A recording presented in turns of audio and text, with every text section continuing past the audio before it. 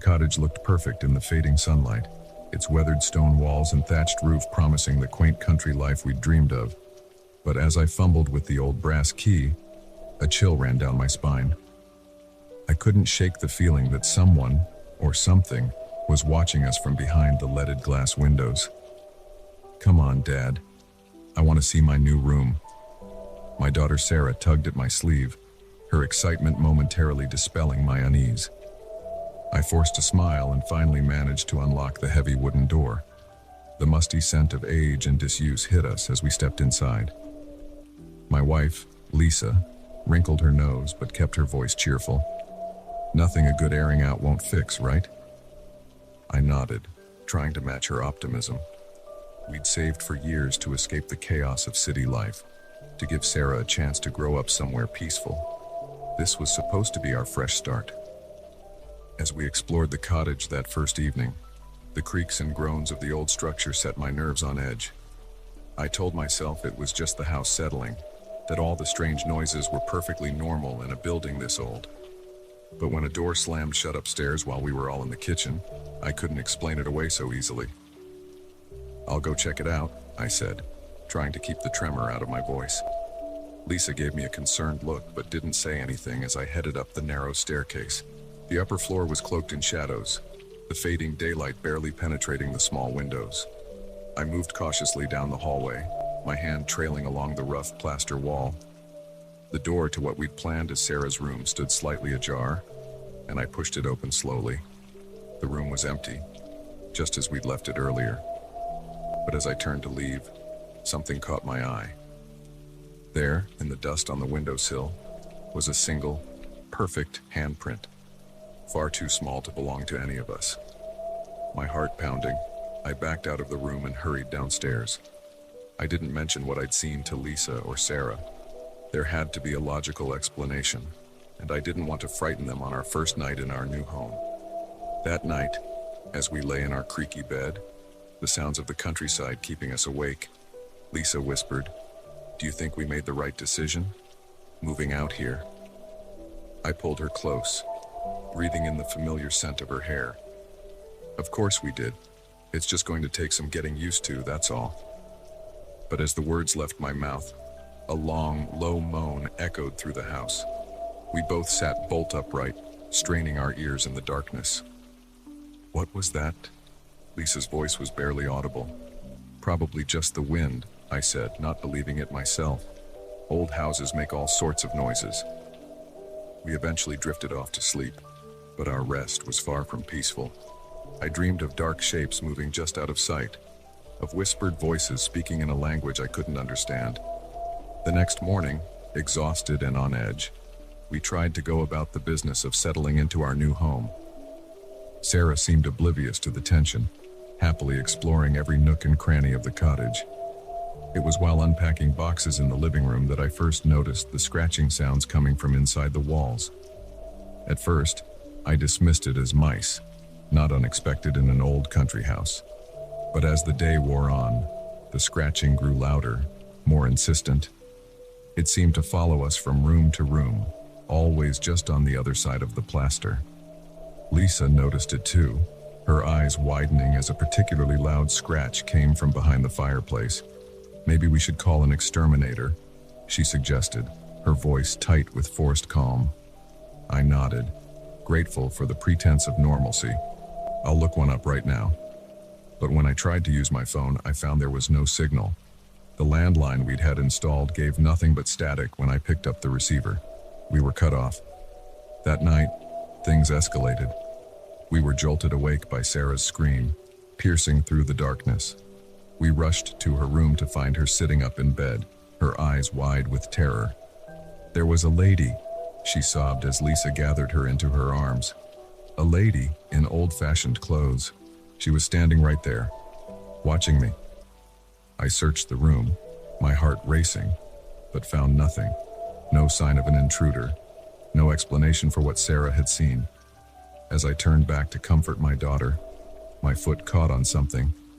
Looking down, I saw a small, antiquated doll lying on the floor, a doll I was certain hadn't been there when we'd put Sarah to bed. The next day, we were all on edge. Strange occurrences seemed to multiply by the hour. Books would fall from shelves with no one near them. The temperature would plummet in certain rooms, our breath fogging the air even as bright sunlight streamed through the windows. And always, there was the feeling of being watched. Lisa and I tried to rationalize it, to come up with logical explanations. But when we found Sarah talking to an empty corner of the kitchen, describing in detail a little boy that neither of us could see, we knew we couldn't deny it any longer. "We need help," Lisa said, her voice shaking. "This isn't normal. None of this is normal." I agreed, but with our phones still not working and our car mysteriously refusing to start, we felt trapped. The nearest neighbor was miles away, and the thought of walking along the deserted country lanes with night approaching filled me with dread. As darkness fell, the activity in the house reached a fever pitch. Objects flew across rooms of their own accord. Disembodied voices whispered from empty corners. And the scratching in the walls grew so loud it was like something was trying to claw its way out. We huddled together in the living room, jumping at every noise, every shadow.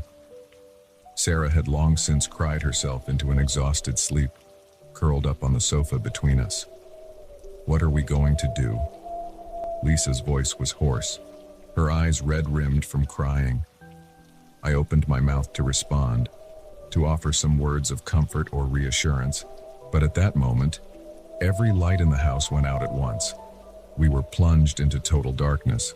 The silence that followed was deafening. Even the constant scratching had ceased. For a moment, I dared to hope it was over. Then, from upstairs, came the sound of slow, heavy footsteps. Thump, thump, thump, moving from room to room, getting closer. Lisa clutched my arm so tightly it hurt. I could hear her ragged breathing, feel the tremors running through her body.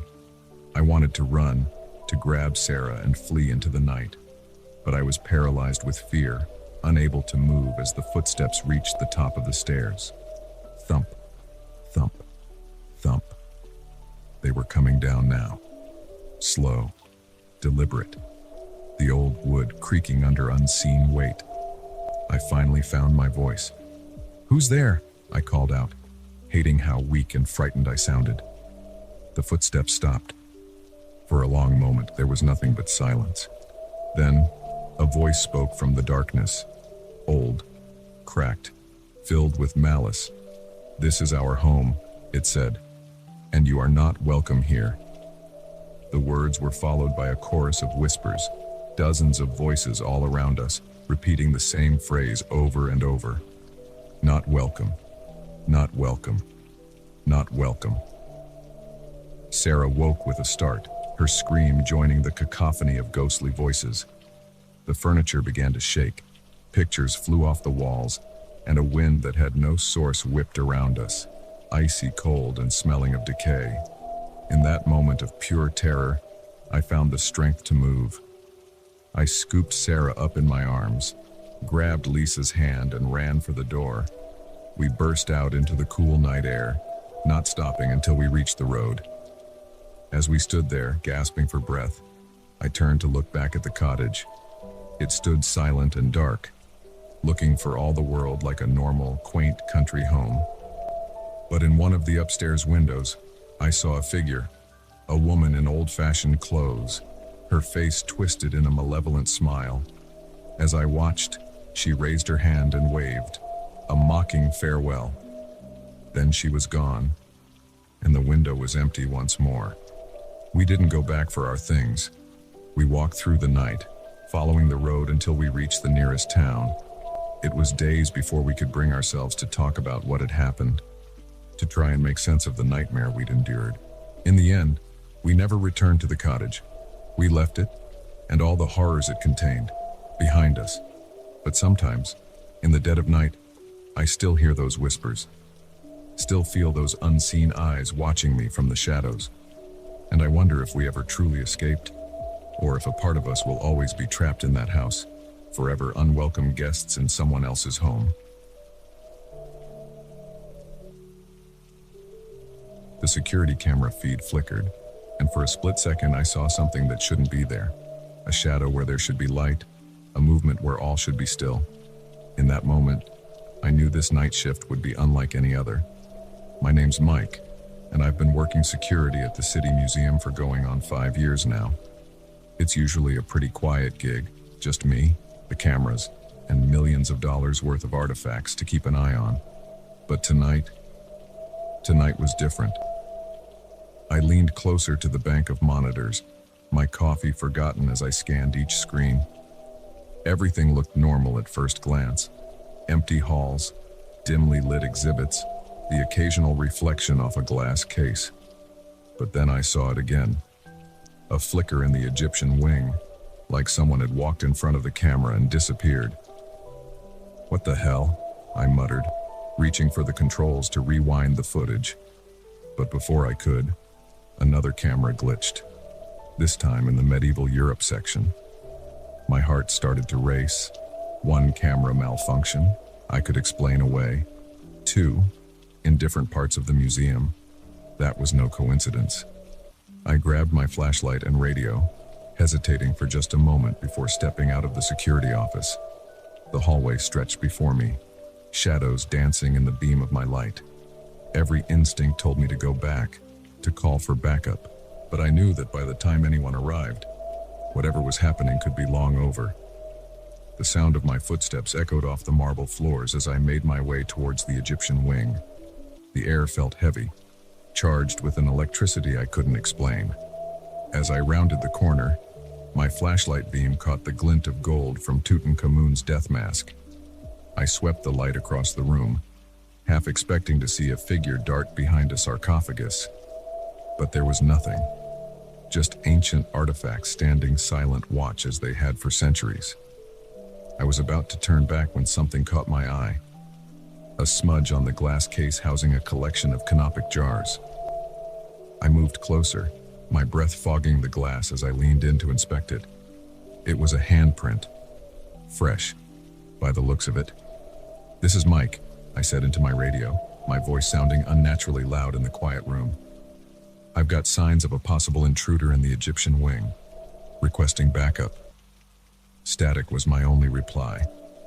I tried again, but the radio remained stubbornly silent. Great. Either it was broken, or something was interfering with the signal. Either way, I was on my own. I made my way back to the security office, my senses on high alert. Every shadow seemed to move. Every creak of the old building sounded like footsteps. By the time I reached the relative safety of my desk, I was drenched in sweat. The cameras were still acting up, showing more glitches and unexplained movements. I tried the landline, but it was dead too. No cell signal either. It was like the whole museum had been cut off from the outside world. That's when I noticed it. The timestamp on the camera feeds. They were all wrong, showing times from hours ago. With shaking hands, I pulled up the archived footage. What I saw made my blood run cold. The footage showed a group of people entering the museum after closing. They moved with purpose, clearly knowing where they were going. I watched in horror as they systematically made their way through the exhibits, somehow disabling alarms and bypassing security measures. But it was what they were doing that really got to me. They weren't just stealing artifacts, they were replacing them.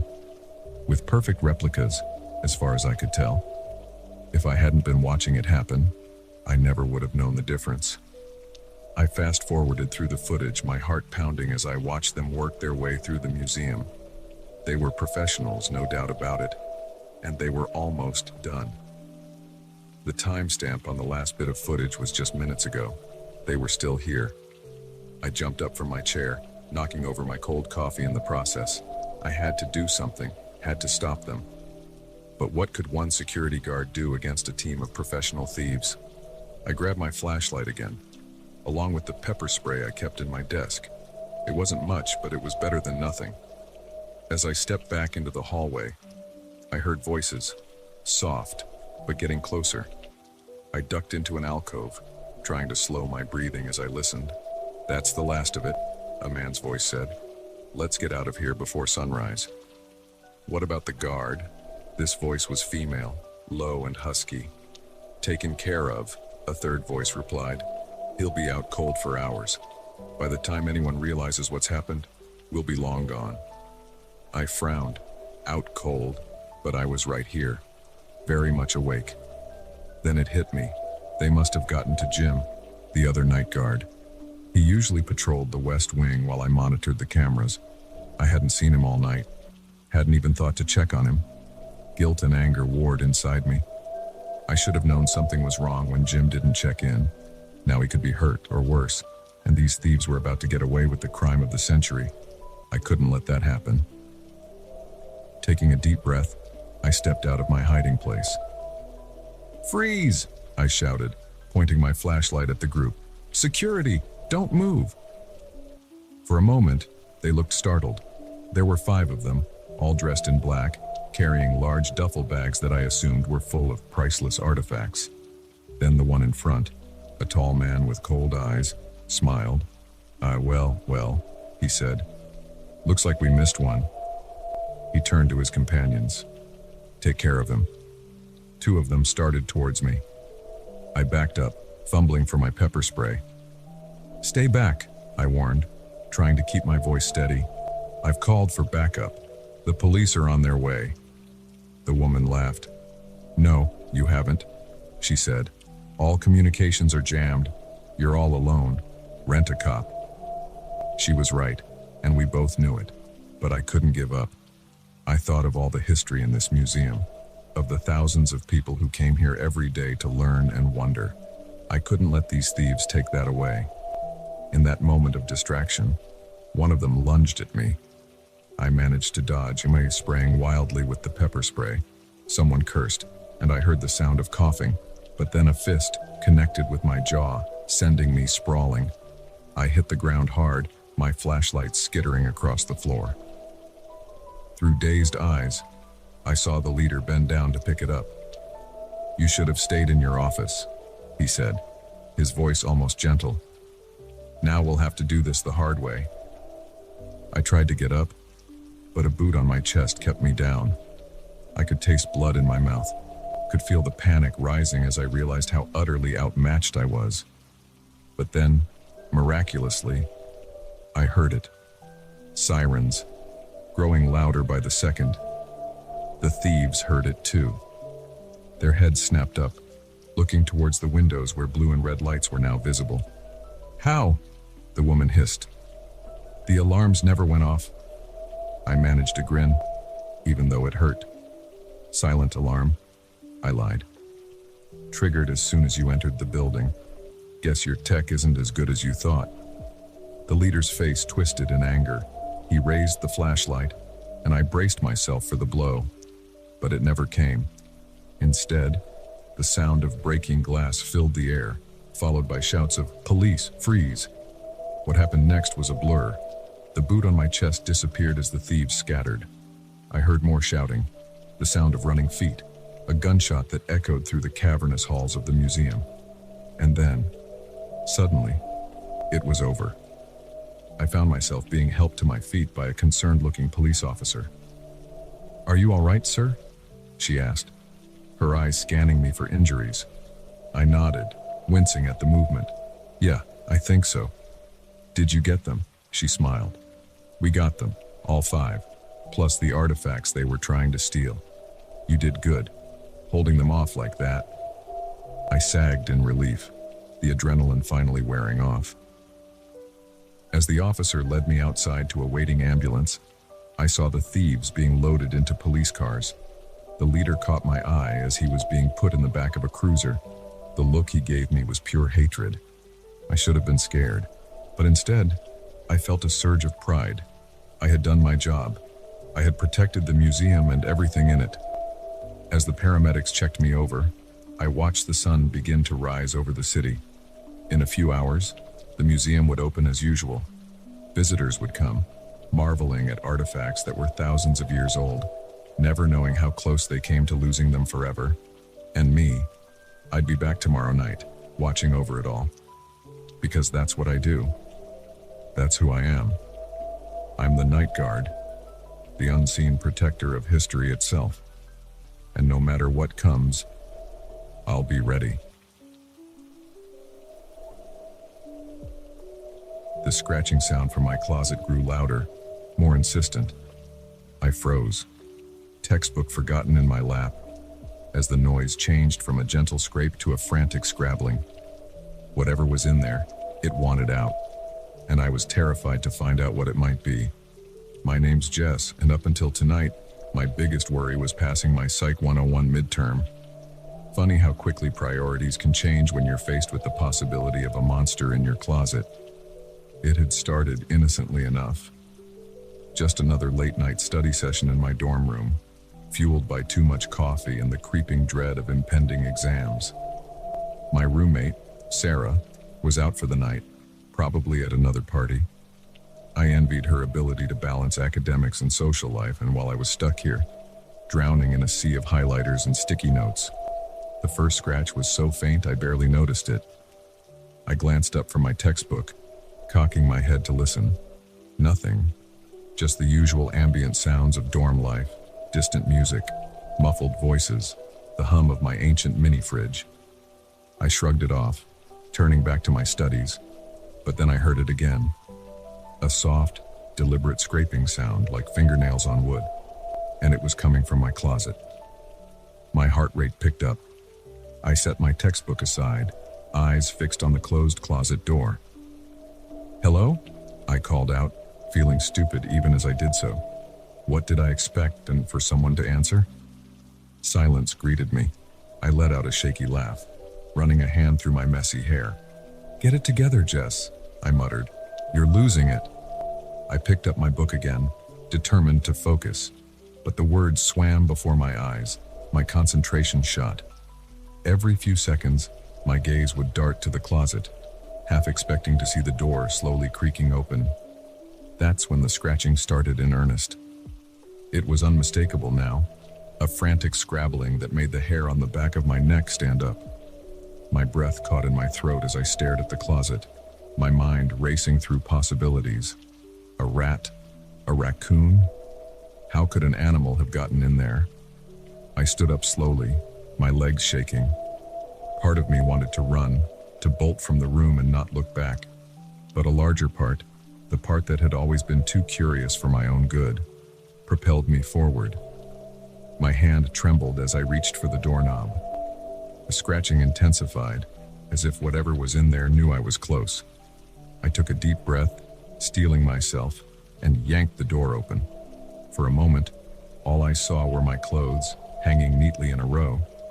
Then my eyes adjusted to the darkness, and when I saw it, a figure, crouched in the corner of my closet, partially hidden behind a curtain of dresses. I stumbled backward, a scream rising in my throat. But before I could make a sound, the figure moved. It was fast, inhumanly fast. 1 second it was in the closet, the next it was right in front of me. A hand clamped over my mouth, muffling my belated scream. I found myself staring into a pair of wild, desperate eyes. "Please," the figure whispered, and I realized with a jolt that it was a girl. Young, probably no older than me. "Please, you have to help me. They're coming." I wrenched her hand away from my mouth, backing up until I hit my desk. "Who are you?" I demanded, my voice shaking. "How did you get in my closet?" She glanced nervously at the window, then back at me. "There's no time to explain. They'll be here any minute. You have to hide me." "Hide you? From who? What's going on?" The questions tumbled out of me, my mind struggling to process the situation. The girl opened her mouth to respond, but before she could, a sound cut through the night. A howl, long and mournful, but with an undercurrent of something predatory, something hungry. The color drained from the girl's face. "They're here," she whispered. I moved to the window, peering out into the darkness. At first, I saw nothing. Then, movement caught my eye. Shadows moving across the quad with unnatural speed. They were heading straight for my dorm. "What are they?" I asked, my voice barely audible. The girl joined me at the window, her body tense. "Hunters," she said. "They're after me, and they won't stop until they find me." I turned to look at her, really look at her for the first time. She was pale, almost translucent in the dim light of my desk lamp. Her clothes were tattered and dirty, like she'd been running for a long time. But it was her eyes that caught me. They were old eyes, filled with a weariness that seemed at odds with her youthful face. "Why are they after you?" I asked, even as another part of my brain screamed at me to stop asking questions and start running. She met my gaze, and in that moment, I saw something flicker behind her eyes, something inhuman. "Because of what I am," she said softly, "because of what I can do." As if to demonstrate, she held out her hand. Before my disbelieving eyes, a small flame appeared in her palm, dancing and flickering with a life of its own. I stumbled back, my mind reeling. This couldn't be real. Things like this didn't happen in real life. They happened in books, in movies, not in a college dorm room on a Tuesday night. Another howl split the air, closer this time. The girl extinguished the flame, her eyes pleading. "Please," she said. "I know this is crazy. I know you have no reason to trust me. But if they find me, they'll kill me, and anyone who gets in their way." I looked back out the window. The shadows were at the entrance to my dorm now. In a matter of minutes, they'd be here. I made a decision then, one that would change the course of my life forever. "Okay," I said, surprising myself with how steady my voice sounded. "I'll help you. What do we do?" Relief flooded her face. "Thank you," she breathed. Then, "All business. We need to get out of here. Is there a back way out of the building?" I nodded. "Fire escape, but we're on the 3rd floor." "That's fine. I can get us down safely." She held out her hand to me. "Do you trust me?" I hesitated for a moment, then took her hand. It was warm, almost hot to the touch. "I must be insane," I muttered. She gave me a grim smile. "Probably, but insane is better than dead." We moved quickly, grabbing my backpack and shoving a few essentials into it. As we were about to leave, I hesitated, looking back at my desk. My textbook lay open, notes scattered around it. It seemed surreal, this remnant of my normal life juxtaposed against the madness of the current situation. "We have to go," the girl urged, tugging at my hand. I nodded, tearing my eyes away from the desk. As we slipped out into the hallway, I heard heavy footsteps on the stairs. The hunters were inside. We ran down the hallway, our footsteps muffled by the threadbare carpet. The fire escape was at the end of the hall, a red exit sign glowing like a beacon of hope. Just as we reached it, a door behind us burst open. I glanced back and immediately wished I hadn't. The thing in the doorway was only vaguely human-shaped, its body rippling and shifting as if it couldn't decide on a single form. "Run!" the girl yelled, pushing me through the fire exit. The cold night air hit me like a slap to the face as we emerged onto the fire escape. Without hesitation, the girl vaulted over the railing, pulling me with her. I wanted to scream, but the sound caught in my throat as we fell. Then, impossibly, our descent slowed. It was as if we were floating, gently carried by an unseen force. We touched down softly on the grass below. Above us, I could hear snarls and the sound of metal tearing as the hunters reached the fire escape. "Come on," the girl said, already running. "We need to get to the woods. I can lose them there." I followed her, my legs moving almost of their own accord. As we ran across the open expanse of the quad, I heard a thud behind us. The hunters had jumped down, foregoing the fire escape entirely. We reached the tree line just as another howl pierced the night. I risked a glance back and immediately regretted it. The hunters were gaining on us, their forms shifting and changing as they ran. One moment they were wolf-like, the next more bear than man. The girl led me deeper into the woods, weaving between trees with a surety that spoke of long practice. I stumbled along behind her, branches whipping at my face, roots threatening to trip me with every step. "Where are we going?" I gasped out between breaths. There's a place, she panted back. A safe place. If we can reach it, they can't follow. I wanted to ask more questions, but I needed all my breath for running. The sounds of pursuit grew fainter as we delved deeper into the forest, but I knew better than to think we'd lost them. Finally, after what felt like hours but was probably only minutes, we burst into a small clearing. In the center stood a ring of stones, glowing faintly in the moonlight. The girl pulled me towards the stone circle. "Quick," she said. "Step inside." I hesitated at the edge of the circle, suddenly unsure. This was madness, magic, monsters, mysterious glowing stones. None of this could be real. A howl, alarmingly close, made the decision for me. I stepped into the circle. The effect was immediate. A warmth spread through me, and the sounds of the forest, the rustling leaves, the distant howls, faded away. It was as if we were in a bubble, separate from the rest of the world. The girl let out a sigh of relief, sinking to her knees. "We're safe," she said. "For now." I looked at her. This strange girl who had turned my world upside down in the span of an hour. "Who are you?" I asked. "Really?"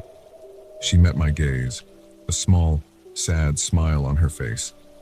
"My name is Lily," she said, "and I'm about to tell you a story that will change everything you thought you knew about the world." As she began to speak, I settled in to listen, knowing that my life would never be the same again. The midterm I'd been so worried about earlier seemed trivial now, a relic of a simpler time. Whatever came next, whatever this new reality held, I knew one thing for certain: nothing would ever be normal again. And strangely enough, I was okay with that. The forest had seemed so inviting in the daylight. Now, as darkness fell and the trees loomed like silent sentinels, I realized how foolish I'd been. I was lost, alone, and the eerie sounds echoing through the woods told me I wasn't the only thing awake in this wilderness. My name's Alex, and I've always considered myself an experienced hiker. I'd tackled challenging trails before, prided myself on my navigation skills, but as I stood there, surrounded by an impenetrable wall of trees, I felt like a complete novice. The day had started out perfectly: clear skies, a gentle breeze, and a new trail I'd been itching to explore. I'd packed light, just some water, energy bars, and my trusty compass. I'd told myself I'd be back before sunset. No problem. But somewhere along the way, things had gone wrong. Maybe it was when I decided to go off trail to check out that interesting rock formation, or when I'd stopped to watch a deer and its fawn, losing track of time. Whatever the reason, by the time I realized I was off course, the sun was already dipping below the horizon. I pulled out my compass, squinting at it in the fading light. But in my panic, the directions seemed to blur together. North, south, it all looked the same in this green maze. "Okay, Alex," I muttered to myself, trying to keep calm. "You've been in tough spots before. Just think it through." I took a deep breath, forcing myself to focus. I knew I'd been heading east when I started, so if I just turned around and went west, I should eventually hit the trail again, right? With renewed determination, I set off in what I hoped was the right direction. But as I walked, the forest seemed to close in around me. The trees grew denser, their branches reaching out like gnarled fingers. Shadows danced in the corners of my vision, making me jump at every rustle of leaves. The light was almost gone now. The forest floor plunged into an eerie twilight. I fumbled in my pack for my flashlight, cursing under my breath when I couldn't find it. Had I really been stupid enough to leave it behind? A twig snapped somewhere to my left, and I whirled around, heart pounding. "Hello?" I called out, immediately regretting it. If there was something out there, I'd just announced my presence. Silence answered me, but it was a loaded silence, full of potential energy. I could feel eyes on me, watching from the darkness. I picked up my pace, no longer caring about direction. I just needed to get out, to find some sign of civilization. But the faster I walked, the more turned around I became. Trees I could have sworn I'd passed before loomed out of the darkness. Was I going in circles? A low growl froze me in my tracks. It wasn't the sound of any animal I recognized. Too deep, too wrong. I held my breath, straining my ears.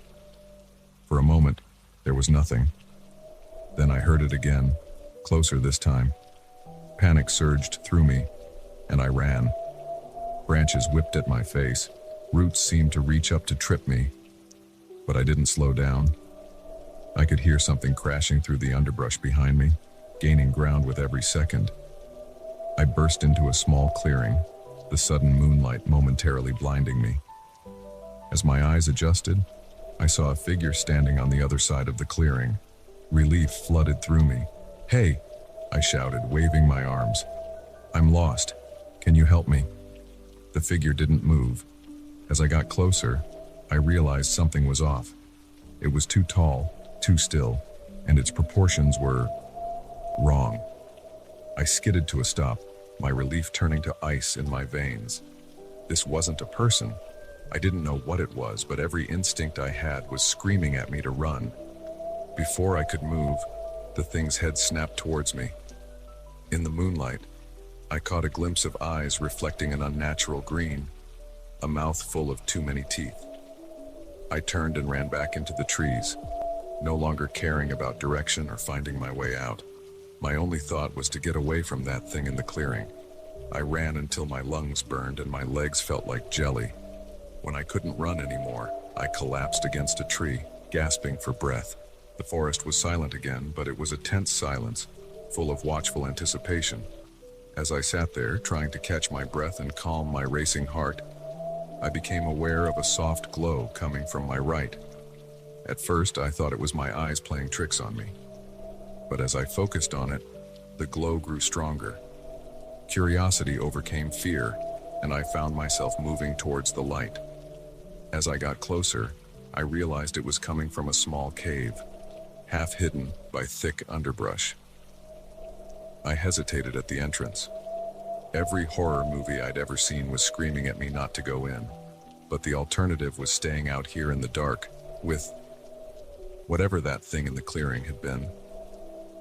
Taking a deep breath, I ducked into the cave. The source of the glow became apparent immediately. Strange, luminescent fungi covered the walls, casting a soft, blue-green light throughout the small space. But it wasn't the fungi that caught my attention. In the center of the cave stood a stone pedestal, and on top of it sat an ancient-looking book. I approached cautiously, half expecting something to jump out at me, but nothing happened.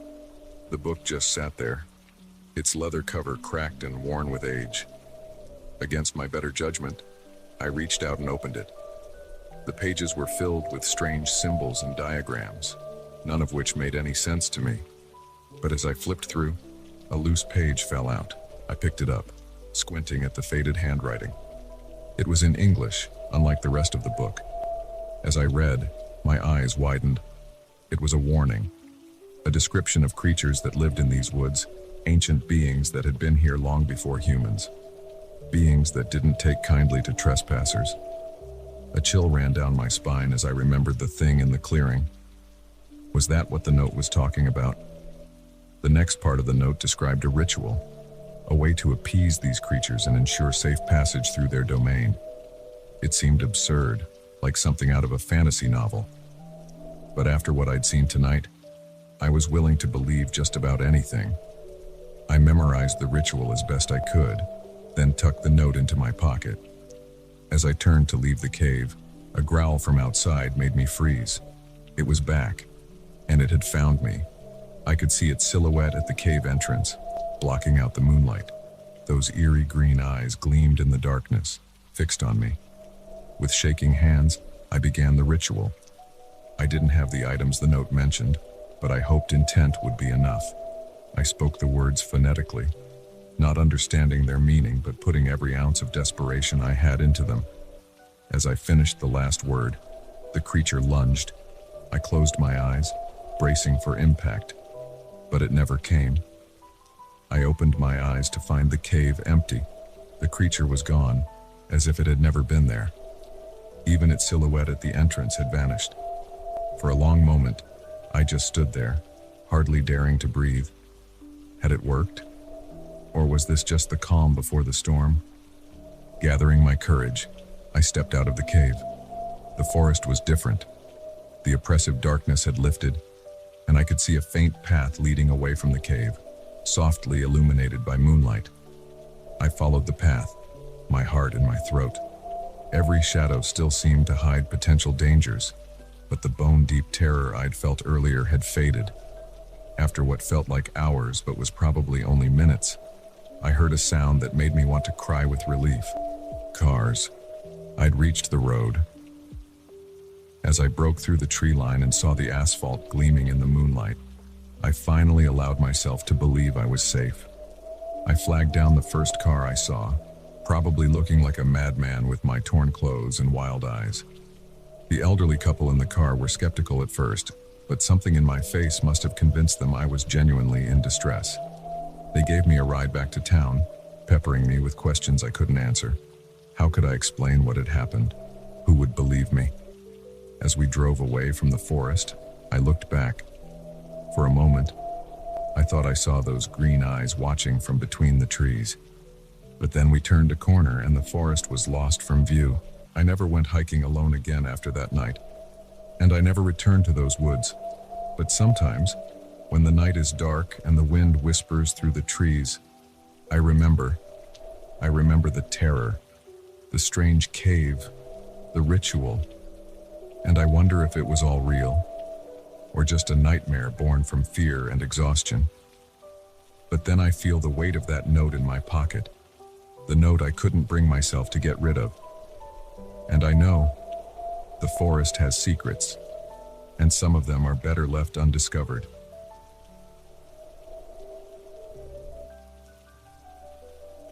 The scream that tore through the night was the most terrifying sound I'd ever heard. It wasn't just the volume or the suddenness that chilled me to the bone. It was the recognition. That was my daughter's voice, and she was no longer in her sleeping bag beside me. I'm Jack, and what started as a fun family camping trip turned into every parent's worst nightmare in the blink of an eye. My wife Sarah and I had brought our kids, Emma, 8, and Liam, 6, to Whispering Pines campground for a long weekend of outdoor adventure. We'd spent the day hiking, fishing, and roasting marshmallows around the campfire. It was picture perfect until it wasn't. The scream jolted me awake from a deep sleep. I fumbled for my flashlight, my heart pounding so hard I could feel it in my throat. The beam of light revealed Sarah already unzipping the tent, her face a mask of panic. "Emma!" I called out, my voice hoarse with sleep and fear. "Emma, where are you?" There was no answer, just the eerie silence of the forest at night. I scrambled out of the tent after Sarah, nearly tripping over Liam, who was starting to stir, awakened by the commotion. "Stay in the tent, buddy," I told him, trying to keep my voice calm. "We'll be right back." Outside, the campsite was bathed in silvery moonlight. Everything looked normal at first glance. The smoldering remains of our campfire, our cooler, the kids' bikes propped against a tree, but Emma's sleeping bag, which we'd let her place just outside the tent because she wanted to sleep under the stars, was empty. Sarah was already at the edge of our campsite, shining her flashlight into the woods. "Emma!" she called, her voice cracking. "Emma, answer us." I joined her, my own flashlight beam cutting through the darkness. The trees seemed to loom over us, their branches casting strange, shifting shadows. Every rustle of leaves, every snap of a twig made me jump. "We need to split up," I said, trying to think logically through the haze of panic. "You go that way, I'll go this way. Yell if you find anything."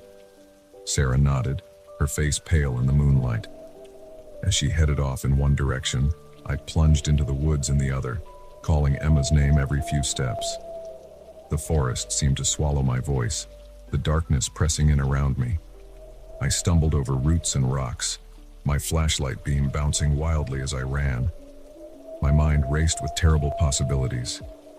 Had she sleepwalked into the woods? Had some animal dragged her off? Or was it something worse? I don't know how long I searched. Time seemed to stretch and warp, minutes feeling like hours. My throat was raw from shouting, my legs aching from running through the uneven terrain. But I couldn't stop. My little girl was out there somewhere, alone and scared. Suddenly, I heard Sarah's voice in the distance. "Jack, Jack, come quick." I sprinted towards her voice, branches whipping at my face. I burst into a small clearing to find Sarah kneeling on the ground, holding something in her hands. As I got closer, I realized what it was. Emma's favorite stuffed animal, a worn rabbit she'd had since she was a baby. "She wouldn't have gone anywhere without this," Sarah said, her voice trembling. "Jack, what's happening?" I knelt beside her, taking the stuffed rabbit. It was dirty and slightly damp, as if it had been lying on the forest floor for a while. A chill ran down my spine as I realized the implications. Emma hadn't just wandered off, something had taken her. As if in response to this thought, a twig snapped somewhere in the darkness beyond the clearing. Sarah and I both whirled around, our flashlights scanning the tree line. "Who's there?" I called out, trying to sound braver than I felt. For a moment, there was nothing. Then, I saw it. A pair of eyes reflecting the light of our flashlights, too high off the ground to be any normal forest animal. As I watched, transfixed with horror, more pairs of eyes appeared. They were surrounding us. Sarah's grip on my arm tightened. "Jack," she whispered, "what are those things?" Before I could answer, one of the creatures stepped into the clearing. In the dim light, I could make out a vaguely humanoid shape, but there was nothing human about its movements. It was too fluid, too wrong. My instincts screamed at me to run, but I stood my ground. These things had my daughter, I was sure of it, and I wasn't leaving without her. "Where's my daughter?" I demanded, surprised by the steadiness of my voice. The creature tilted its head, an unsettlingly human gesture. Then, it spoke. Its voice was like rustling leaves and creaking branches, barely recognizable as speech. "The young one," it said, "is safe. For now." Sarah let out a choked sob beside me. I squeezed her hand, trying to draw strength from her presence. "What do you want?" I asked. "Why did you take her?" The creature moved closer, its fellows remaining at the edge of the clearing. As it approached, I could see it more clearly. Its skin was like tree bark, its limbs too long and jointed in the wrong places. Its face was a nightmare of knots and whorls, with those reflective eyes set deep in hollow sockets. "We are the guardians of this forest," it said. "For centuries, we have protected these woods from those who would harm them. Your kind has forgotten the old ways, the respect due to the wild places." I swallowed hard, trying to process what I was hearing. Part of me wanted to dismiss it as a hallucination, a dream brought on by panic and exhaustion, but the weight of Emma's stuffed rabbit in my hand was all too real. "We didn't mean any disrespect," I said carefully. "We're just a family on a camping trip. Please, we just want our daughter back." The creature made a sound that might have been a laugh. "Intent matters not. The forest demands balance. A life for the lives your kind has taken." My blood ran cold as I realized what it was saying. They wanted to keep Emma, to what? Sacrifice her.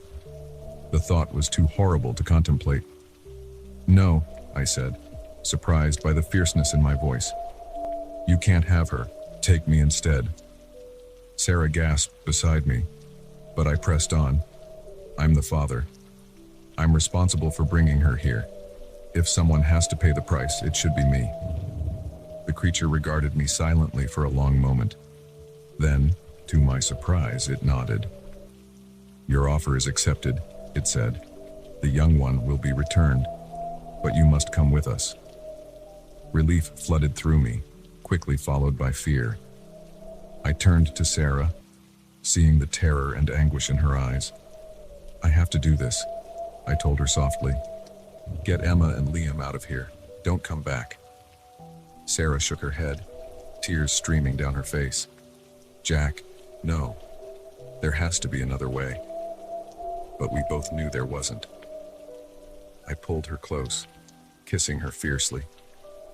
"I love you," I whispered. "Tell the kids I love them too." Then, before I could lose my nerve, I turned back to the creature. "I'm ready," I said, as if on cue. Emma stumbled out of the woods on the other side of the clearing. Sarah ran to her, scooping her up in her arms. Emma looked dazed but unhurt. I allowed myself one last look at my family. Sarah met my eyes over Emma's head, her gaze full of love and sorrow. Then, the creatures moved in around me, their bark-like bodies pressing close. As they led me into the depths of the forest, I heard Sarah's voice fading behind me, explaining to a confused Emma that Daddy had to go away for a while. My heart ached, but I knew I'd made the right choice. The forest swallowed us up, the darkness growing deeper with each step. I didn't know what awaited me, what price I would have to pay. But as long as my family was safe, I was ready to face whatever came next. As we walked, the creature that had spoken to me moved closer. "Few would make such a sacrifice," it said, its voice like wind through dry leaves. "Perhaps there is hope for your kind yet." I didn't respond. What could I say? That I was terrified. That I already missed my family with an ache that felt physical. That I was angry at the unfairness of it all. Instead, I walked on in silence, leaving behind the world I knew and stepping into a realm of ancient magic and forgotten bargains. The forest had demanded a price, and I had paid it. Whatever came next, I would face it knowing my children were safe. And as the last echoes of the human world faded behind me, I realized that this was more than just a father's sacrifice. It was the beginning of something new. A bridge between two worlds that had long been separated. Maybe, just maybe, there was a greater purpose to all of this. And with that thought to sustain me, I walked on into the heart of the whispering pines.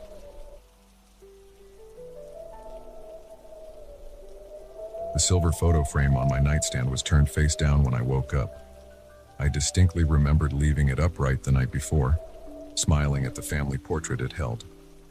A chill ran down my spine as I realized this wasn't the first time I'd noticed things out of place lately. I'm Claire, a 34-year-old marketing executive who recently moved into a spacious suburban home.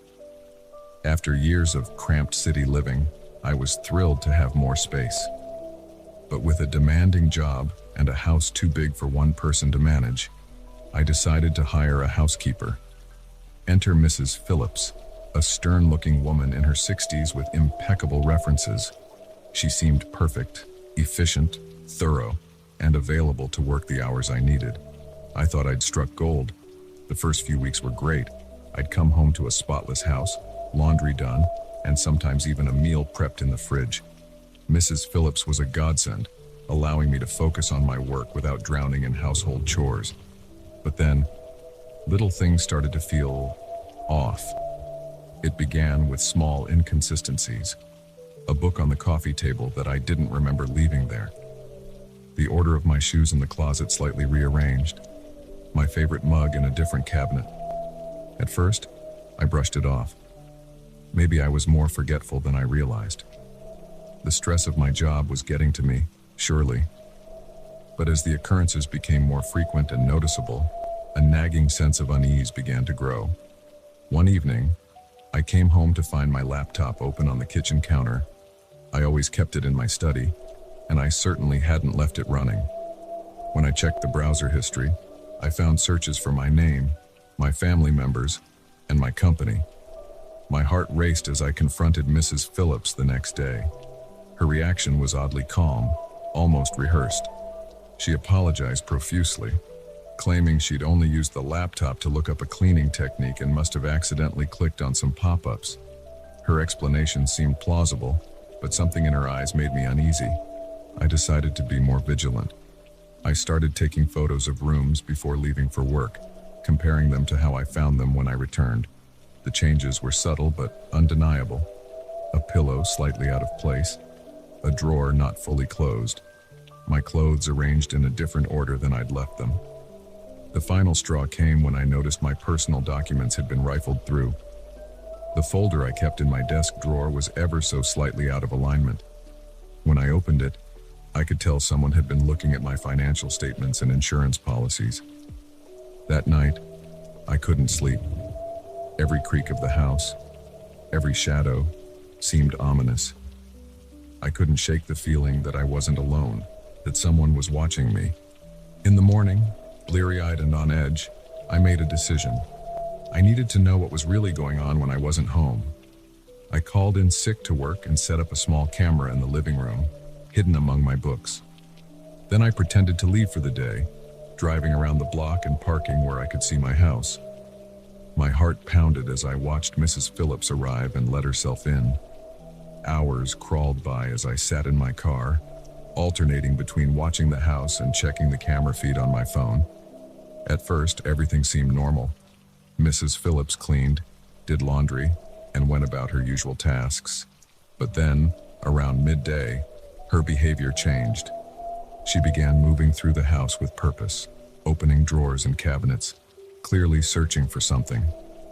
I watched in horror as she entered my bedroom and headed straight for my closet. She emerged with a small box I kept hidden in the back, a box containing old family heirlooms and personal mementos.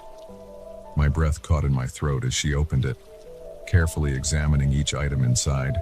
I couldn't take it anymore. I burst out of my car and ran to the house, fumbling with my keys in my haste to get inside. "Mrs. Phillips," I called out as I entered, trying to keep my voice steady. "I forgot some papers I need for a meeting. I just came to grab them quickly." There was a moment of silence, then the sound of hurried footsteps. Mrs. Phillips appeared at the top of the stairs, her usually impassive face showing a flicker of surprise before smoothing over. "Oh, Miss Claire," she said, her voice overly cheerful. "I wasn't expecting you back so soon. I was just finishing up in your room." I forced a smile, my mind racing. "No problem at all. I'll just grab what I need and be out of your way." As I climbed the stairs, I could feel Mrs. Phillips watching me intently. My skin crawled, but I maintained my composure as I entered my bedroom. The box was back in the closet, but slightly out of place. My hands shook as I pretended to look for papers in my desk. "Mrs. Phillips," I said, trying to keep my voice casual. "Have you seen a blue folder anywhere? I could have sworn I left it on my desk." "No, I'm afraid not," she replied, hovering in the doorway. "But I'd be happy to help you look." "That's all right," I said quickly. "I probably left it at the office. I should get going anyway." I made a show of checking my watch and hurrying out, all too aware of Mrs. Phillips' eyes on me. As I drove away, my mind was in turmoil. What was she looking for? Why was she so interested in my personal belongings? That night, I couldn't sleep. I pored over the camera footage, watching Mrs. Phillips methodically search my house. She seemed to be looking for something specific, but what? The next morning, I called Mrs. Phillips and told her I wouldn't need her services that day. Then I began my own search of the house, looking for anything out of place, any clue to what she might be after. In my study, I found a small slip of paper tucked into a book. It had a series of numbers written on it, a phone number I didn't recognize. With shaking hands, I dialed it. A gruff male voice answered. "Yeah? Who is this?" I asked, my voice barely above a whisper. There was a pause. Then, "Who's asking?" I hung up, my heart racing. What had I stumbled into? Over the next few days, I became a detective in my own home. I discovered more hidden notes, overheard Mrs. Phillips having hushed phone conversations when she thought I wasn't around, and once, I could have sworn I saw her taking photos of my mail. I was living on edge, jumping at every sound, double-checking every lock. I knew I should go to the police, but what would I tell them? That my housekeeper was too thorough, that I had a hunch she was up to something nefarious. It all came to a head one night when I woke to the sound of my study door creaking open. I lay frozen in bed, listening to soft footsteps moving around downstairs. Mrs. Phillips had a key for emergencies, but this was no emergency.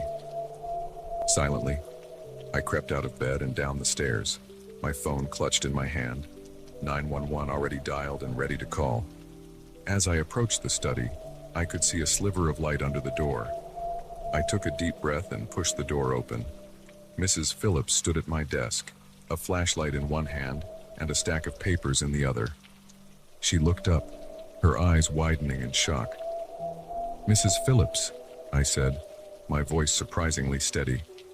"I think it's time you told me what's really going on here." For a moment, she looked like she might try to deny everything. Then her shoulders sagged, and she sank into my desk chair. "I suppose there's no point in hiding it anymore," she said, her voice tired. "I'm not really a housekeeper, Miss Claire. I'm a private investigator." My mind reeled. A private investigator? But why? Who hired you? Mrs. Phillips, if that was even her real name, sighed. "Your father hired me. He's been trying to find you for years." I felt like the floor had dropped out from under me. My father? But he's dead. He died when I was a child. She shook her head. "That's what your mother told you, but he's very much alive, and he's been searching for you ever since your mother took you and disappeared." The world seemed to tilt on its axis as I processed this information. Memories I'd long suppressed came flooding back. Arguments between my parents, hushed phone calls, the sudden move in the middle of the night when I was 10. "Why?" I managed to ask. "Oh, why didn't he find us sooner?" "Your mother was very thorough in covering your tracks," Mrs. Phillips explained. "It's taken years of investigation to finally track you down. Your father, he just wants a chance to explain, to make things right." I sank to the floor, my legs no longer able to support me. My entire life, everything I thought I knew about my family, had been a lie.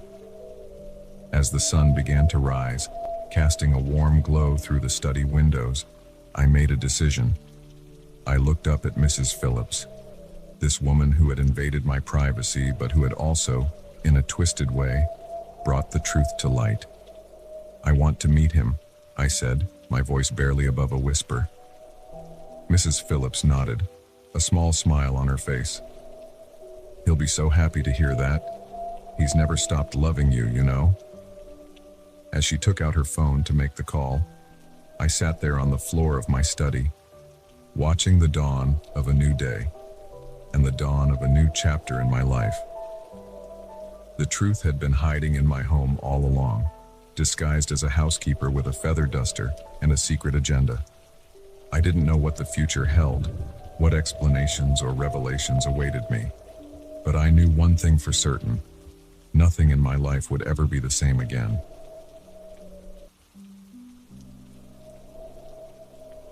The moment I saw his thumb jutting out from the shadows, I knew I should have kept driving. But loneliness and fatigue are a dangerous combination, especially on a road that seems to stretch endlessly into the night. I slowed down, my headlights illuminating a figure that would haunt my nightmares for years to come. My name's Jake, and I'm a long-haul trucker, 18 years on the road, and I thought I'd seen it all, but nothing could have prepared me for that night on Route 66. I'd been driving for 14 hours straight, pushing to make a deadline. The radio had long since devolved into static, and my thermos of coffee was running on fumes, just like me. The monotony of the highway was starting to play tricks on my eyes, making the yellow lines dance and waver. That's when I saw him, a lone figure on the side of the road, thumb outstretched. In the split second it took me to pass him, our eyes met in my side mirror. There was something in that gaze that made my skin crawl, but exhaustion overrode my better judgment. I hit the brakes, the big rig groaning as it slowed to a stop. I watched in my mirror as the hitchhiker approached.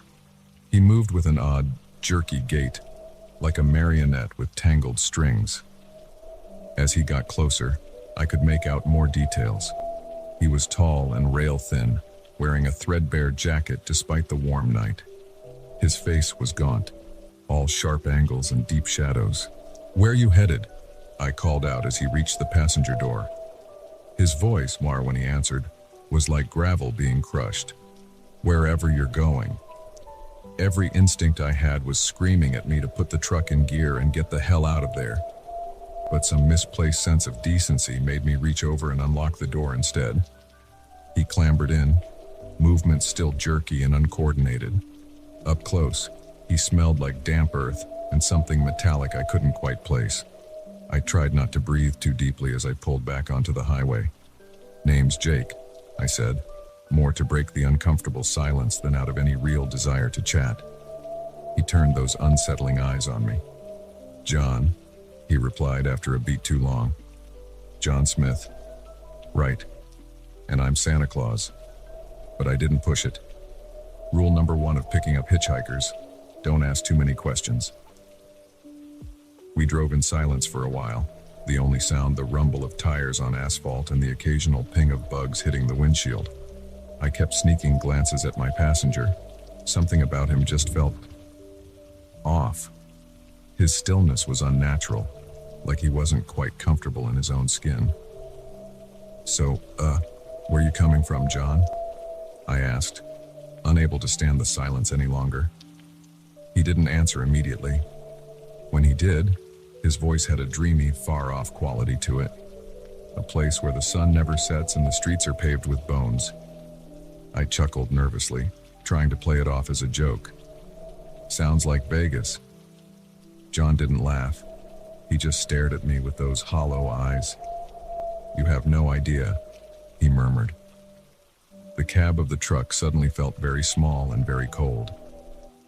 I cranked up the heat, but it didn't seem to make a difference.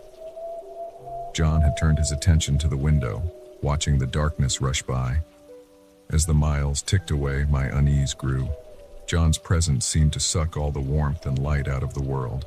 The familiar highway felt alien and menacing, shadows deepening at the edges of my headlights. I was about to suggest we stop at the next rest area when John spoke again. "Do you believe in monsters, Jake?" The question sent a chill down my spine. "Can't say I do," I replied, trying to keep my voice steady. John turned those dead eyes on me again. "You will." My hands tightened on the steering wheel. "Look, buddy, I don't know what your deal is, but..." I never got to finish that sentence. Because at that moment, John began to change. It started with his skin. It seemed to ripple and shift, like something was moving underneath.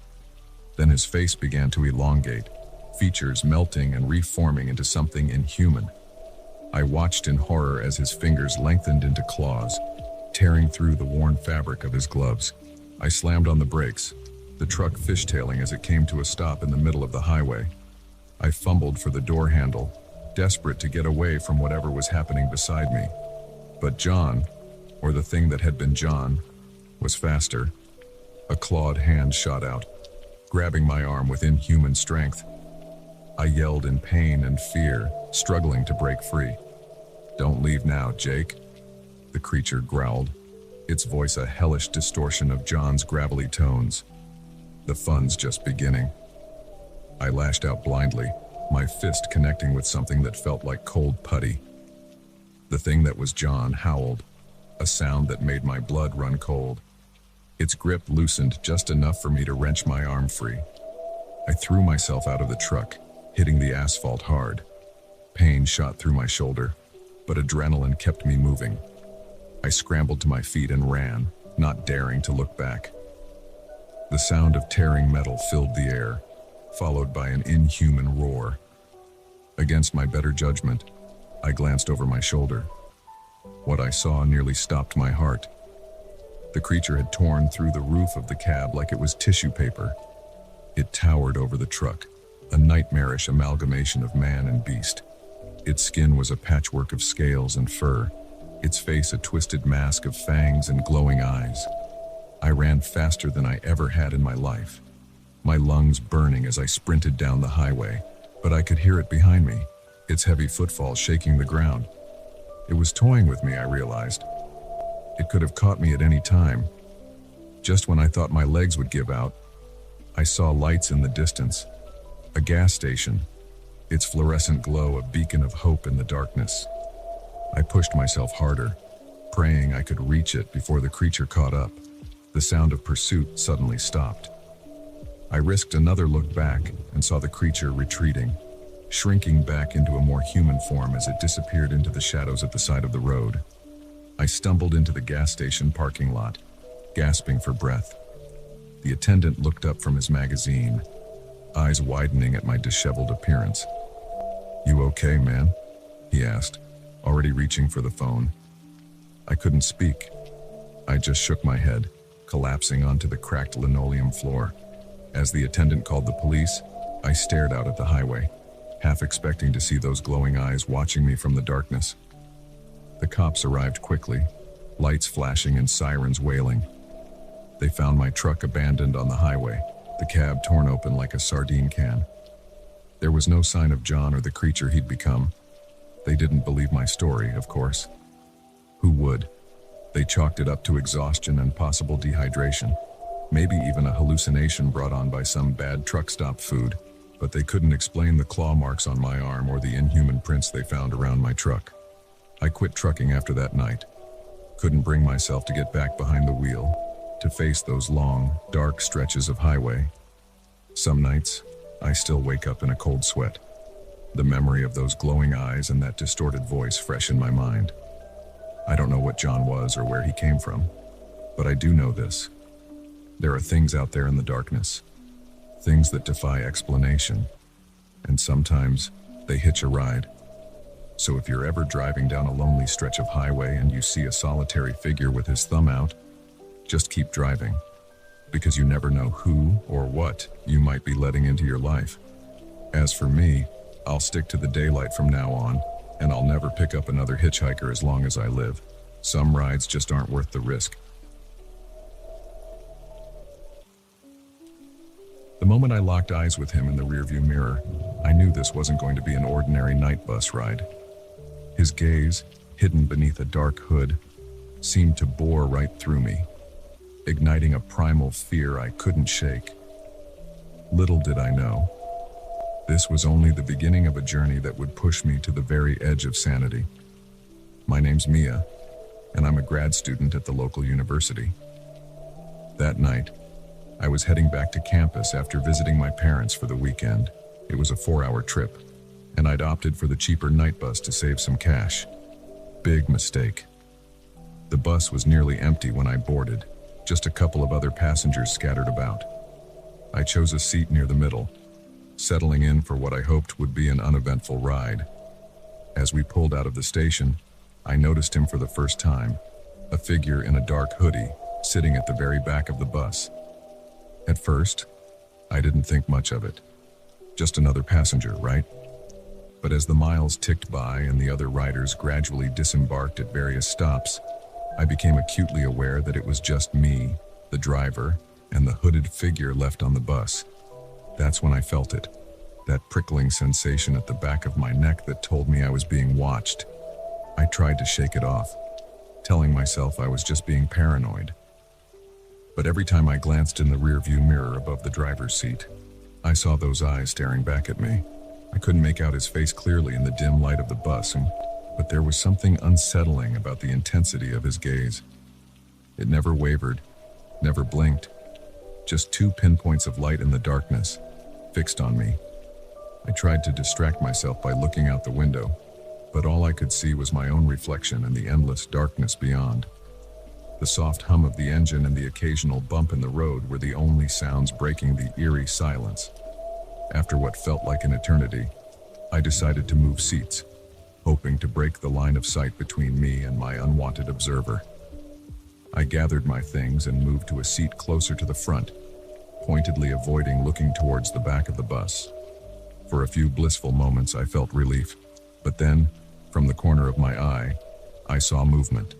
The hooded figure had changed seats too, maintaining the same distance between us. My heart began to race. This couldn't be a coincidence. I considered asking the driver to stop, to let me off early, but we were in the middle of nowhere. The thought of being stranded on a dark, deserted road seemed even worse than staying on the bus. I fumbled for my phone, intending to call someone, anyone. But of course, there was no signal. We were passing through a dead zone, cut off from the rest of the world. The next hour was the longest of my life. I sat rigid in my seat, every muscle tense, straining to hear any sound of movement from behind me. A few times I thought I heard soft footsteps, but when I whipped my head around to look, the hooded figure was always in the same spot, those unblinking eyes fixed on me. As we approached the outskirts of the city, I began to relax slightly. We were almost there, just a little longer, and I'd be safe. That's when it happened. The bus lurched suddenly, the engine sputtering and dying. We rolled to a stop on the side of the road, the interior lights flickering ominously before going out completely. "Sorry, folks," the driver called out, his voice unnaturally loud in the sudden silence. "Looks like we've got some engine trouble. Sit tight while I take a look." I wanted to scream at him not to leave, to tell him about the creepy passenger in the back, but my voice seemed stuck in my throat. I watched helplessly as he exited the bus, leaving me alone with him. In the darkness, I could no longer see the hooded figure in the mirror, but I could feel his presence, oppressive and menacing. The silence stretched on, broken only by my own ragged breathing. Then, I heard it. Soft footsteps, moving slowly up the aisle of the bus. Panic surged through me. I had to get out of there. Without thinking, I bolted from my seat, stumbling towards the front of the bus. My hands shook as I wrestled with the door, finally managing to push it open. I tumbled out onto the road, the cool night air hitting me like a slap to the face. The driver was nowhere to be seen. Had it been minutes since he left, or hours? Time seemed to have lost all meaning. I started running, my feet pounding against the asphalt. I didn't know where I was going, only that I had to get away. Behind me, I heard the bus door open again. He was coming after me. My lungs burned as I ran, pushing myself harder than I ever had before. But no matter how fast I went, I could hear him behind me, his footsteps steady and relentless. Just when I thought I couldn't go on any longer, I saw lights ahead. A gas station, its fluorescent glow a beacon of hope in the darkness. With a final burst of energy, I sprinted towards it. I burst through the door, startling the sleepy-looking attendant behind the counter. "Please," I gasped. "You have to help me. There's someone after me." The attendant's eyes widened as he took in my disheveled appearance. He reached for the phone, already dialing as he asked, "What happened? Who's after you?" But as I turned to point out the window, to show him my pursuer, I realized something that made my blood run cold. There was no one there. The road was empty, stretching out into the darkness in both directions. The police arrived a short while later, their questions only adding to my confusion and fear. They found no sign of the hooded figure, no evidence of anyone following me. The bus was where we'd left it, the driver working on the engine, completely unaware of what had transpired. As the adrenaline wore off, doubt began to creep in. Had I imagined it all? Was it possible that the stress of grad school and lack of sleep had caused me to hallucinate? But even as I tried to rationalize what had happened, I couldn't shake the memory of those eyes, that unwavering gaze that had followed me through the night. Real or not, the fear had been genuine. The police offered to drive me back to campus, an offer I gratefully accepted. As we drove away from the gas station, I couldn't help but look back one last time. And there, just for a moment, I thought I saw a hooded figure standing at the edge of the light, watching me go. I never took the night bus again after that. The incident left me jumpy and paranoid for weeks, jumping at shadows and avoiding being alone in public spaces. My friends and family were concerned, suggesting therapy or medication to help with what they saw as an anxiety disorder. But I knew what I had experienced, even if I couldn't explain it. There are things out there in the darkness, things that defy rational explanation, and sometimes they ride the night bus, waiting for unsuspecting passengers. To this day, I can't see a hooded figure without my heart rate spiking. I avoid traveling alone at night whenever possible, And every now and then, when I'm in a crowded place, I get that familiar prickling sensation at the back of my neck. When I turn to look, there's never anyone there. But I know, deep down, that somewhere out there, those eyes are still watching, waiting for our paths to cross again. So if you ever find yourself on a nearly empty bus late at night, and you feel like you're being watched, trust your instincts. Because sometimes, the monsters we fear aren't just in our imagination. Sometimes, they're sitting right behind us, hidden in plain sight, waiting for the right moment to strike. As for me, I'll stick to daylight travel from now on. Some journeys just aren't worth the risk, because you never know who, or what, might be sharing your ride. The moment I saw the glint in the innkeeper's eye, I knew we'd made a terrible mistake. What was supposed to be a romantic getaway had suddenly become a fight for survival, and the quaint bed and breakfast we'd stumbled upon was anything but the cozy haven it appeared to be. I'm Emily, and my boyfriend Tom and I had been planning this trip for months. Both of us were swamped with work, me with my law firm, and Tom with his startup, and we desperately needed some time away from the city. When Tom found this charming little BB online, tucked away in the countryside, it seemed perfect, picturesque, isolated, and run by a sweet elderly couple. At least, that's what we thought. The drive out was beautiful, all winding country roads and rolling hills. As the GPS signal got weaker, I felt the stress of the city melting away.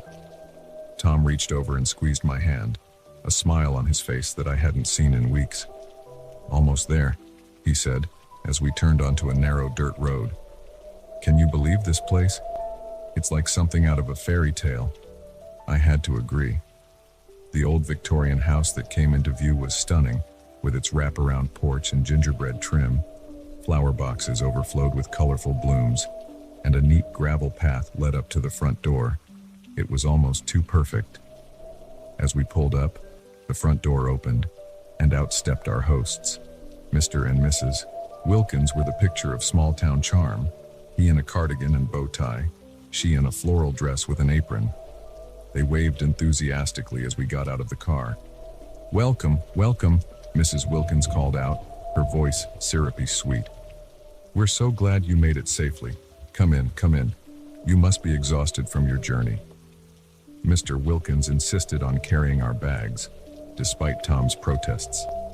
As we followed them inside, I couldn't shake a nagging feeling that something was off. Their smiles were a little too wide, their hospitality a touch too eager. The interior of the BB was just as charming as the outside, filled with antique furniture and quirky knickknacks. But there was something about it that felt staged, like a movie set, rather than a real home. "Your room is just up these stairs," Mrs. Wilkins said, leading the way. "It's our best room, perfect for a young couple like yourselves." The room was beautiful, with a four-poster bed and a view of the surrounding countryside. But as Mrs. Wilkins fussed over the curtains and Mr. Wilkins set down our bags, I noticed them exchanging a look. It was quick, barely a flicker, but in that moment, I saw something cold and calculating in their eyes. "Dinner will be served at 7, Mrs. Wilkins announced, her cheerful demeanor back in place. "We do hope you'll join us. I've prepared something special." As soon as they left, Tom flopped onto the bed with a contented sigh. "This place is amazing, Em. You were worried for nothing." I tried to smile, but it felt forced. "Yeah, it's great. I'm just tired, I guess." We freshened up and headed down for dinner. The dining room was cozy, with a crackling fireplace and a table set for 4. The Wilkins were already seated, beaming at us as we entered. "There you are," Mr. Wilkins boomed. "Sit, sit. Martha's outdone herself with the cooking tonight." The food was delicious, I had to admit, but as we ate, I couldn't help but notice how intently the Wilkins watched us. They asked questions about our lives, our jobs, our families. Nothing unusual for BB hosts, but there was an underlying intensity to their curiosity that set me on edge. "More wine, dear?" Mrs. Wilkins asked. already refilling my glass before I could respond. I took a sip to be polite, but my head was already feeling fuzzy. Tom, on the other hand, was on his third glass and growing increasingly animated. "This is incredible," he slurred slightly. "You guys, you're just the best. Aren't they the best, Em?" I nodded, trying to catch his eye, to somehow communicate that we needed to be cautious, but he was oblivious, caught up in the Wilkins and charm offensive. As the evening wore on, my unease grew. The Wilkins' smiles never wavered, but their eyes seemed to grow colder, more predatory. I made excuses about being tired, practically dragging Tom away from the table. Back in our room, I tried to talk to Tom about my concerns, but he brushed them off. "You're being paranoid, Em," he said, his words slightly slurred. "They're just nice people. Relax, okay? That's why we're here." I wanted to argue, but exhaustion was creeping over me. Maybe I was overreacting. Maybe it was just the stress of the city making me jumpy. I fell into a fitful sleep, plagued by strange dreams of being watched. A noise woke me in the middle of the night. At first, I thought it was part of my dream, but then I heard it again, a soft creak, like someone walking on old floorboards. I sat up, my heart pounding. "Tom," I whispered, shaking him. But he was out cold, snoring softly. The moonlight filtering through the curtains cast eerie shadows across the room. As my eyes adjusted, I could have sworn I saw the doorknob turning slowly. I held my breath, willing it to be my imagination. But then the door began to open, inch by agonizing inch. A figure stood in the doorway, silhouetted against the darkness of the hallway. I wanted to scream, to wake Tom, to do something, but I was frozen, paralyzed by fear. The figure took a step into the room, and in that moment I recognized the outline of Mrs. Wilkins' floral dress. She moved towards the bed with unnatural grace, something glinting in her hand. Was it a knife? My mind raced, trying to make sense of what was happening. This couldn't be real. It had to be a nightmare. Just as she reached the foot of the bed, I found my voice. "What are you doing?" I croaked out. Mrs. Wilkins froze, then slowly turned her head towards me. In the dim light, I could see her face, and what I saw chilled me to the bone. Her kindly expression was gone, replaced by something inhuman, hungry. "Oh dear," she said, her voice no longer sweet, but rasping and cold. "You weren't supposed to wake up." I screamed then, finally jolting Tom awake. He sat up, confused and groggy, as Mrs. Wilkins lunged towards us. What happened next was a blur of motion and terror. Tom, still half asleep, grappled with Mrs. Wilkins while I scrambled for my phone, but there was no signal, no way to call for help. "Run, Em!" Tom yelled, struggling to hold Mrs. Wilkins back. "Get out of here." I hesitated for a split second, torn between helping Tom and finding help. But then Mr. Wilkins appeared in the doorway, his kindly demeanor replaced by the same predatory look as his wife. I made a decision then, one that would haunt me. I ran, past Mr. Wilkins, down the stairs, my bare feet slapping against the cold wooden floors. I could hear Tom shouting, the sounds of a struggle, but I didn't look back. I burst out of the front door into the cool night air, gasping and sobbing. The gravel path cut into my feet as I ran towards our car, fumbling for the keys in my pajama pocket. Just as I reached the car, I heard the front door of the BB slam open. Mr. Wilkins stood on the porch, his face twisted into something barely human. "You can't leave," he called out, his voice a guttural growl. "No one ever leaves." With shaking hands, I managed to unlock the car and throw myself inside, locking the doors just as Mr. Wilkins reached it. He pounded on the window, his face pressed against the glass, eyes wild and hungry. I turned the key, praying the engine would start. For one heart-stopping moment, it just sputtered. Then, mercifully, it roared to life. I threw the car into reverse, nearly running over Mr. Wilkins as I peeled out of the driveway. As I sped down the dirt road, I could see the Wilkins in my rearview mirror, standing in the middle of the road, watching me go. And in the upstairs window, I caught a glimpse of Tom's face, pale and terrified. I drove through the night, tears streaming down my face. The image of Tom at the window burned into my mind. I should have made him come with me. I should have done something, anything, to save him. When I finally reached a town and found a police station, they didn't believe me. They said I was hysterical, that I must have had a nightmare or a bad reaction to something I ate. When they went to check out the BB, they found nothing. No Victorian house, no Wilkins, no Tom, just an empty field where I swore the house had stood. It's been 2 years since that night, and I haven't stopped searching for answers. I've scoured the internet, hired private investigators, even tried to go back to where the BB was supposed to be. But it's like it never existed. Sometimes, late at night, I still hear Mrs. Wilkins' voice rasping and cold. You weren't supposed to wake up. And I wonder, did I ever really wake up at all? Or am I still trapped in that nightmarish BB, living out some twisted fantasy of escape? All I know is this. If you're ever driving down a lonely country road and come across a charming bed and breakfast that seems too good to be true, keep driving. Because some places aren't meant to be found and some hosts aren't what they seem.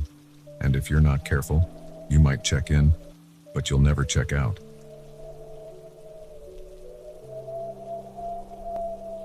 The ancient symbols carved into the tree bark seemed to pulse with an otherworldly energy, drawing me deeper into the forest. As a park ranger, I'd walked these trails 1,000 times, but I'd never seen anything like this before. Little did I know, my discovery would plunge me into a world of ancient rituals and unspeakable horrors lurking in the heart of the wilderness. My name's Sarah, and I've been a ranger at Whispering Pines National Park for over a decade. I thought I knew every inch of these woods, every secret they held, but that day proved me horribly wrong. It started as a routine patrol. The autumn air was crisp, leaves crunching under my boots as I made my way along the lesser-used trails.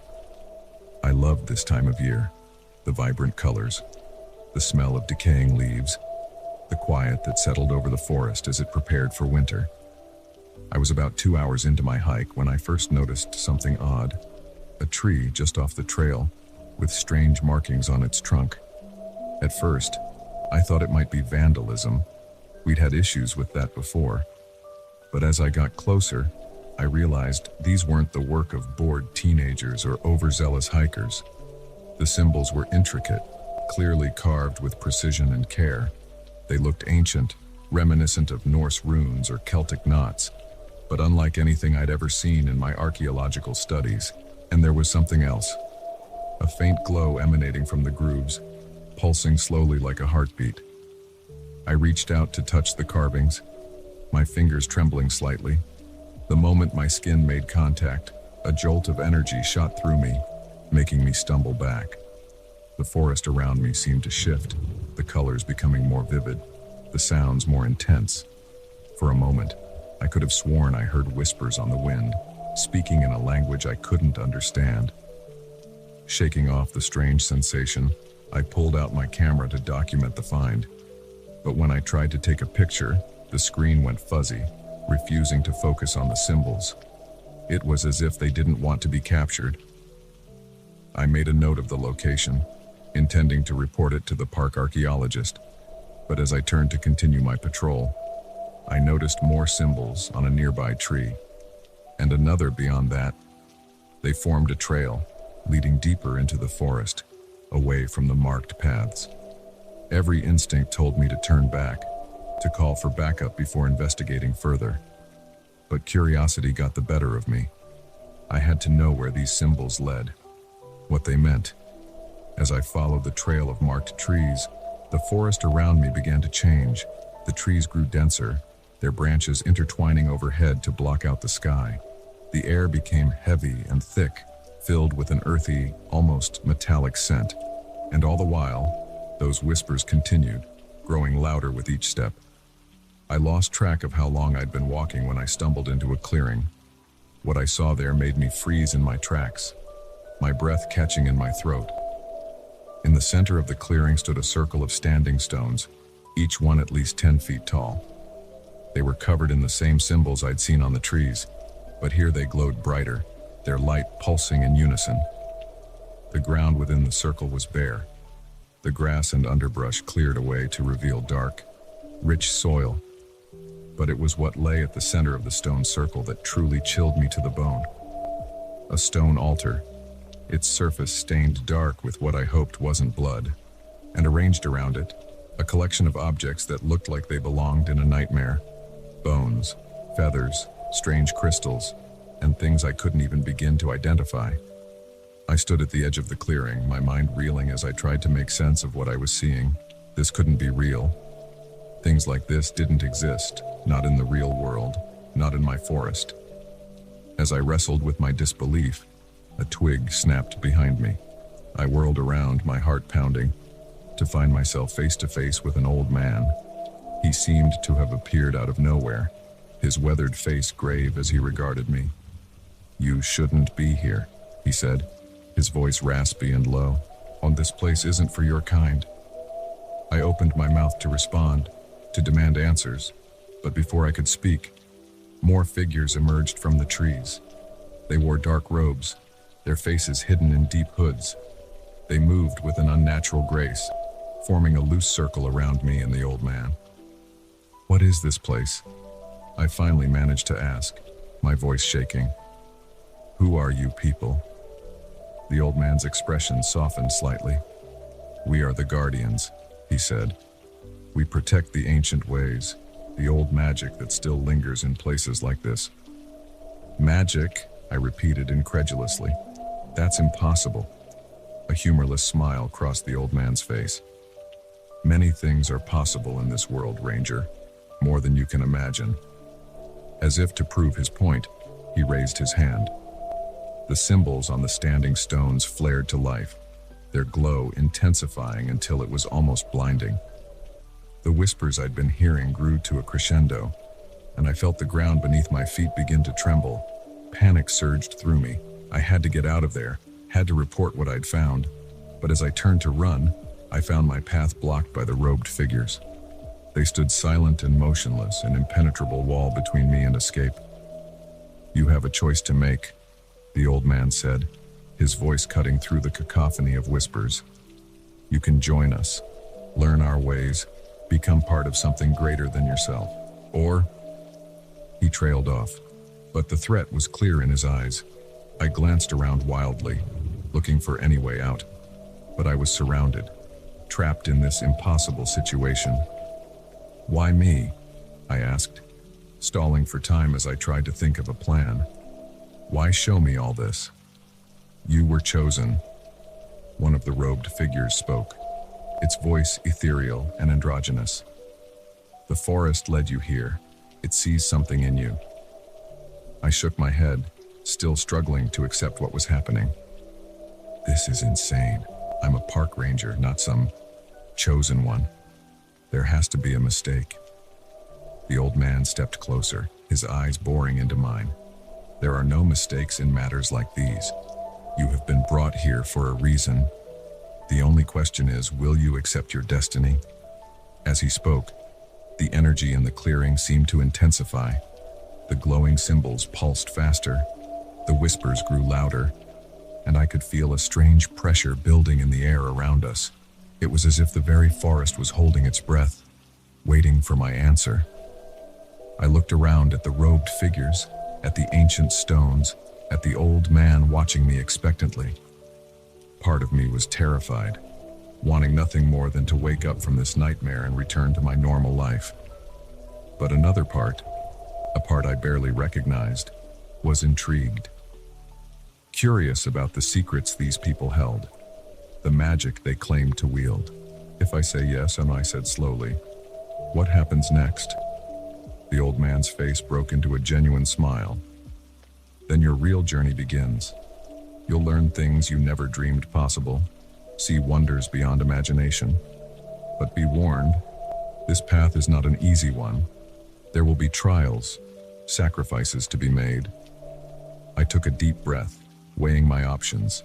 I could try to run, to fight my way out and report what I'd found. But deep down, I knew I'd never make it. And even if I did, who would believe me? On the other hand, saying yes meant stepping into a world I didn't understand, leaving behind everything I knew.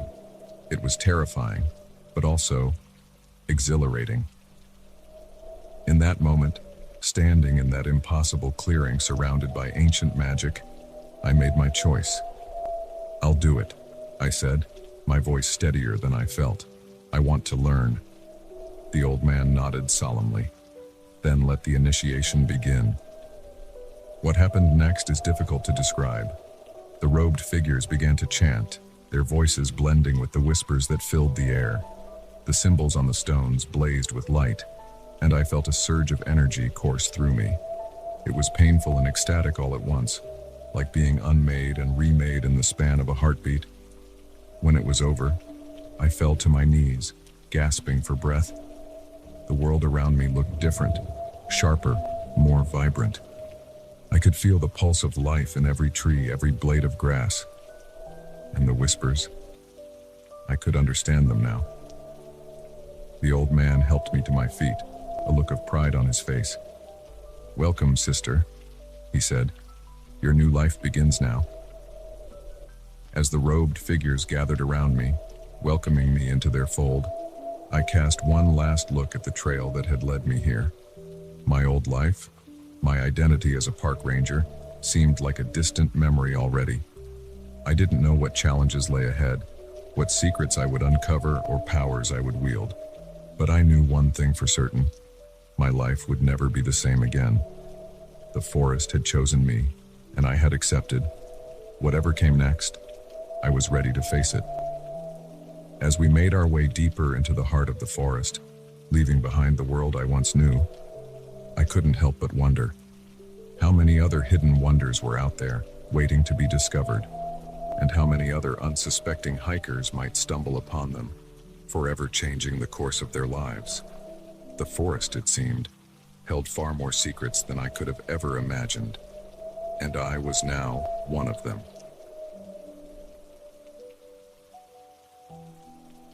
The first time I saw the other truck's headlights in my rearview mirror, I thought nothing of it. By the third time, I knew I was being hunted. The icy highway stretched endlessly before me, a ribbon of black in a sea of white, and somewhere out there in the darkness, a predator was stalking its prey. My name's Mike, and I've been driving big rigs for the better part of 2 decades.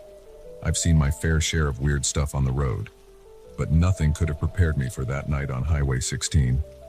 It started off as a typical long-haul run. I was hauling a load of electronics from Seattle to Anchorage, a route I'd done dozens of times before. The weather report had warned of a storm coming in, but I figured I could outrun it if I pushed through the night. As the sun set, the temperature dropped rapidly. Snow began to fall, softly at first, then harder. I flicked on my wipers, squinting through the windshield at the road ahead. The highway was empty save for my truck, everyone else having the good sense to hole up for the night. That's when I first noticed the headlights behind me. They appeared suddenly, as if the truck had materialized out of thin air.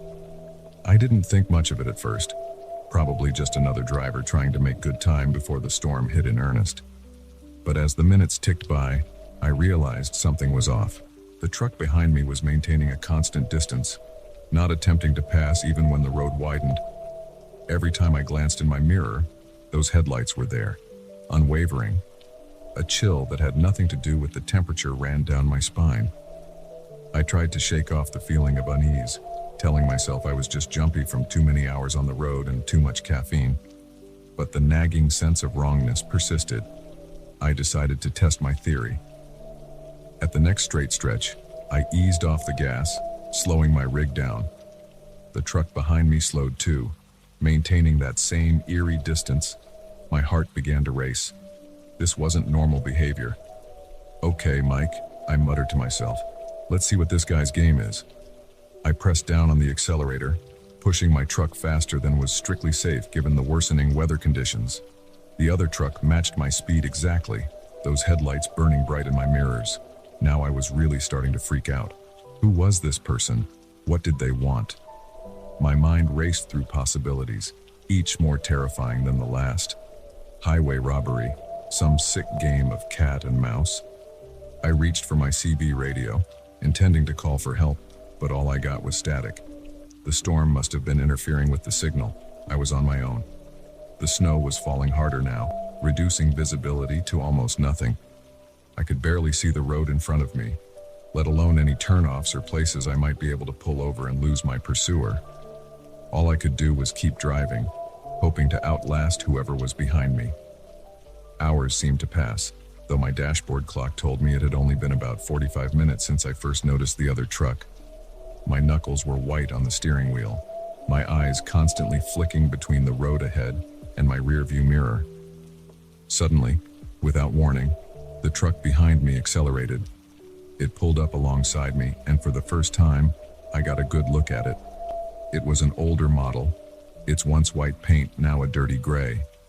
But what really caught my attention was the driver, or rather, the lack of one. The cab of the truck was empty. I blinked hard, certain I must be hallucinating. But when I looked again, the seat was still unoccupied. The truck was driving itself, keeping perfect pace with me on the slippery road. Terror gripped me. This wasn't possible. Trucks didn't drive themselves, not out here in the middle of nowhere, not in a snowstorm. I must be losing my mind. Before I could process what I was seeing, the ghost truck swerved towards me. I yanked the wheel hard, barely avoiding a collision. My trailer fishtailed dangerously, and for a heart-stopping moment, I thought I was going to jackknife. Somehow, I managed to regain control, but now the game had changed. This wasn't just following anymore. This thing, whatever it was actively trying to run me off the road. I pushed my truck to its limits, speeding down the highway far faster than was safe. The ghost truck kept pace effortlessly, occasionally pulling alongside me and trying to force me off the road. Each time, I managed to evade it, but I knew I couldn't keep this up forever. My mind raced, trying to figure out a way out of this nightmare. There had to be a town coming up soon, or a highway patrol outpost or something. But all I could see through the swirling snow was more road, stretching endlessly into the night. As I rounded a curve, my headlights illuminated something ahead, a bridge spanning a deep ravine. An idea formed, desperate and dangerous, but it was the only plan I had. I eased off the accelerator slightly, allowing the ghost truck to pull up beside me.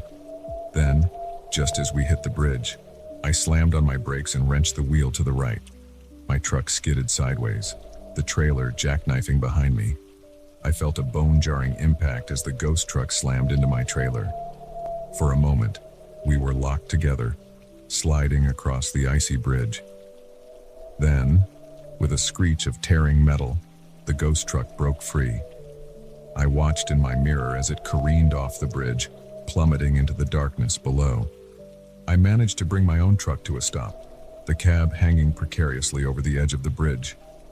For a long moment, I just sat there, hands shaking, breath coming in ragged gasps. When I finally worked up the courage to look over the edge of the bridge, there was nothing there. No wreckage, no sign of impact in the snow-covered valley below. It was as if the ghost truck had never existed. I don't know how long I sat there trying to make sense of what had happened. Eventually, I managed to back my truck off the bridge and continue my journey. The storm cleared as suddenly as it had begun, leaving behind a clear, star-filled sky. When I finally reached Anchorage, nearly 12 hours later than scheduled, I tried to report what had happened. But who would believe me? A ghost truck that drove itself and tried to run me off the road. They'd think I was drunk or sleep-deprived or just plain crazy. So I kept it to myself, delivered my cargo, and tried to forget. But I couldn't shake the memory of those headlights in my mirror, the empty cab of the truck that had hunted me through the night. I still drive that route sometimes. And every time I do, I find myself watching my mirrors a little more closely, especially when the snow starts to fall. Because out there on the lonely highways of the north, where the night seems to go on forever and the storms can appear out of nowhere, anything is possible. And sometimes, just sometimes, I swear I see a pair of headlights in the distance, following just a little too close for comfort. When that happens, I push my truck a little faster, grip the wheel a little tighter, and pray that I make it through the night. Because now I know the truth. The roads we travel aren't always as empty as they seem, and not all the dangers out there can be explained by the laws of nature or man. So if you're ever driving on a lonely highway late at night, and you see a truck in your rearview mirror that seems to be following just a little too close, don't assume it's just another driver. It might be something else entirely. Something that hunts in the darkness, on roads where the living fear to tread. And if you see it, do what I did. Drive fast, drive smart, and whatever you do, don't look in the cab. Because some things, once seen, can never be unseen.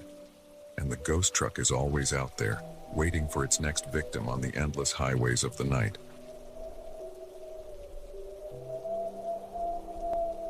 The first time I saw the townspeople gather in the square at midnight, I thought it was just a quaint local tradition. By the third time, I knew I had stumbled upon something far more sinister.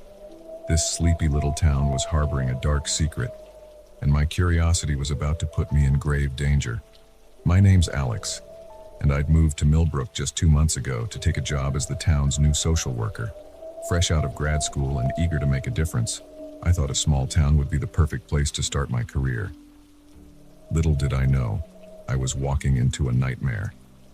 Millbrook seemed picture perfect at first glance. Charming Victorian houses lined the streets, flowers bloomed in every yard, and everyone greeted me with a smile. But there was something off about those smiles, something that didn't quite reach the eyes. I first noticed it with Mrs. Henderson, an elderly woman I was helping to sign up for meal delivery. As she chatted about her grandchildren, her smile never wavered, even when she mentioned her late husband. It was as if her face was frozen in a permanent mask of pleasantry. Then there was the incident at the local diner. I overheard 2 men arguing in hushed tones, but the moment they noticed me, they switched to talking about the weather. Those same eerie smiles plastered on their faces. But it was the midnight gatherings that really set off alarm bells. I first spotted them by chance when I was up late working on reports. A group of people, all ages, silently making their way to the town square. Curious, I followed at a distance. What I saw chilled me to the bone.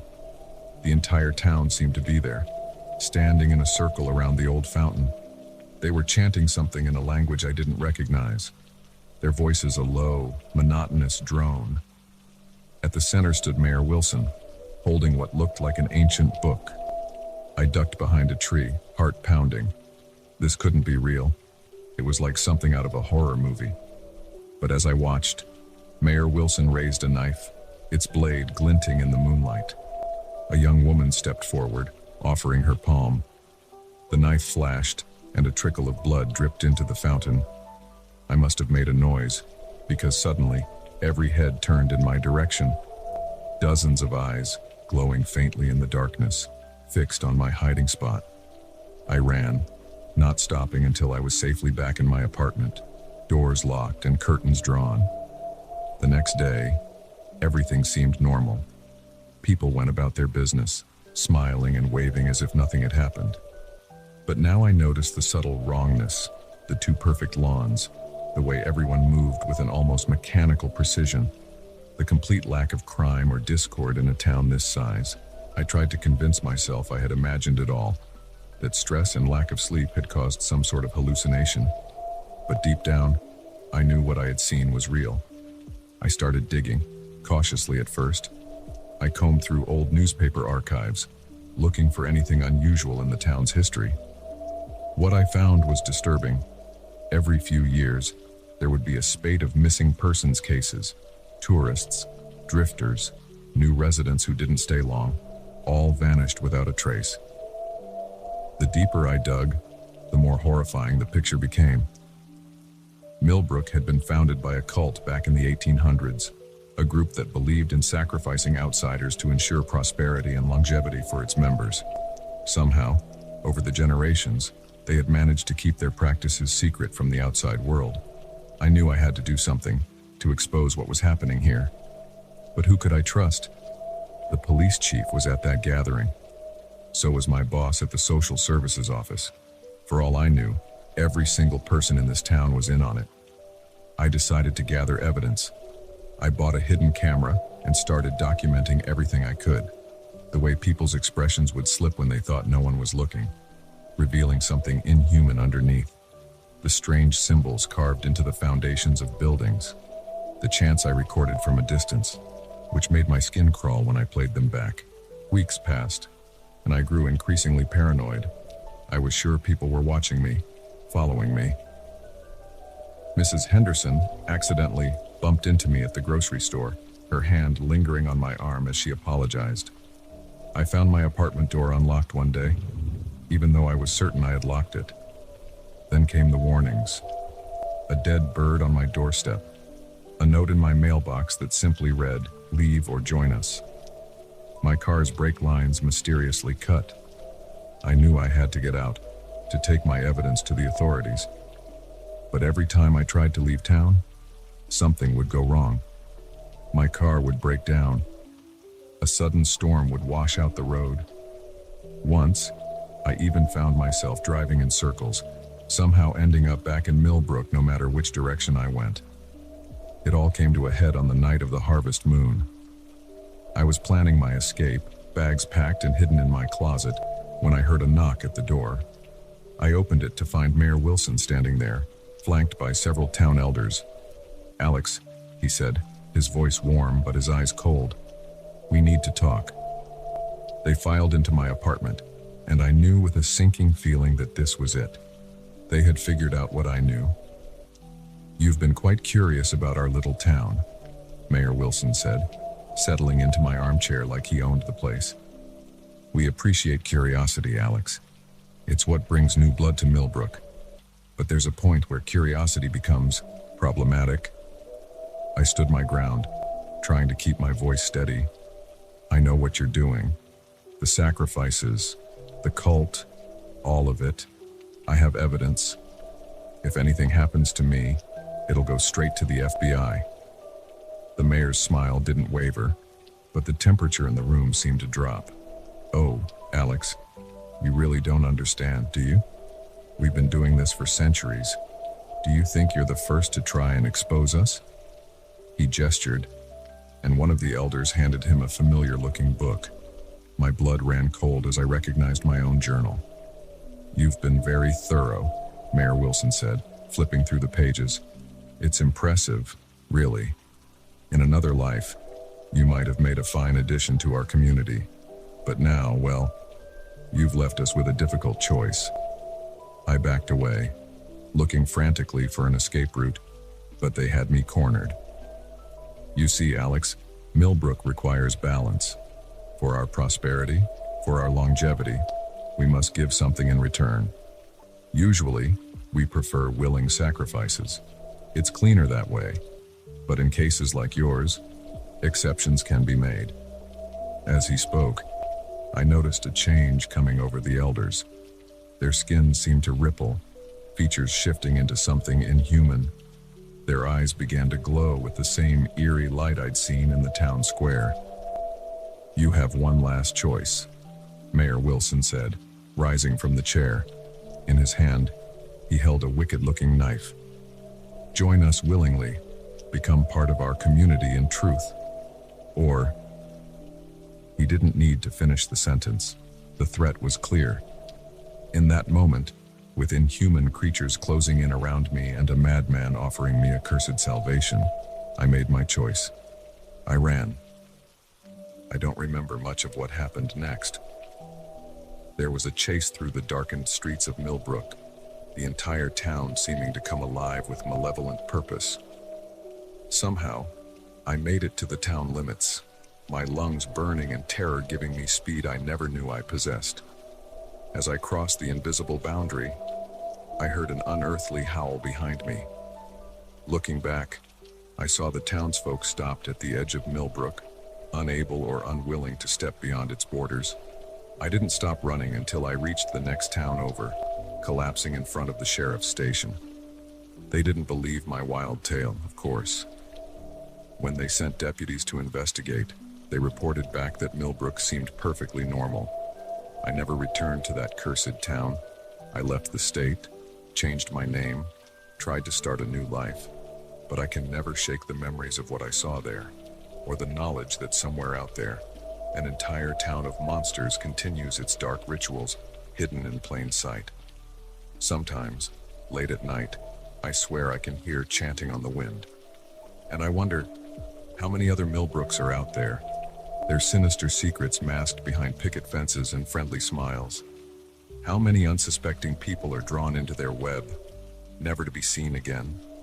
I may have escaped, but the horror of Millbrook will haunt me forever. And I know that somewhere out there, Mayor Wilson and his inhuman followers are watching, waiting for the day I let my guard down. Because once you've seen behind the mask, there's no going back. You're either with them, or you're their next sacrifice.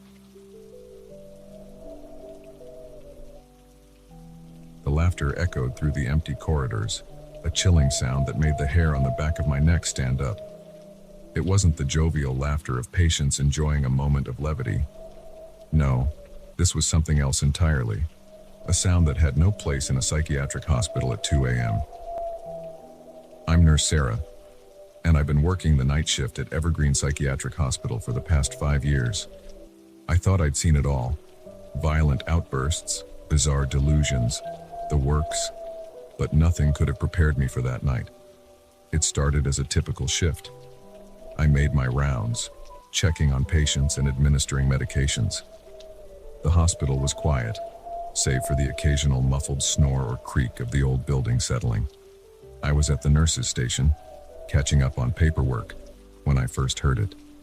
A soft giggle, barely audible over the hum of the fluorescent lights. I looked up, frowning. It was coming from down the hall, near room 237. That was odd. The patient in 237, Mr. Johnson, was heavily sedated. He shouldn't have been awake, let alone laughing. I got up to investigate, my footsteps echoing in the empty corridor. As I approached room 237, the laughter grew louder, more maniacal. My hand hesitated on the doorknob. Something felt wrong, very wrong. Taking a deep breath, I pushed the door open. The room was dark, illuminated only by the faint glow of the monitoring equipment. Mr. Johnson lay in his bed, exactly as he should be, still and silent. The laughter had stopped. I checked his vitals. Everything normal. But as I turned to leave, I caught a glimpse of movement in the corner of my eye. I whirled around, heart pounding, but there was nothing there, just shadows and medical equipment. Get a grip, Sarah, I muttered to myself. You're letting your imagination run wild. Back at the nurses' station, I tried to focus on my paperwork, but I couldn't shake the feeling of unease that had settled over me. The hospital felt different somehow, as if the very air had changed. That's when I heard it again. Laughter, this time from the opposite direction. It was coming from the day room, a space that should have been empty and locked at this hour. Against my better judgment, I went to check it out. The laughter grew louder as I approached. Not just one voice now, but many. It sounded like a party in full swing. I fumbled with my keys, hands shaking slightly as I unlocked the day room door. The laughter cut off abruptly as I swung it open. The room was empty, chairs neatly stacked against the wall. No sign of any patients, no reason for the sounds I'd heard. But the air felt charged, as if something had just vacated the space. I backed out of the room, locking the door behind me. My heart was racing, palms sweaty. What was going on? I decided to do a full sweep of the ward, checking each patient's room. Everything seemed normal at first. Patients sleeping peacefully, monitors beeping steadily. But with each room I checked, the feeling of wrongness grew stronger. It was in room 252 that I saw it. Just for a second, as I was turning to leave. A shadow, darker than the surrounding darkness, moving across the wall. It wasn't cast by anything in the room. It moved independently, flowing like smoke. I blinked hard, and it was gone. But I knew what I'd seen. My rational mind tried to explain it away. A trick of the light, exhaustion playing tricks on me. But deep down, I knew better. Back at the nurse's station, I found my colleague, Mike, had arrived for his medication rounds. The sight of another person was immensely comforting. "Mike," I said, trying to keep my voice steady, "have you noticed anything strange tonight?" He looked at me quizzically. "Strange how?" I hesitated, not wanting to sound crazy. "Just odd noises, shadows where they shouldn't be." Mike's expression changed, a flicker of something, fear, crossing his face before he composed himself. "It's probably nothing. This old building makes all sorts of noises." But I could tell he was holding something back. "Mike, what aren't you telling me?" He sighed, glancing around as if afraid of being overheard. "Look, I didn't want to say anything because I thought I was imagining it. But since you asked, yeah, I've been seeing things, hearing things. It's been getting worse over the past few weeks." A chill ran down my spine. "What kind of things?" "Shadows moving on their own, whispers when there's no one around, and the patience." He trailed off, looking uncomfortable. "What about the patients?" I pressed. "They've been talking about seeing things too, even the ones who are usually lucid. They say there's something in the hospital, something that comes out at night." I was about to respond when a scream cut through the air, high-pitched and terrified. We both jumped, then raced towards the sound. It was coming from room 224, home to Angela, a schizophrenic patient who was usually calm on her meds. We burst into the room to find Angela huddled in the corner, her eyes wide with fear. "They're here!" she shrieked. "Can't you see them? They're everywhere!" I approached her cautiously. "Angela, it's okay. You're safe. There's nothing here." But as I said it, I saw movement out of the corner of my eye. The shadows in the room seemed to be shifting, coalescing into shapes that were almost human, but not quite. Angela pointed a shaking finger over my shoulder. "Behind you." I spun around, my heart in my throat. For a split second, I saw it clearly. A figure made of darkness, its edges blurred and shifting. It had no face, just a blank void where features should be. Then it was gone, melting back into the shadows. Mike had seen it too, judging by his pale face and shocked expression. "What the hell was that?" he whispered.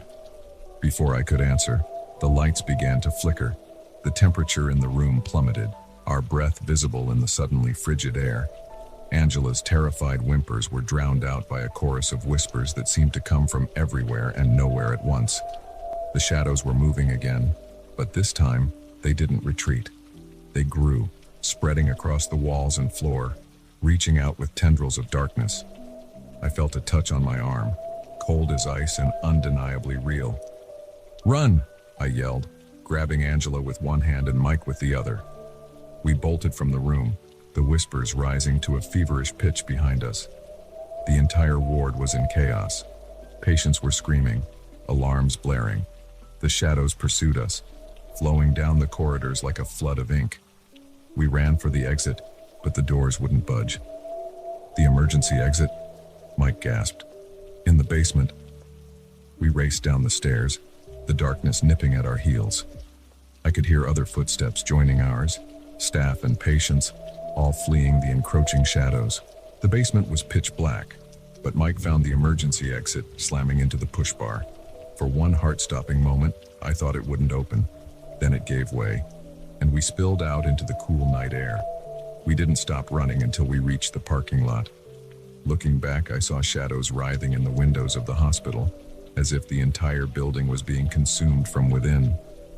As we stood there, gasping for breath, I realized that nothing would ever be the same. We had seen something that defied explanation, something that shattered our understanding of reality. The authorities arrived soon after. Drawn by the alarms and our frantic calls, they evacuated the building, but found no trace of the shadows or anything unusual. The official report blamed a gas leak for the mass hallucination. But I know what I saw. What we all saw. Something ancient and malevolent had awakened in Evergreen Psychiatric Hospital. Whether it was always there, feeding on the fears and delusions of the patients, or whether it was summoned by some unknown force. I'll never know. I quit my job the next day. I couldn't bring myself to set foot in that building again. Many others did the same. The hospital closed down shortly after, unable to recover from the scandal and unable to hire new staff willing to work there. Sometimes, when I drive past the abandoned building at night, I swear I can hear faint laughter echoing from its dark windows. And I wonder, is it really empty? Or did we just leave those poor souls behind to face the darkness alone? I don't know if I'll ever have answers. But one thing's for certain, I'll never look at shadows the same way again. Because now I know that sometimes, the things we dismiss as tricks of the light or figments of our imagination are all too real. And they're waiting, in the dark corners of old buildings and the recesses of our minds, ready to emerge when the night is long and our guard is down. The moment the rusted metal door creaked open, I knew we'd made a terrible mistake. The stale air that rushed out carried the stench of decay and something else, something ancient and malevolent. But it was too late to turn back now. We'd come too far, and our curiosity would be our undoing. I'm Jake, and I never thought a weekend hiking trip with my friends would turn into a nightmare that would haunt me for the rest of my life. There were 5 of us, me, my best friend Tom, his girlfriend Sarah, and our college buddies Mike and Lisa. We'd been planning this trip for months, eager to explore the remote wilderness of the Appalachian Mountains. The hike started off great. The weather was perfect, cool and crisp, with a clear blue sky overhead. We joked and laughed as we made our way along the trail, taking in the breathtaking views of the forest-covered mountains. It was Tom who first spotted the old mine shaft. We'd gone off the main trail, looking for a shortcut back to our campsite, when he called out, "Hey guys, check this out." We gathered around, peering at the half-hidden entrance partly obscured by overgrown vegetation. The wooden supports were rotted and sagging, and a rusted sign warned of danger. But there was something enticing about it, a mystery begging to be explored. "We shouldn't go in there," Sarah said, voicing the concern we all felt. "It's not safe." But Mike, always the daredevil, was already pulling out his flashlight. "Come on, where's your sense of adventure? We'll just take a quick look." I should have sided with Sarah, should have insisted we turn back, but the allure of the unknown was too strong. "Yeah, just a quick peek," I found myself saying. "What's the worst that could happen?" Those words would come back to haunt me. The entrance was narrower than it looked, and we had to squeeze through one at a time. The beam of Mike's flashlight barely penetrated the gloom, revealing a tunnel that stretched into darkness. The air was thick and musty, and I could hear water dripping somewhere in the distance. "This is awesome," Tom whispered, his voice echoing slightly. "Imagine what we might find down here." We moved deeper into the mine, our excitement slowly giving way to a growing sense of unease. The tunnel twisted and turned, leading us further underground. I tried to keep track of our route, but it soon became impossible. We were lost in a maze of dark passages. That's when we found the first body. Mike's flashlight beam swept across it, and for a moment, we all froze in horror. It was little more than a skeleton, clothed in the tattered remains of what might have been mining gear. But it wasn't an old corpse. The bones were clean, as if they'd been picked clean recently. "And we need to get out of here," Lisa said, her voice shaking. "Now." But as we turned to leave, we realized with growing panic that we couldn't remember which way we'd come. Every tunnel looked the same in the dim light of our flashlights. "Okay, let's not panic," I said, trying to keep my voice steady. "We'll pick a direction and stick to it. We're bound to find the exit eventually." We chose a tunnel at random and started walking, but with each step, the feeling that we were going deeper into the mine grew stronger. The air became colder, and the silence was broken only by the sound of our breathing and the occasional drip of water. That's when we heard it, a sound that made my blood run cold. It was a low, guttural growl, echoing from somewhere in the darkness behind us. "What was that?" Sarah whispered, clutching Tom's arm. Before anyone could answer, we heard it again, closer this time. And then, in the beam of our flashlights, we saw something move. It was unlike anything I'd ever seen before. At first, I thought it was a man, but as it came closer, I realized how wrong I was. Its body was emaciated, skin stretched tight over elongated limbs. Its face was a nightmare, sunken eyes that glowed faintly in the dark, and a mouth full of sharp, needle-like teeth. We ran.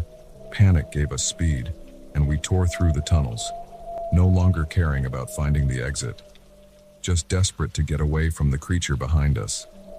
I could hear its snarls echoing off the walls, growing louder as it gained on us. We burst into a large cavern, and for a moment, I thought we might have found a way out. But then our flashlights revealed the horror that awaited us. The cavern was filled with bones, hundreds, maybe thousands of skeletons scattered across the floor, and they weren't all human. Some were twisted, malformed, as if they belonged to creatures that should not exist. "Oh God," Lisa whimpered. "What is this place?" But we had no time to ponder the question. The creature burst into the cavern behind us, and it wasn't alone. More of them poured in from other tunnels, their eyes gleaming with hunger. "There," Tom shouted, pointing to a narrow crevice in the far wall. "We might be able to squeeze through." It was our only chance. We ran for it, the creatures hot on our heels. I could feel their hot breath on the back of my neck as we reached the crevice. Sarah went first, then Lisa. Mike was next, but as he tried to squeeze through, he got stuck. I could see the terror in his eyes as he realized he was trapped. "Go," he shouted at Tom and me. "I'll hold them off." I wanted to argue, to try and pull him free, but there was no time. The creatures were upon us. Tom shoved me towards the crevice and I squeezed through, the rough stone scraping my skin. The last thing I saw before the darkness swallowed me was Mike, turning to face the horde of monsters, his face set in grim determination. We emerged on the other side, in a tunnel that sloped upwards. Hope surged through me. This had to lead to the surface. We ran, our lungs burning, driven by the sounds of pursuit that still echoed behind us. Finally, mercifully, we saw light ahead.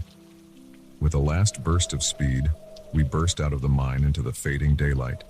We didn't stop running until we reached our campsite, collapsing on the ground, gasping for air. It was only then that the full horror of what had happened hit us.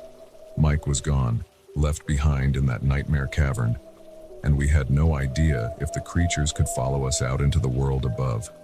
We broke camp in record time, not even bothering to pack everything up. The hike back to our car was a blur of fear and exhaustion. We drove straight to the nearest police station, but our story was met with skepticism and concern for our mental state. A search party was sent out, but they found no trace of Mike or the mine entrance we'd described. It was as if the whole thing had vanished, swallowed up by the mountains. In the days and weeks that followed, we tried to make sense of what had happened. Had it all been some sort of shared hallucination, a bad trip from some toxic gas in the mine? But deep down, we all knew the truth.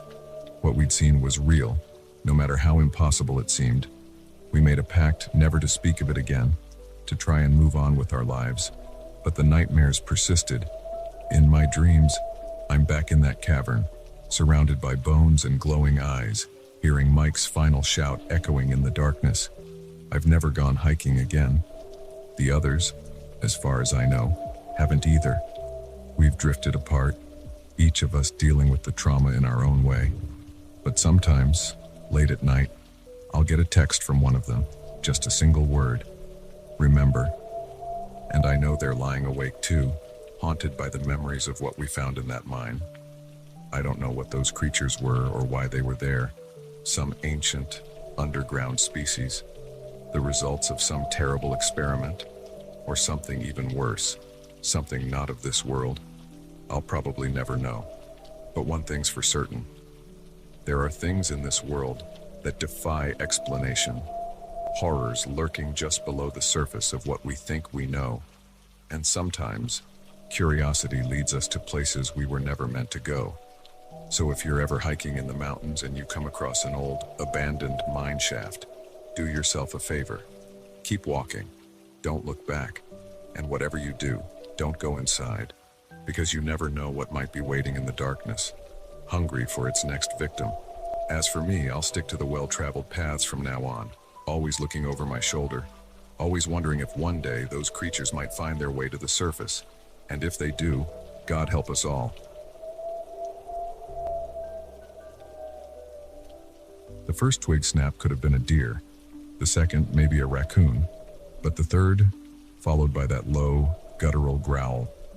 That's when I knew our family camping trip had just become a fight for survival. My name's Jack, and I've been taking my family camping for years. My wife, Sarah, and our kids, Emma, 10, and Liam, 8, always looked forward to our annual retreat into nature. This year, we'd chosen a remote spot in the Adirondacks, miles from the nearest town or cell phone signal. It was supposed to be an escape from the chaos of modern life. Instead, it became a nightmare I'll never forget. The day had started perfectly. We'd hiked to our campsite, set up our tent, and spent the afternoon exploring the surrounding woods. As night fell, we gathered around the campfire, roasting marshmallows and telling stories. The kids were giggling, the stars were out, and for a moment, everything felt right with the world. It was just after midnight when I first heard it, a rustling in the undergrowth, too heavy to be small wildlife. I sat up, alert, my eyes straining to pierce the darkness beyond our campfire's glow. "What is it, honey?" Sarah asked. Noticing my tension, I forced a smile. "Probably nothing, just gonna check it out." I grabbed our flashlight and stood up, shining the beam into the woods. The light caught a pair of eyes, reflecting back at me for just a second before disappearing. "Dad?" Emma's voice was small, frightened. "What's out there?" "Just some animals, sweetheart," I said, trying to keep my voice calm. "Nothing to worry about. Why don't you and Liam get ready for bed?" As Sarah ushered the kids into the tent, I did another sweep of our campsite's perimeter. Nothing seemed out of place, Kurtos, but I couldn't shake the feeling that we were being watched. We all crawled into the tent, but sleep was elusive. Every snap of a twig, every rustle of leaves had me on edge. The kids finally drifted off, but Sarah and I lay awake, listening. It was around 2 a.m. when we heard it clearly, footsteps circling our tent. Heavy, deliberate steps that no animal would make. Sarah's hand found mine in the darkness, squeezing tight. "Jack," she whispered, her voice trembling. "What do we do?" Before I could answer, a shadow fell across our tent. Something large was right outside, its silhouette visible through the thin fabric. My heart was pounding so hard I was sure whatever it was could hear it. Then, without warning, an unearthly howl split the night. It was like nothing I'd ever heard before. Part wolf, part something else entirely. The kids jerked awake, Liam letting out a frightened whimper. "Shh," I said, pulling them close. "We need to be very quiet." The shadow moved, circling our tent. I could hear sniffing, as if it was trying to catch our scent. Then, silence. For a long, tense moment, we all held our breath, waiting. Suddenly, claws raked across the side of the tent, shredding the fabric. Emma screamed, and all hell broke loose. I grabbed the flashlight, shining it through the new hole in our tent. For a split second, I saw it, a creature that looked like a wolf, but much larger, its eyes glowing an unnatural yellow. "Run!" I shouted, unzipping the tent. We burst out into the night, the cool air hitting us like a slap to the face. I scooped up Liam, Sarah grabbed Emma, and we took off into the woods. Behind us, I could hear the creature snarling, its heavy footfalls in pursuit. My mind raced, trying to remember the route back to our car. But in the darkness, with panic clouding my thoughts, every tree looked the same. We stumbled through the underbrush, branches whipping at our faces. Liam was sobbing into my shoulder, and I could hear Emma's frightened gasps as Sarah pulled her along. "There!" Sarah shouted, pointing ahead. A clearing loomed, moonlight illuminating a rocky outcropping. "We can climb up there." It was our only chance. We scrambled up the rocks, the rough stones scraping our hands and knees. Just as we reached the top, a dark shape burst from the tree line. In the moonlight, I could finally see our pursuer clearly. It was like a wolf, but the size of a bear, with matted fur and yellowed fangs. But its eyes were the worst part. Intelligent, almost human, filled with a malevolent hunger. It circled the base of the outcropping, looking for a way up. We huddled together, watching in horror as it started to climb. "We're trapped," Sarah whispered, clutching the kids close. I looked around desperately for anything we could use as a weapon. My eyes fell on a loose boulder, precariously balanced on the edge of the outcropping. "Sarah, take the kids to the other side," I said, moving towards the boulder. "When I say now, run for the trees." "Jack, no!" Sarah's eyes widened as she realized what I was planning. "It's our only chance," I said, my voice cracking. "Please, just be ready." The creature was halfway up now, its claws scraping against the rock as it climbed. I positioned myself behind the boulder, my hands against its rough surface. Timing would be everything. Just as the creature reached the top, its massive paw appearing over the edge, I shoved with all my might. The boulder teetered for a heart-stopping moment, then began to roll. "Now!" I shouted. Sarah and the kids scrambled down the other side of the outcropping as the boulder picked up speed. The creature looked up just in time to see its doom approaching. There was an awful yelp, cut short by a sickening crunch as the boulder struck home. I slid down the rocks, my heart in my throat as I ran to where my family had disappeared into the trees. "Sarah! Kids! Here!" Sarah's voice called out. They emerged from behind a large oak, pale and shaking but alive. We didn't wait to see if the creature had survived. We ran through the woods, guided by pure adrenaline and the first faint light of dawn breaking through the trees. Somehow, miraculously, we found the trail back to our car. As we sped away from the campsite, the kids huddled in the back seat wrapped in emergency blankets. The full weight of what had happened began to sink in. We'd been attacked by something that shouldn't exist, something out of a nightmare. We drove straight to the nearest ranger station, but our story was met with skepticism. They sent out a search party, but found no sign of the creature or any unusual tracks. Our shredded tent and the remains of our campsite were the only evidence that anything had happened at all. In the days and weeks that followed, we tried to make sense of what we'd encountered. I scoured the internet for similar stories, for any explanation of what we'd seen. There were tales of dogmen, of werewolves, of creatures that lurked in the deep woods, but nothing quite matched what we'd experienced. The nightmares came every night. In my dreams, I'm back on that outcropping, but this time the boulder misses. I wake up in a cold sweat, reaching out to make sure Sarah and the kids are safe beside me. We never went camping again. The kids developed a fear of the dark that took years of therapy to overcome. Sarah and I found our marriage tested by the strain of what we'd been through, but ultimately strengthened by the shared trauma. Years have passed, but I still find myself looking over my shoulder when I'm outdoors at night. Every shadow seems to hide potential danger. Every rustle in the bushes sets my heart racing. I know now that there are things in this world that defy explanation, creatures that lurk just beyond the edge of civilization. Sometimes, on quiet nights when the wind is right, I swear I can hear a distant howl. It makes me wonder, was our encounter just a fluke? Or are there more of those creatures out there, waiting in the darkness for unsuspecting campers to stumble into their territory? I don't have answers, only questions that keep me up at night. But I do know this. The next time you're planning a camping trip, maybe stick to the crowded campgrounds, because out in the deep woods, where the shadows are long and the night is dark, you never know what might be watching. waiting for its chance to strike. As for me and my family, we'll stick to the safety of our backyard for our adventures from now on. Some risks just aren't worth taking, no matter how beautiful the wilderness might be.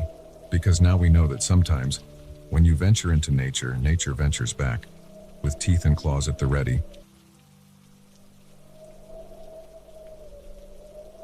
The moment I found the first hidden camera, I knew this house held darker secrets than peeling paint and creaky floorboards.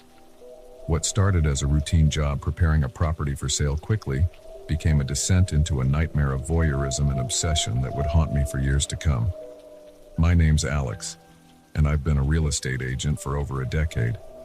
I've seen my fair share of quirky houses and eccentric former owners, but nothing could have prepared me for what I discovered at 42 Maple Street. It was a sunny Tuesday morning when I first pulled up to the old Victorian. The house had been left to the bank after its owner, a reclusive old man named Gerald Hoffman, had passed away with no apparent heirs. My job was simple: get the place cleaned up and ready for market. From the outside, it looked like any other neglected property. Paint peeling, gutters sagging, overgrown yard. Nothing I hadn't dealt with 100 times before. I let myself in with the key the bank had provided, breathing in the musty air of a home long unlived in. The interior was cluttered, but not unusually so for an elderly person living alone.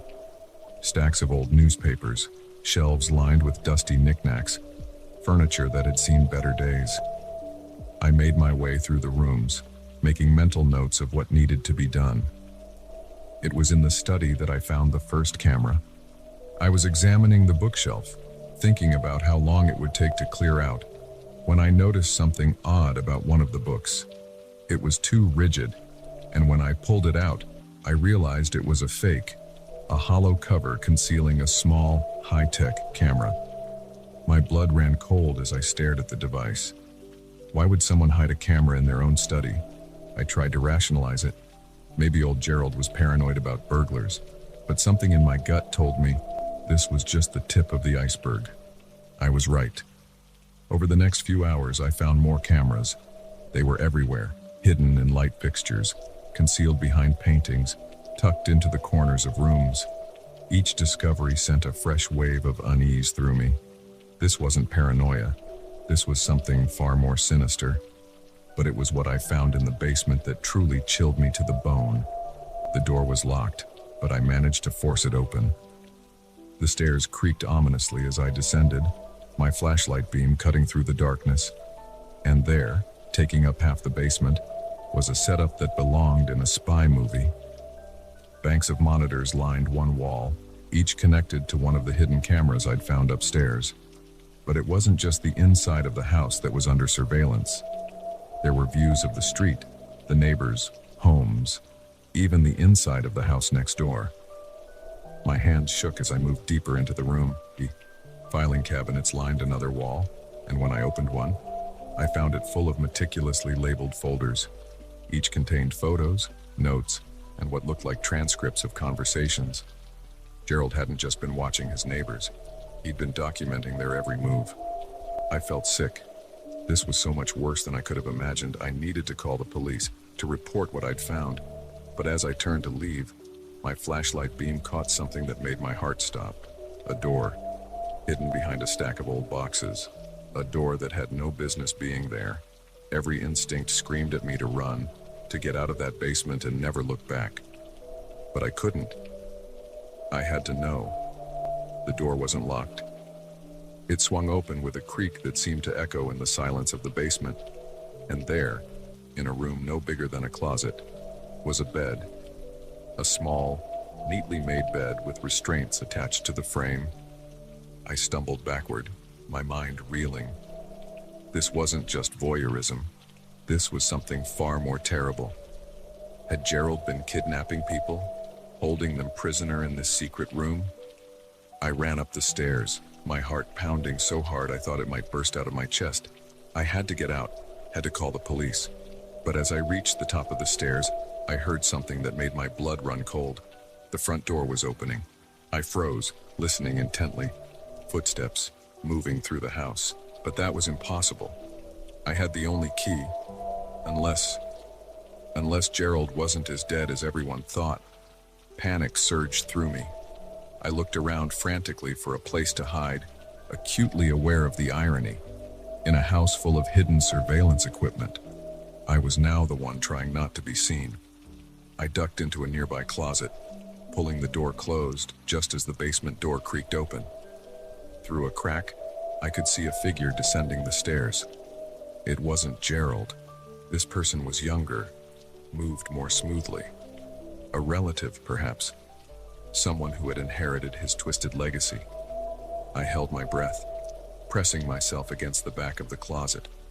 I could hear them moving around in the basement, and then the unmistakable sound of computer equipment powering up. They were activating the surveillance system. Minutes stretched into what felt like hours. I stood there, barely daring to breathe, my mind racing. How was I going to get out of this? Even if I managed to sneak past them, they'd know someone had been here. They'd see me on the cameras. Finally, after what seemed like an eternity, I heard them coming back up the stairs. They paused at the top, and for a heart-stopping moment, I thought they were going to check the closet. But then they moved on, their footsteps receding towards the front of the house. I waited until I heard the front door close before I allowed myself to breathe again. On shaky legs, I emerged from the closet. I had to get out of there, had to report what I'd found. But I knew I couldn't go to the police. Not yet. Whoever had just been here clearly had access to the house, might even be working with the bank. I needed proof. Moving as quietly as I could, I made my way back down to the basement. The computers were still on, the screen showing live feeds from around the house. I found a USB drive in one of the drawers and started copying files as quickly as I could. It was as I was doing this that I noticed something on one of the monitors. The feed from the camera hidden in the porch light showed a car pulling up outside. The same car that had just left. They were coming back. I yanked the USB drive out of the computer, not waiting to see if the file transfer was complete. I took the stairs 2 at a time, my heart pounding in my ears. I could hear the key in the lock as I reached the top of the stairs. There was no time to think. I ran for the back door, fumbling with the lock. Behind me, I could hear the front door opening. With a final desperate shove, the back door gave way, and I burst out into the overgrown yard. I didn't stop running until I reached my car, parked a block away. As I sped away, my hands shaking on the steering wheel, I glanced in my rearview mirror. There was no sign of pursuit, but I couldn't shake the feeling that I was still being watched. The next few weeks were a blur of paranoia and sleepless nights. I turned the USB drive over to a journalist friend who promised to investigate.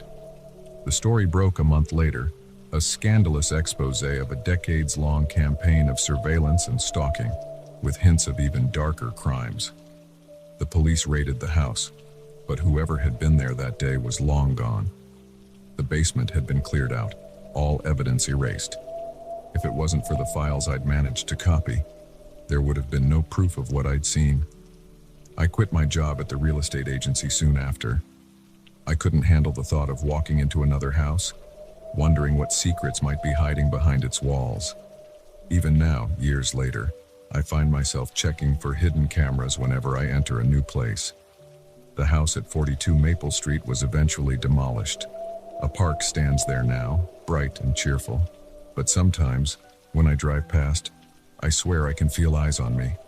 And I wonder, how many other houses are out there, hiding similar secrets? How many Gerald Hoffmans are watching us right now, documenting our every move? I may never know the full truth of what happened in that house, but one thing's for certain.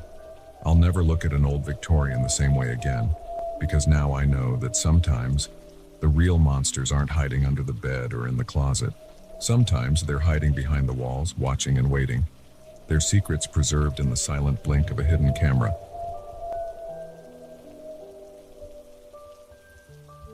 The first flicker of headlights in the rearview mirror filled me with relief. The second made me uneasy. By the third, I knew with chilling certainty that those approaching lights didn't promise rescue, but a terror beyond anything I could have imagined. My name's Sarah, and what should have been a routine family road trip turned into a nightmare that still haunts my dreams. It was supposed to be a simple drive to my parents' house for Thanksgiving. Me, my husband Mike, and our two kids, Ethan, 10, and Lily, 7. We'd made this trip a dozen times before, but never this late at night.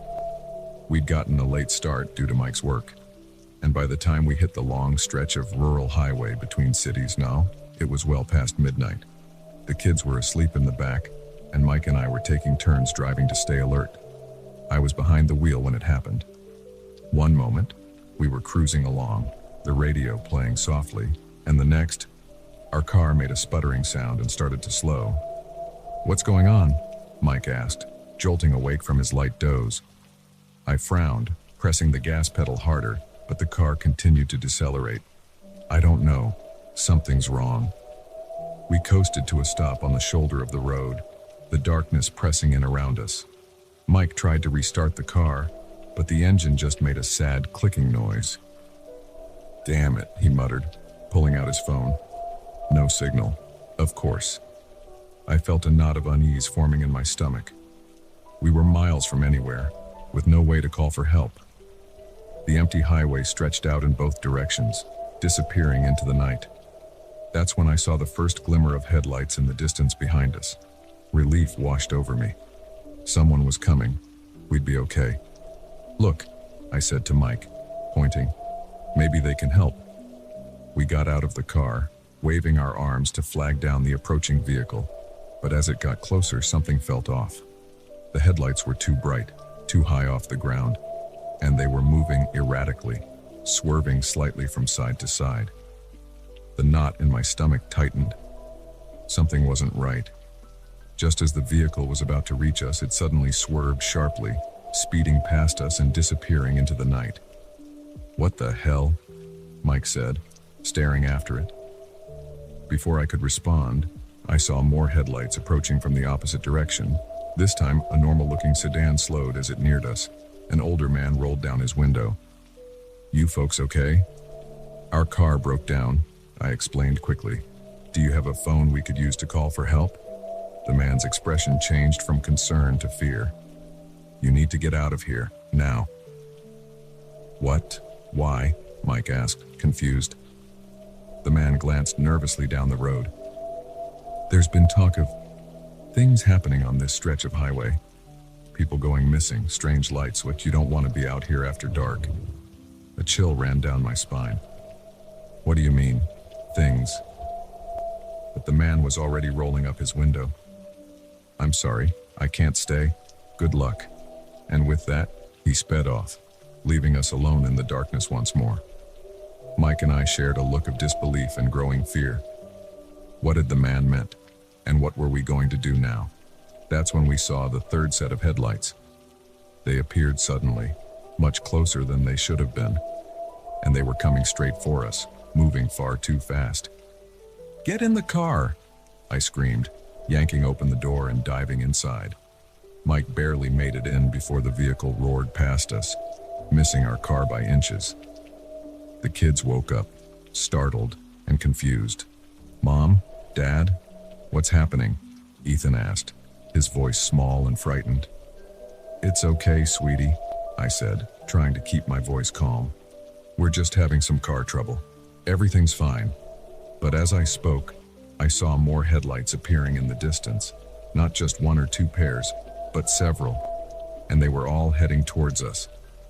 "Mike," I whispered, my voice shaking, "we need to get out of here."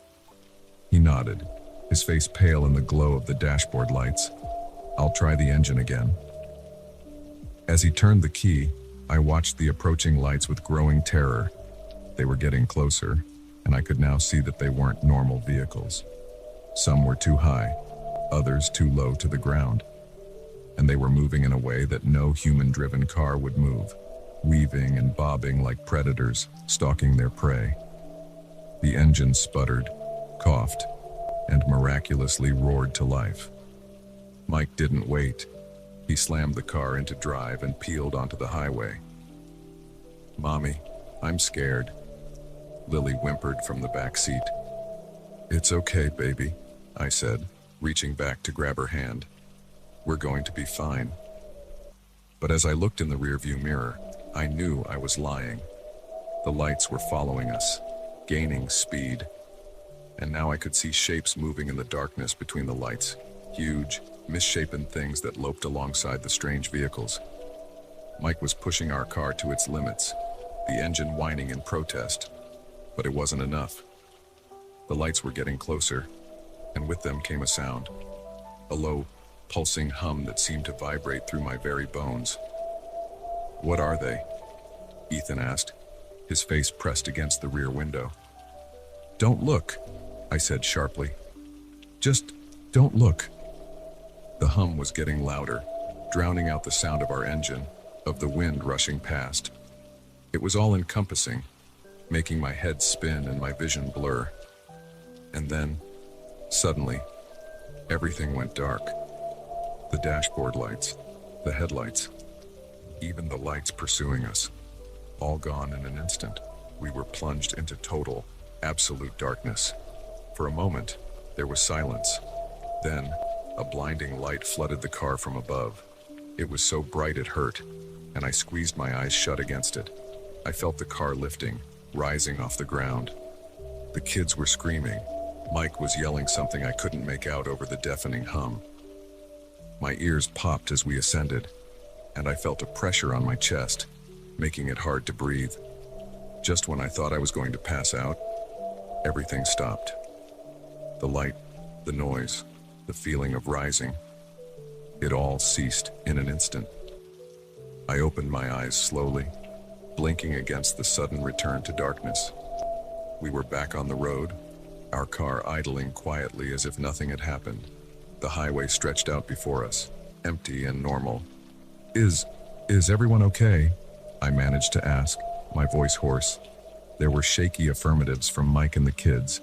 We all seemed to be unharmed but deeply shaken. "What happened?" Ethan asked. "Were those aliens?" "I don't know, honey," I said honestly. "I really don't know." We drove in silence after that, all of us jumping at every set of headlights we saw in the distance. But nothing unusual happened for the rest of our journey. We made it to my parents' house, just as the sun was rising, exhausted and confused. In the days that followed, we tried to make sense of what had happened. We searched online for reports of similar incidents, but found nothing concrete. The stretch of highway where it had occurred had a history of strange occurrences, but nothing as extreme as what we'd experienced. We debated whether to report it to the authorities, but in the end, we decided against it. Who would believe us? We had no proof, no evidence of what we'd seen and experienced, but the memory of that night stayed with us. The kids had nightmares for months. Mike and I found ourselves avoiding driving at night whenever possible, and I never looked at headlights in my rearview mirror the same way again. Years have passed, and we've never experienced anything like that again. But sometimes, on dark nights when I'm driving alone, I'll catch a glimpse of strange lights in my mirror, and for a moment, I'm back on that highway, feeling the hum in my bones and the terror in my heart. I don't know what happened to us that night. Were they aliens? Some kind of interdimensional beings? Or something else entirely? Something our minds can't even comprehend? I'll probably never know for sure. But one thing I do know. The night isn't as empty as we think it is. There are things out there in the darkness, things that watch and wait, and sometimes, just sometimes, reach out to touch our world. And when they do, all we can do is hold on tight and pray we make it through to the other side. So the next time you're driving down a dark, lonely road and you see headlights approaching in your mirror, pay attention, because you never know when those lights might be bringing something more than just another traveler passing in the night.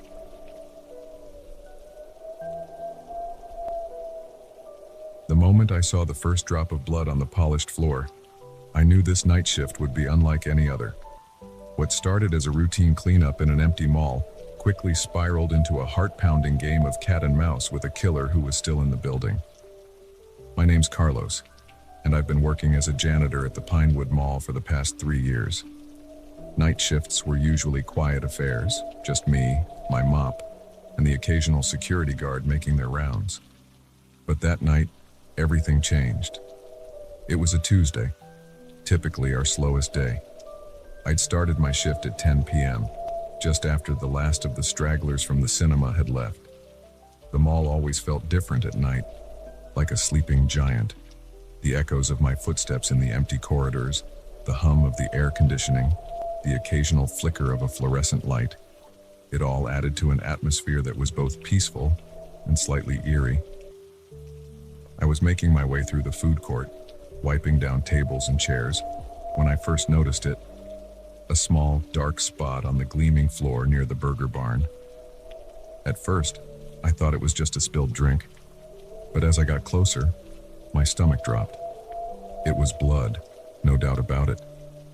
My first thought was that someone had cut themselves and hadn't noticed. It happens sometimes. A shopper with a small injury leaving a trail without realizing it. But as I followed the droplets, a chill ran down my spine. They were leading away from the food court, towards the service corridors. I should have called security right then. Should have reported it and let them handle it. But curiosity got the better of me. I'd worked in this mall for years, knew every nook and cranny. If someone was hurt, maybe I could help. The trail led me to a door marked "Employees Only." It was slightly ajar, which was unusual. These doors were always supposed to be locked at night. My hand shook slightly as I pushed it open, the hinges creaking ominously in the silence. The service corridor was dark, lit only by the dim glow of emergency exit signs. The blood trail was more pronounced here, smeared along the wall as if someone had been stumbling, using the wall for support. "Hello," I called out, my voice echoing in the narrow space. "Is anyone hurt? Do you need help?"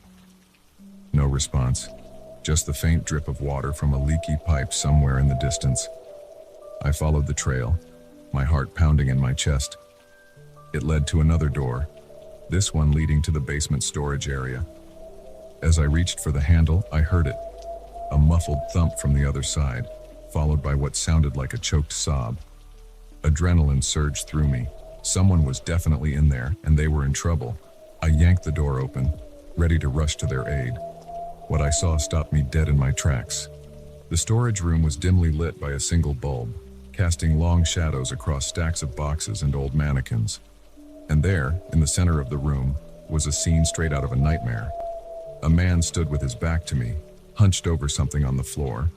As my eyes adjusted to the gloom, I realized with horror that the something was a person. They weren't moving.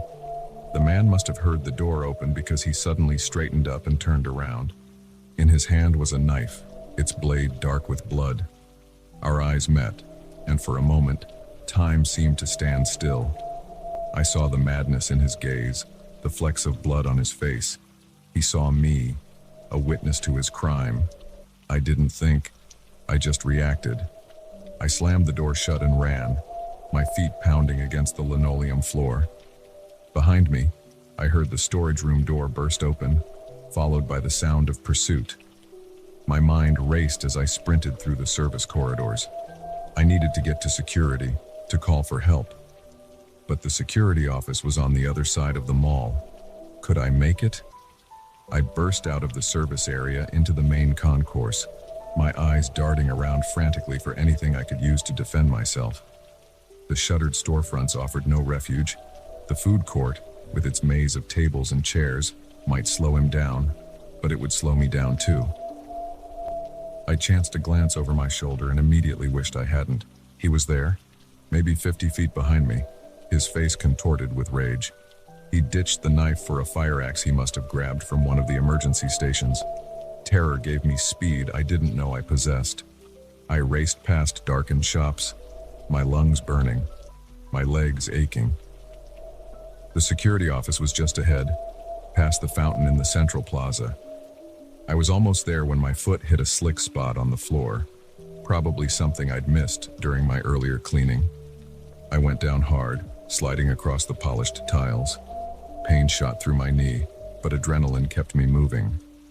I scrambled to my feet, limping now but still pushing forward. The security office door was locked.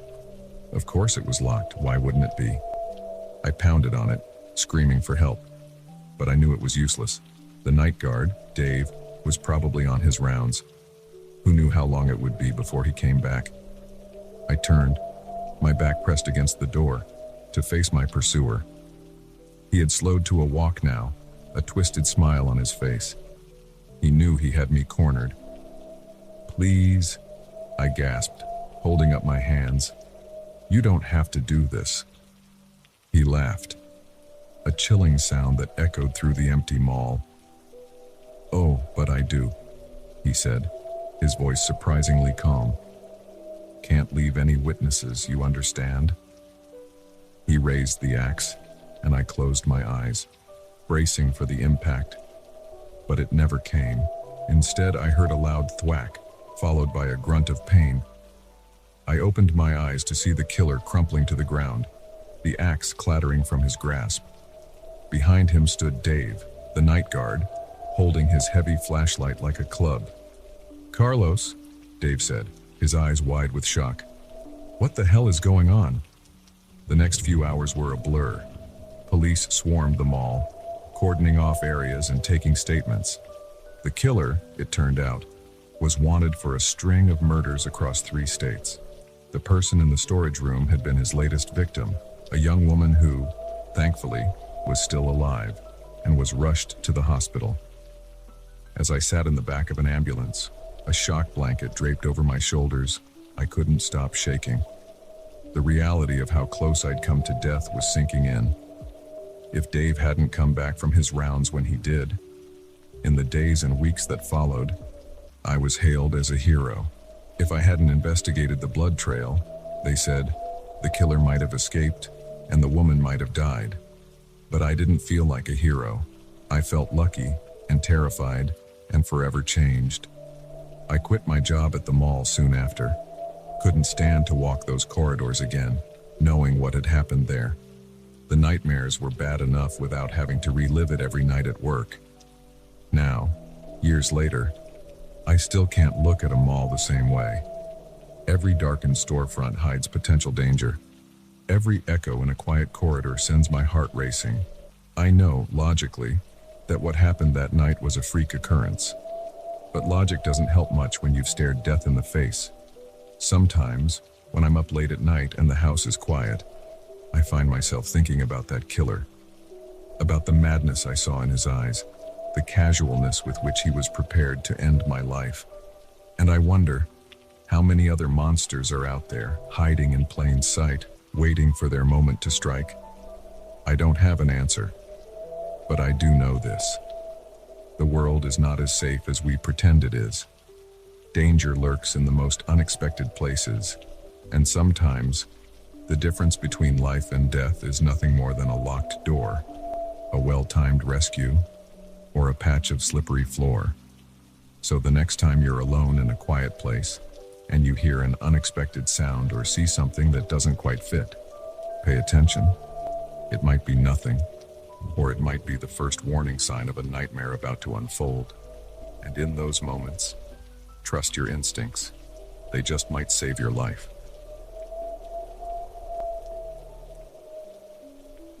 The first time I heard the scratching in the walls, I dismissed it as mice. By the third night, when the whispers started, I knew I'd rented a room in a house of horrors. But it wasn't until I found the hidden door that I realized just how deep the nightmare went. My name's Jamie, and I'm a grad student at the local university. When I found the ad for a cheap room in a beautiful old Victorian house, it seemed too good to be true. Turns out, it was. The house was gorgeous from the outside, all gingerbread trim and stained glass windows. The landlord, Mr. Vance, was a soft-spoken older man with kind eyes and a gentle smile. He showed me around, pointing out the original hardwood floors and intricate moldings. The room he offered was spacious and bright, with a bay window overlooking the garden. "It's perfect," I said, already imagining my books lining the built-in shelves. "When can I move in?" Mr. Vance's smile widened. "How about today?" I should have wondered why he was so eager to rent the room. Should have asked why the rent was so low for such a beautiful space. but I was too excited about my luck to question it. The first few days were great. I settled in, started my classes, and enjoyed the quiet of the old house. There were a few other tenants, a young couple on the second floor and an elderly woman in the attic apartment, but I rarely saw them. It was on the fourth night that things started to get weird. I was up late studying when I heard it, a soft scratching sound coming from inside the wall. I figured it was mice and made a mental note to tell Mr. Vance in the morning. But the next night, the scratching was louder, more insistent. And it wasn't just coming from one spot. It seemed to be moving through the walls, circling my room. I tried to ignore it, cranking up my music to drown it out. On the sixth night, the whisper started. At first, I thought it was just the wind or maybe the pipes settling. But as I lay in bed, straining to hear, I could make out words, fragments of sentences, too quiet to understand, but definitely human voices. I confronted Mr. Vance the next morning. "Is this house haunted?" I asked, feeling silly even as I said it. He looked at me with concern. "Haunted? No. This is a very old house, though. It makes all sorts of noises, nothing to worry about."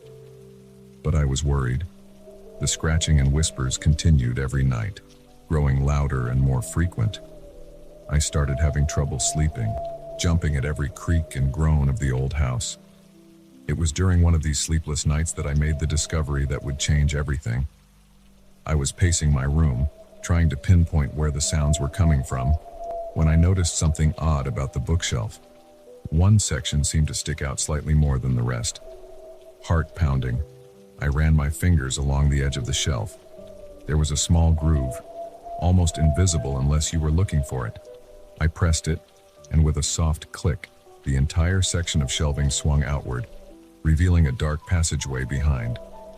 I stood there, frozen in shock, staring into the darkness. The whispers, which had been a constant background noise, suddenly stopped. The silence was deafening. Common sense told me to close the door, to call the police or at least Mr. Vance, but curiosity won out. I grabbed my phone for light and stepped into the passageway. The air was stale and musty, thick with the scent of age and decay. The passage was narrow, forcing me to turn sideways in some spots. It curved through the house, and I realized with growing unease that it ran behind all the walls, allowing someone to move unseen throughout the entire building. As I moved deeper into the hidden network of passages, the whispers started again. They were clearer now, more distinct. I could make out phrases. "She's here. Fresh blood. The master will be pleased." I wanted to run, to flee back to the safety of my room, but I was lost in the maze of passages, each turn looking the same as the last in the dim light of my phone. Then I saw it, a faint glow up ahead. I moved towards it, drawn despite my fear. The passage opened into a small room, lit by flickering candles. The walls were covered in strange symbols, and in the center stood an altar of some kind, stained dark with what I prayed wasn't blood. But it was what I saw next that made my blood run cold. Pinned to one wall were dozens of photographs, and I recognized the people in them, the other tenants, myself, all of us going about our daily lives, unaware we were being watched. I backed away, my heart pounding so hard I thought it might burst out of my chest. But as I turned to flee, I found my exit blocked. Mr. Vance stood there, but he wasn't the kindly old man I'd met. His eyes were dark, pupil-less voids, and his gentle smile had transformed into a rictus grin of sharply pointed teeth. "Welcome, Jamie," he said, his voice a rasping growl that bore no resemblance to his usual soft tones. "We've been waiting for you to join us." I didn't think. I just reacted. I shoved past him, using the element of surprise to my advantage. I ran blindly through the passages, no longer caring about the direction, just desperate to get away. I could hear them behind me, not just Mr. Vance, but others. The whispers had become shouts, echoing off the walls, inhuman shrieks and the sound of many feet pounding after me. Just when I thought my lungs would burst, I burst through an opening, tumbling out into my room. I'd somehow found my way back. Without hesitation, I slammed the hidden door shut and pushed the heavy dresser in front of it. I didn't stop to grab anything. I ran out of the room, down the stairs, and out of the house. I didn't stop running until I reached the campus police station, gasping and wild-eyed. They didn't believe me, of course. When they went to investigate, they found nothing. No hidden passages, no altar room, no evidence of anything unusual. Mr. Vance played the part of the concerned landlord perfectly, even suggesting that perhaps I'd had some sort of vivid nightmare. But I knew what I'd seen, what I'd heard. I moved out that same day, leaving most of my belongings behind. I couldn't bear to go back into that room, to face that bookshelf and the horrors that lay behind it. In the weeks that followed, I tried to find out more about the house and its history. I discovered that it had been built in the late 1800s by a man rumored to be involved in occult practices. Over the years, there had been numerous disappearances connected to the house, tenants who had simply vanished without a trace. I went to the police again, armed with this information, but they dismissed it as urban legends and coincidences. Without any concrete evidence, there was nothing they could do. So now, I'm left with nothing but my memories and my fears. I've moved to a new city, started a new program at a different university, but I can't shake the feeling that it's not over. Sometimes, late at night, I swear I can hear whispers in my walls, scratching sounds that have no source. And sometimes, out of the corner of my eye, I catch a glimpse of a familiar figure, an old man with kind eyes and a gentle smile that hides sharp teeth and darker appetites. I don't know if what I experienced was supernatural or just the work of a very sick, very human monster. But I do know this. Evil exists in this world, hiding behind pleasant facades and lurking in the secret spaces we never think to look. So the next time you're house hunting and you find a place that seems too good to be true, trust your instincts. Look closely at the walls, listen for the whispers in the night, because you never know what horrors might be hiding just on the other side of that perfect room. As for me, I'll never again ignore the sounds in the walls. I'll never dismiss strange noises as just the settling of an old house, because now I know the truth. Sometimes, the real monsters aren't hiding under the bed or in the closet. Sometimes, they're the ones handing you the keys to your new home, inviting you into a nightmare from which there might be no escape. The moment I realized the couple at the next table had vanished without a trace, I knew this wasn't going to be the relaxing cruise I'd hoped for. Little did I know, I was about to become entangled in a terrifying game of cat and mouse with a killer who walked among us, hiding in plain sight. My name's Alex, and I'd booked this Caribbean cruise as a much-needed break from my high-stress job in finance. 7 days of sun, sea, and relaxation. That's what the brochure promised. Instead, I got a nightmare that would haunt me for years to come. The first few days were everything I'd hoped for. I lounged by the pool, sipped cocktails at the bar, and enjoyed the nightly entertainment. It was on the third night that things took a sinister turn. I was having dinner in the main dining room, enjoying the prime rib and making small talk with the elderly couple at my table. That's when I noticed them, a young couple 2 tables over. They caught my eye because they seemed to be arguing, the woman gesturing angrily while the man looked around nervously. I didn't think much of it at the time. Couples fight, even on vacation. I finished my meal and headed to the casino for a nightcap. It was the next morning at breakfast when I realized something was off. The couple's table was empty, their chairs pushed in neatly as if they'd never been there. I scanned the room, thinking maybe they'd moved, but there was no sign of them. "Excuse me," I asked our waiter. "The couple that was sitting there last night, have you seen them?" The waiter looked confused. "I'm sorry, sir, but that table was empty last night.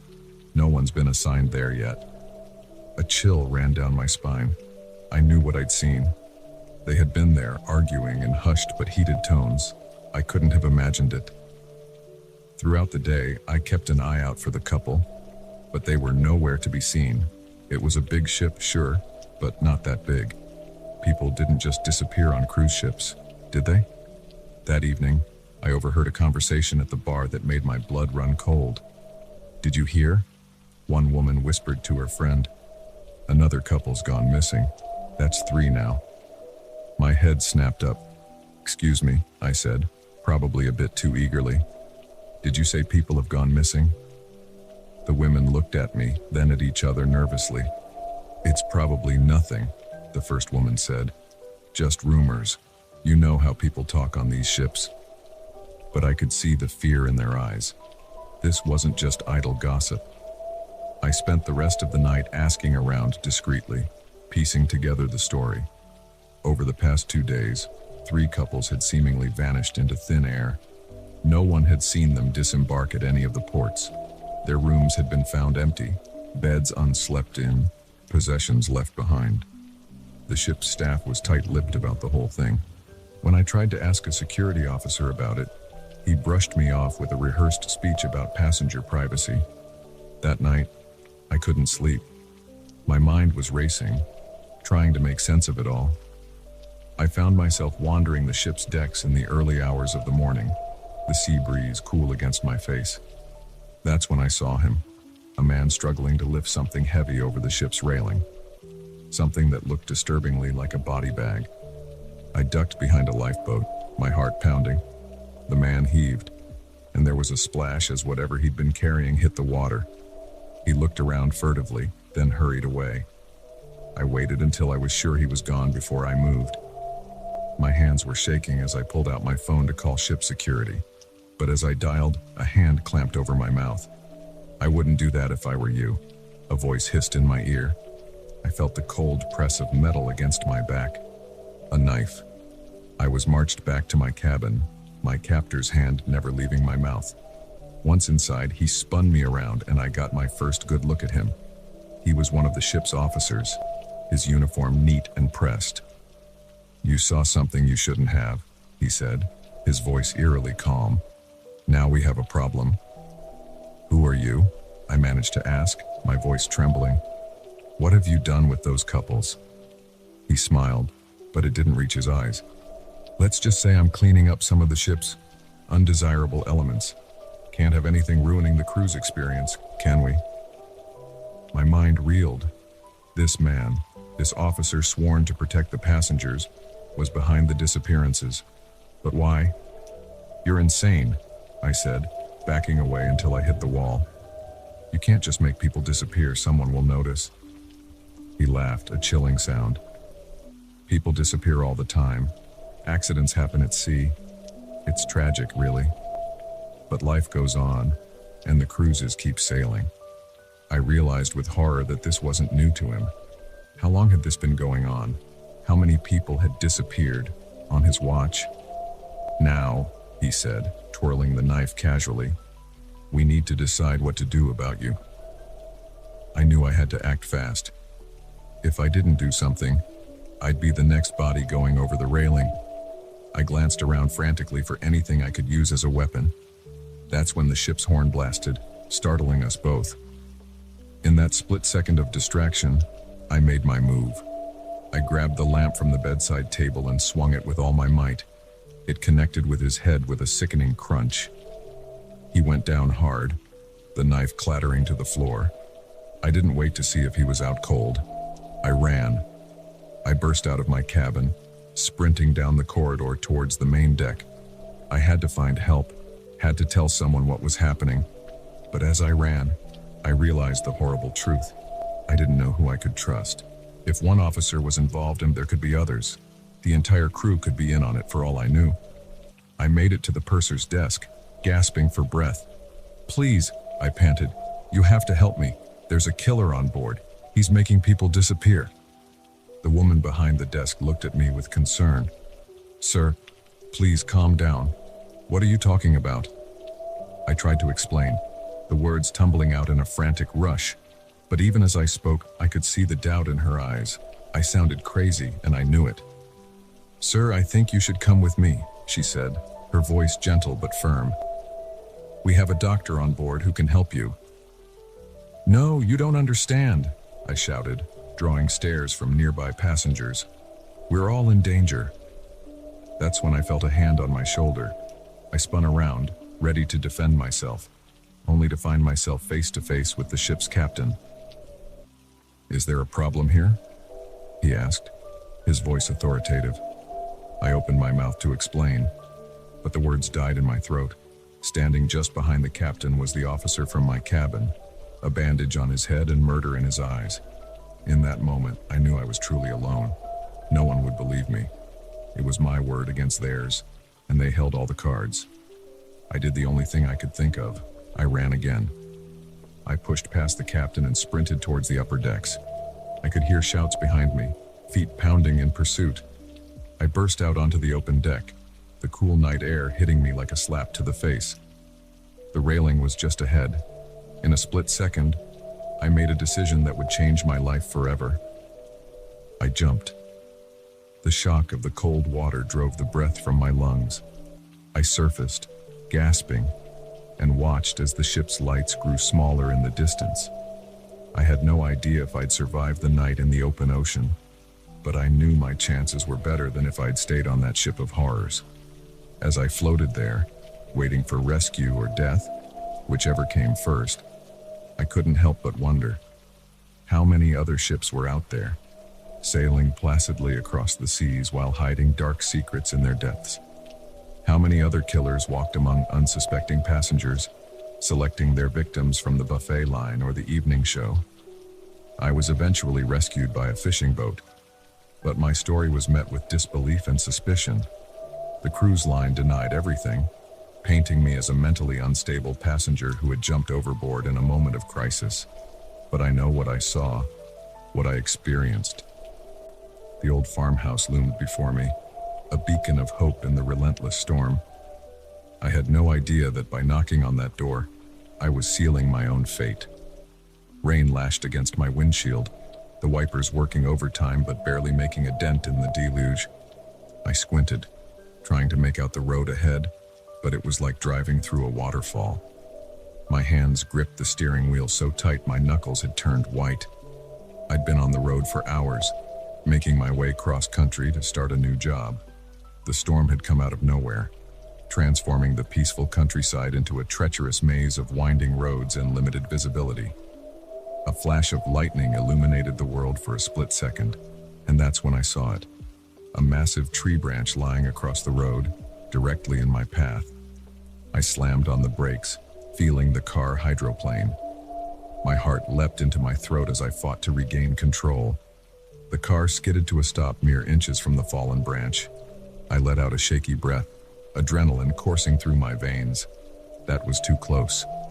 I put the car in reverse, intending to find another route, but the engine sputtered and died. No, I muttered, turning the key again and again. Nothing. Just the click of a dead battery. Panic started to set in. I was stranded in the middle of nowhere, in the worst storm I'd ever seen, with a dead car. I grabbed my phone, praying for a signal, but the screen just showed no service and in mocking letters. Another flash of lightning revealed a distant light through the trees. A house. It was my only hope. Grabbing my raincoat, I took a deep breath and stepped out into the downpour. The rain was cold and relentless, soaking through my clothes in seconds. I slogged through the mud, my shoes squelching with every step. The wind howled, whipping my hair across my face as I struggled towards the faint glow in the distance. After what felt like hours, but was probably only minutes, I reached a rustic wooden fence. Beyond it stood an old farmhouse, its windows glowing warmly against the stormy night. I nearly cried with relief. I hurried up the creaky porch steps and knocked on the door, hugging myself against the chill. Please be home. Please be home. The door creaked open, and I found myself face to face with an elderly woman. Her silver hair was pulled back in a neat bun, and she wore a floral apron over a simple dress. "Oh, you poor dear," she said, her eyes widening at my bedraggled appearance. Come in out of that awful rain." I stepped inside gratefully, immediately enveloped by warmth and the smell of freshly baked bread. "Thank you so much," I said, my teeth chattering. "My car broke down up the road, and I was hoping I could use your phone to call for help." "Of course, dear," the woman said, closing the door behind me. I'm Martha, and this is my husband, Tom. She gestured to an older man who had just entered the room, wiping his hands on a dish towel. Nice to meet you, Tom said, his voice gruff but not unkind. Nasty night to be out driving. I introduced myself and explained my situation. As I talked, Martha bustled around, bringing me a towel and insisting I sit by the fire to warm up. I'm afraid our phone lines are down because of the storm, Tom said apologetically, but you're welcome to stay here until morning. We can drive you into town then to get help for your car. I hesitated for a moment. Staying the night with strangers wasn't ideal, but what choice did I have? That's very kind of you, I said. I really appreciate it, Martha beamed. It's no trouble at all, dear. Now let's get you into some dry clothes. I'm sure I have something that will fit you. She led me upstairs to a small guest room, its walls covered in faded floral wallpaper.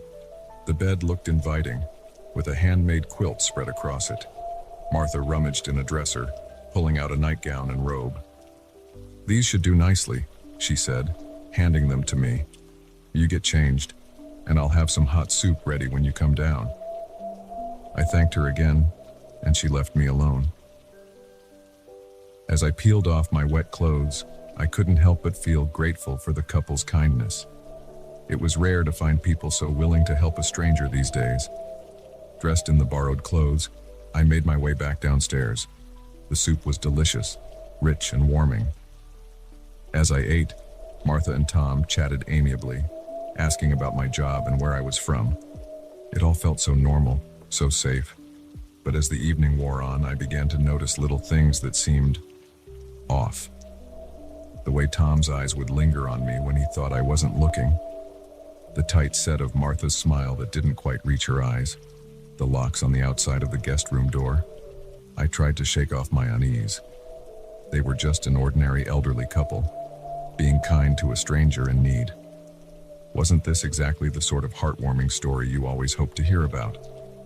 As I got ready for bed, I couldn't quite silence the voice in my head telling me something was wrong. I checked my phone again. Still no signal. I was cut off from the world, alone with two strangers in the middle of nowhere. Sleep didn't come easily. Every creak of the old house, every howl of wind outside made me jump.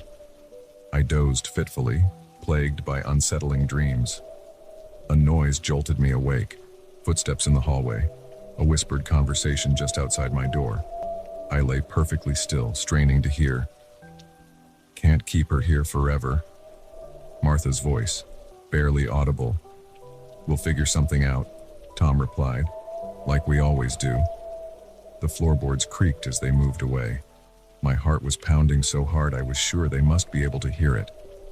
What were they talking about? What did they mean? Like we always do. I slipped out of bed, my bare feet silent on the wooden floor. I had to get out of here. Carefully, I tried the door handle. Locked. Of course it was locked. The realization hit me like a punch to the gut. I was trapped. Panic threatened to overwhelm me, but I forced it down. Think. There had to be a way out. The window. I pulled back the curtains and my heart sank. Bars. Solid iron bars across every window. This wasn't a quaint farmhouse. It was a prison. I searched the room frantically for anything I could use as a weapon, anything that might help me escape. There was nothing. The room had been carefully stripped of anything useful. A key turned in the lock. I froze, my breath catching in my throat. The door swung open, revealing Martha. Her kind, grandmotherly demeanor was gone, replaced by a cold, calculating look that chilled me to the bone. "Oh good, you're awake," she said, her voice unnaturally cheerful. "Tom's made breakfast. You must be hungry." I backed away from her, bumping into the dresser. "What do you want from me?" I demanded, trying to keep the fear out of my voice. Martha's smile widened, showing too many teeth. "Why, we want you to stay with us, dear. It gets so lonely out here, just the two of us. We need some young blood to liven things up." "You're insane," I said, my voice shaking. "Let me go, please." Now, she tutted, That's no way to talk to your new family. Come along now, breakfast is getting cold. She reached for me, and I reacted instinctively. I shoved her, hard.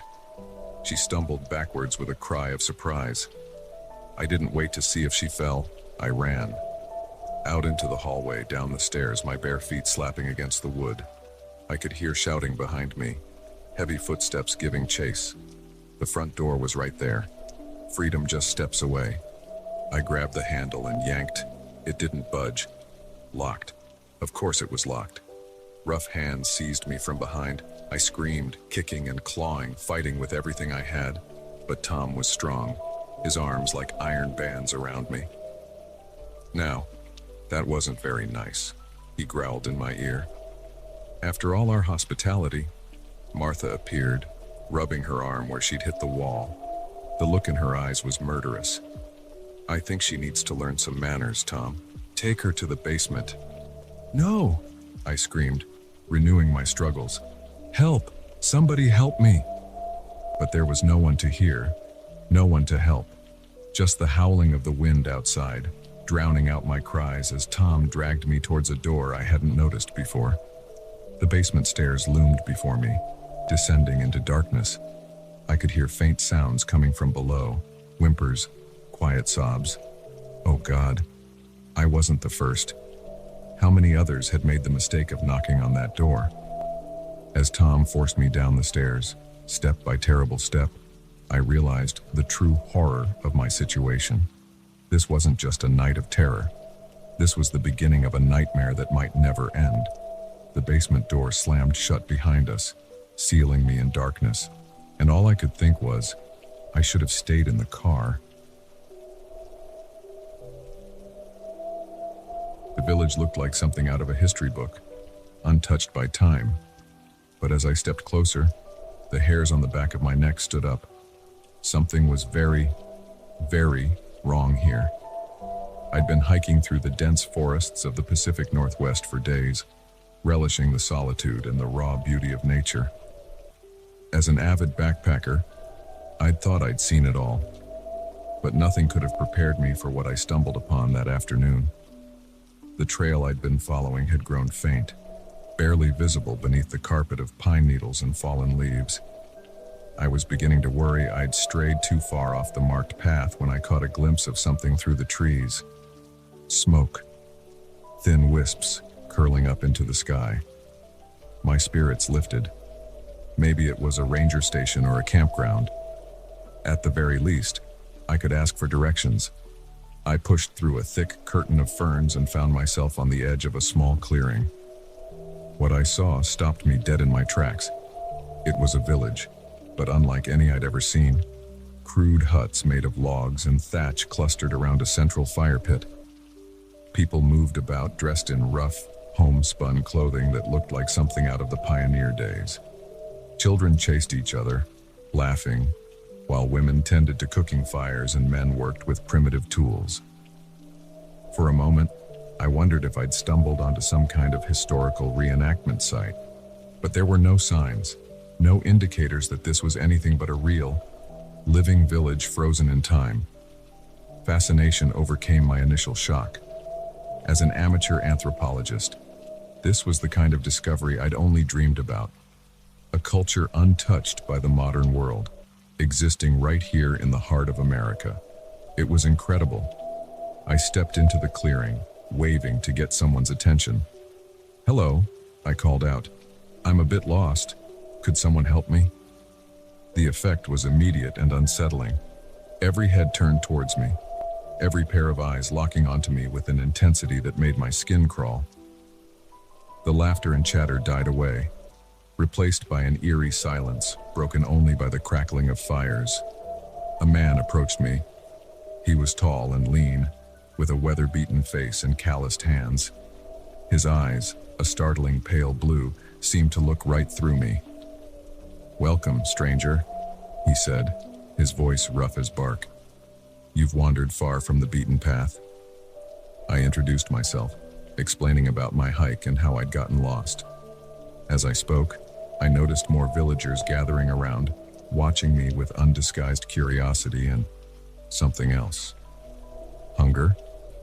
Anticipation? I couldn't quite put my finger on it, but it made me deeply uneasy. "You must be tired," the man said. He introduced himself as Ezra, the village elder. "Come, join us. Rest, eat. We'll talk about getting you back to your world in the morning." My world. The phrasing struck me as odd, but I was too exhausted and hungry to dwell on it. I followed Ezra to one of the larger huts, acutely aware of the eyes following my every move. Inside the hut, a group of villagers had gathered. They peppered me with questions about the outside world, their eyes wide with wonder as I described things like smartphones and airplanes. It was like talking to time travelers. As night fell, they served dinner, a hearty stew that filled my belly and made my eyelids heavy. Ezra showed me to a small hut where I could sleep, assuring me we'd figure out how to get me home in the morning. I should have been elated at my incredible discovery. Instead, as I lay on the rough pallet, I couldn't shake a growing sense of dread. Something about this place, about these people, felt wrong. The way they looked at me, the odd phrases they used, the fact that such a place could exist unknown in this day and age. None of it added up. Sleep came fitfully, filled with unsettling dreams of dark forests and watching eyes. I woke with a start in the pre-dawn gloom, my heart racing. Something had woken me. A sound. A presence. I wasn't alone. A figure stood in the doorway of the hut, silhouetted against the faint light outside. I recognized her as one of the younger women from the village. Barely more than a girl, really. "You need to leave," she whispered urgently. "Now, while everyone's still asleep." I sat up, fully awake now. "What? Why?" She glanced nervously over her shoulder before continuing. "This place, it's not what you think. We're not what you think. You have to go before it's too late." A chill ran down my spine. "What do you mean? What is this place?" "There's no time to explain," she hissed. "Just go. Head east, towards the rising sun. Don't stop. Don't look back. If you hear anyone calling your name, ignore it. Run." Before I could ask anything more, she was gone, melting into the shadows like a ghost. My mind was reeling, but instinct told me to listen to her warning. I grabbed my backpack and slipped out of the hut. The village was quiet. The fires burned down to embers. It would have seemed peaceful if not for the palpable sense of menace in the air. I made it to the edge of the clearing before I heard it. A low, keening wail that made my blood run cold. It was joined by another, then another, a chorus of inhuman voices rising in the pre-dawn darkness. They knew I was gone. I ran. Branches whipped at my face as I crashed through the underbrush, my breath coming in ragged gasps. I could hear them behind me, their cries growing closer. Whatever they were, they moved through the forest with inhuman speed and grace. The first rays of sunlight were just beginning to filter through the trees when I burst out of the forest and onto a rocky slope. I scrambled up, loose stones sliding under my feet. If I could just make it to the top, maybe I could see a way out, a road, anything. I was halfway up when a hand closed around my ankle. I kicked frantically, connecting with something solid. There was a grunt of pain, and the grip loosened. I clawed my way up the last few feet and pulled myself over the top. What I saw stole the breath from my lungs. Spread out below me was a vast valley, and nestled in its heart was a city. A modern city with roads and buildings and the distant sound of traffic. It had been there all along, just on the other side of the mountain. I wanted to laugh with relief, but the sound died in my throat as I turned and saw my pursuers cresting the ridge. They looked like the villagers I'd met, but wrong. Their skin was pale as milk, their eyes too large, their mouths filled with sharp teeth. They moved with a fluidity that was almost beautiful, if it wasn't so terrifying. Ezra was at their head, his kindly demeanor gone. Now he looked ancient and terrible, his eyes blazing with an unholy light. Did you think you could just leave? He snarled. On that we'd let you go back to your world and destroy everything we've built here. What are you? I managed to choke out. His laugh was like stones grinding together. We are the old ones, the forgotten ones. We've lived in these woods since before your kind learned to build cities and worship false gods. We keep to ourselves mostly, but sometimes, his eyes raked over me hungrily. Sometimes we need new blood. They were closing in, forming a half circle around me. I backed up until I felt the edge of the cliff at my heels. Rocks skittered down the steep slope, disappearing into the forest below. You have two choices, Ezra said, his voice almost gentle now. Come back with us. Join us. Become one of us. Or... He glanced meaningfully at the cliff behind me. Time seemed to slow down. I looked from the monsters in front of me to the long drop behind me, then to the city in the valley below. So close, and yet impossibly far. I closed my eyes, took a deep breath, and made my choice. I jumped. The wind rushed past me as I fell, the world spinning crazily. I caught glimpses of the sky, the trees, the unforgiving ground rushing up to meet me. Above, I heard howls of rage and frustration. I'd like to say I had some profound realization in those last moments, that my life flashed before my eyes, but all I could think was, this is going to hurt. I crashed through the canopy of trees, branches snapping and clawing at me as I fell. And then, suddenly, I wasn't falling anymore. I opened my eyes, certain I must be dead. But the pain flooding every inch of my body told me otherwise. Somehow, miraculously, I'd survived. I lay there for a long time, afraid to move, afraid that if I did, I'd discover some horrific injury. But eventually, I managed to sit up. Nothing seemed to be broken, though I was covered in cuts and bruises. I looked up at the cliff I jumped from. It was high, but not as high as it had seemed in the moment. A combination of luck, tree branches, and soft underbrush had saved my life. There was no sign of Ezra or the other creatures. Maybe they couldn't leave their territory. Maybe they thought the fall had killed me. Whatever the reason, I wasn't going to wait around to find out. Every movement was agony, but I forced myself to my feet and started walking east, towards the city, towards safety. It took hours, but finally, I stumbled out onto a road. A passing motorist took one look at my battered and wild-eyed appearance and called an ambulance. In the hospital, I told the police a sanitized version of events, that I'd gotten lost while hiking and fallen down a cliff. They nodded sympathetically, clearly thinking I was just another unprepared tourist who'd underestimated the wilderness. I never told anyone the full story. Who would believe me? Sometimes I wonder if I imagined it all, if the isolation and the fall had caused some kind of hallucination. But on quiet nights, when the wind whispers through the trees, I remember the village frozen in time, the creatures with two sharp teeth, and the terrible choice I had to make. And I know that somewhere out there in the deep, dark woods, they're still waiting, watching, hungry for new blood.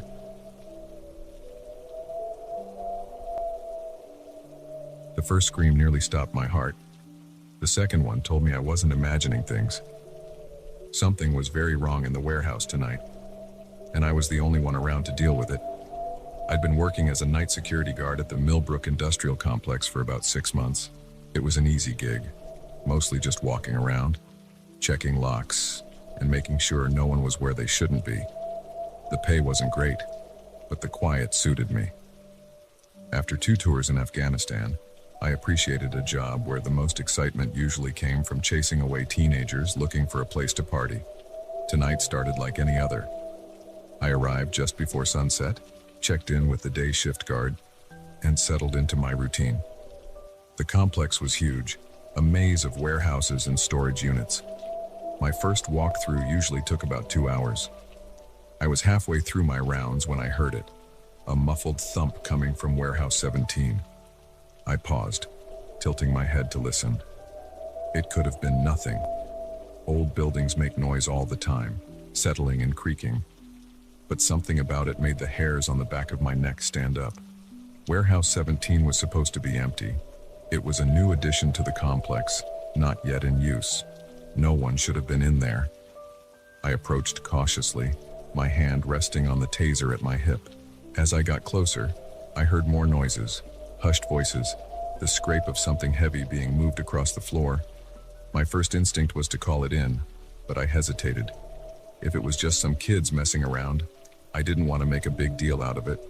Besides, my radio had been acting up lately, cutting out at random. I decided to take a closer look before raising the alarm. The side door to the warehouse was ajar, a sliver of light spilling out into the darkness. I eased it open, wincing at the slight creak of the hinges. The voices inside fell silent. I slipped inside, keeping close to the wall. The warehouse was dimly lit, most of the overhead lights off. Stacks of crates and pallets created a labyrinth of shadows. The air was thick with the smell of dust and machine oil. I moved deeper into the warehouse, my eyes straining to adjust to the gloom. That's when I saw them, 3 men, gathered around a stack of crates. They were dressed in dark clothes, their faces obscured by ski masks. One of them was holding a crowbar. My heart rate spiked. This wasn't a bunch of kids looking for thrills. These were professionals. I should have backed out right then, called the police. But curiosity got the better of me. What were they after? What was in those crates that was worth the risk of breaking in? I crept closer, using the stacks of pallets as cover. The men were talking in low voices, but I could catch snatches of their conversation. Sure this is the right shipment? Positive. Boss says it's worth millions. Let's just get it and get out of here. This place gives me the creeps. One of them pried open a crate, and I caught a glimpse of what was inside. My breath caught in my throat. Guns. High-end military-grade weapons that definitely shouldn't have been there. I'd stumbled onto something big. Too big for me to handle alone. I needed to get out, to call for backup. I started to back away, my mind racing, and then my radio crackled to life. Base to Johnson, come in. Everything okay out there? The warehouse fell silent. I froze, my heart pounding so loud I was sure they could hear it. Then one of the men spoke, his voice hard and cold. Find them. I ran. There was no point in stealth now. I sprinted for the exit, hearing shouts and the pounding of feet behind me. I burst out of the warehouse into the cool night air, not daring to look back. I knew the complex better than they did. I weaved between buildings, doubling back and taking random turns, trying to lose them. But they were persistent, and I could hear them spreading out, trying to cut me off. I ducked into another warehouse, this one filled with old machinery. I crouched behind a rusted conveyor belt, trying to catch my breath and think. I needed to get to a phone, to call for help. But my cell was in the guard shack on the other side of the complex, and these guys were between me and it. A sound made me freeze. Footsteps, slow and deliberate, entering the warehouse. I held my breath, pressing myself against the cold metal of the conveyor belt. We know you're in here, Rent-A-Cop, a voice called out. Come out now and we won't hurt you, much. I didn't believe that for a second. These guys weren't leaving any witnesses. The footsteps drew closer. I looked around desperately for a weapon, anything I could use to defend myself. My eyes fell on a piece of pipe lying nearby. It wasn't much, but it was better than nothing. I gripped the pipe tightly, my palms sweaty. The footsteps were right on the other side of the conveyor belt now. I could hear the man's breathing, see the beam of his flashlight sweeping back and forth. He rounded the corner and I swung. The pipe connected with a satisfying thunk, and the man went down hard. I didn't wait to see if he was getting up. I ran, out of the warehouse, into the maze of alleys between buildings. I could hear shouts in the distance. They knew I'd taken one of them out. They'd be even more determined now. I needed a plan. I couldn't keep running forever. Eventually, they'd corner me, or I'd make a mistake. I needed to turn the tables somehow. An idea started to form. It was risky, maybe even crazy, but it was the best shot I had. I made my way to Warehouse 12. It was where they stored cleaning supplies and maintenance equipment. More importantly, it had a control panel for the complex's sprinkler system. I slipped inside, my eyes quickly adjusting to the dimness. The control panel was on the far wall. I hurried over to it, my fingers flying over the switches.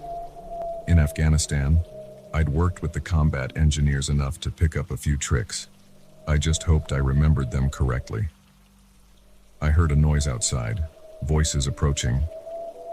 Time was up. I flipped the last switch and ran for cover. The sprinklers came on with a hiss, water raining down throughout the complex. But it wasn't just water. I'd rerouted the system to pull from the tanks of industrial cleaner stored in the warehouse. The whole place was being doused in a cocktail of harsh chemicals. Shouts of surprise and anger erupted outside. I allowed myself a grim smile. Let's see how well they could search with burning eyes and slippery footing. I used the confusion to make my way towards the guard shack. The whole complex was in chaos now. Alarms were blaring, lights flashing. The chemical-laced water made everything slick and dangerous. I was almost there when a figure loomed out of the mist.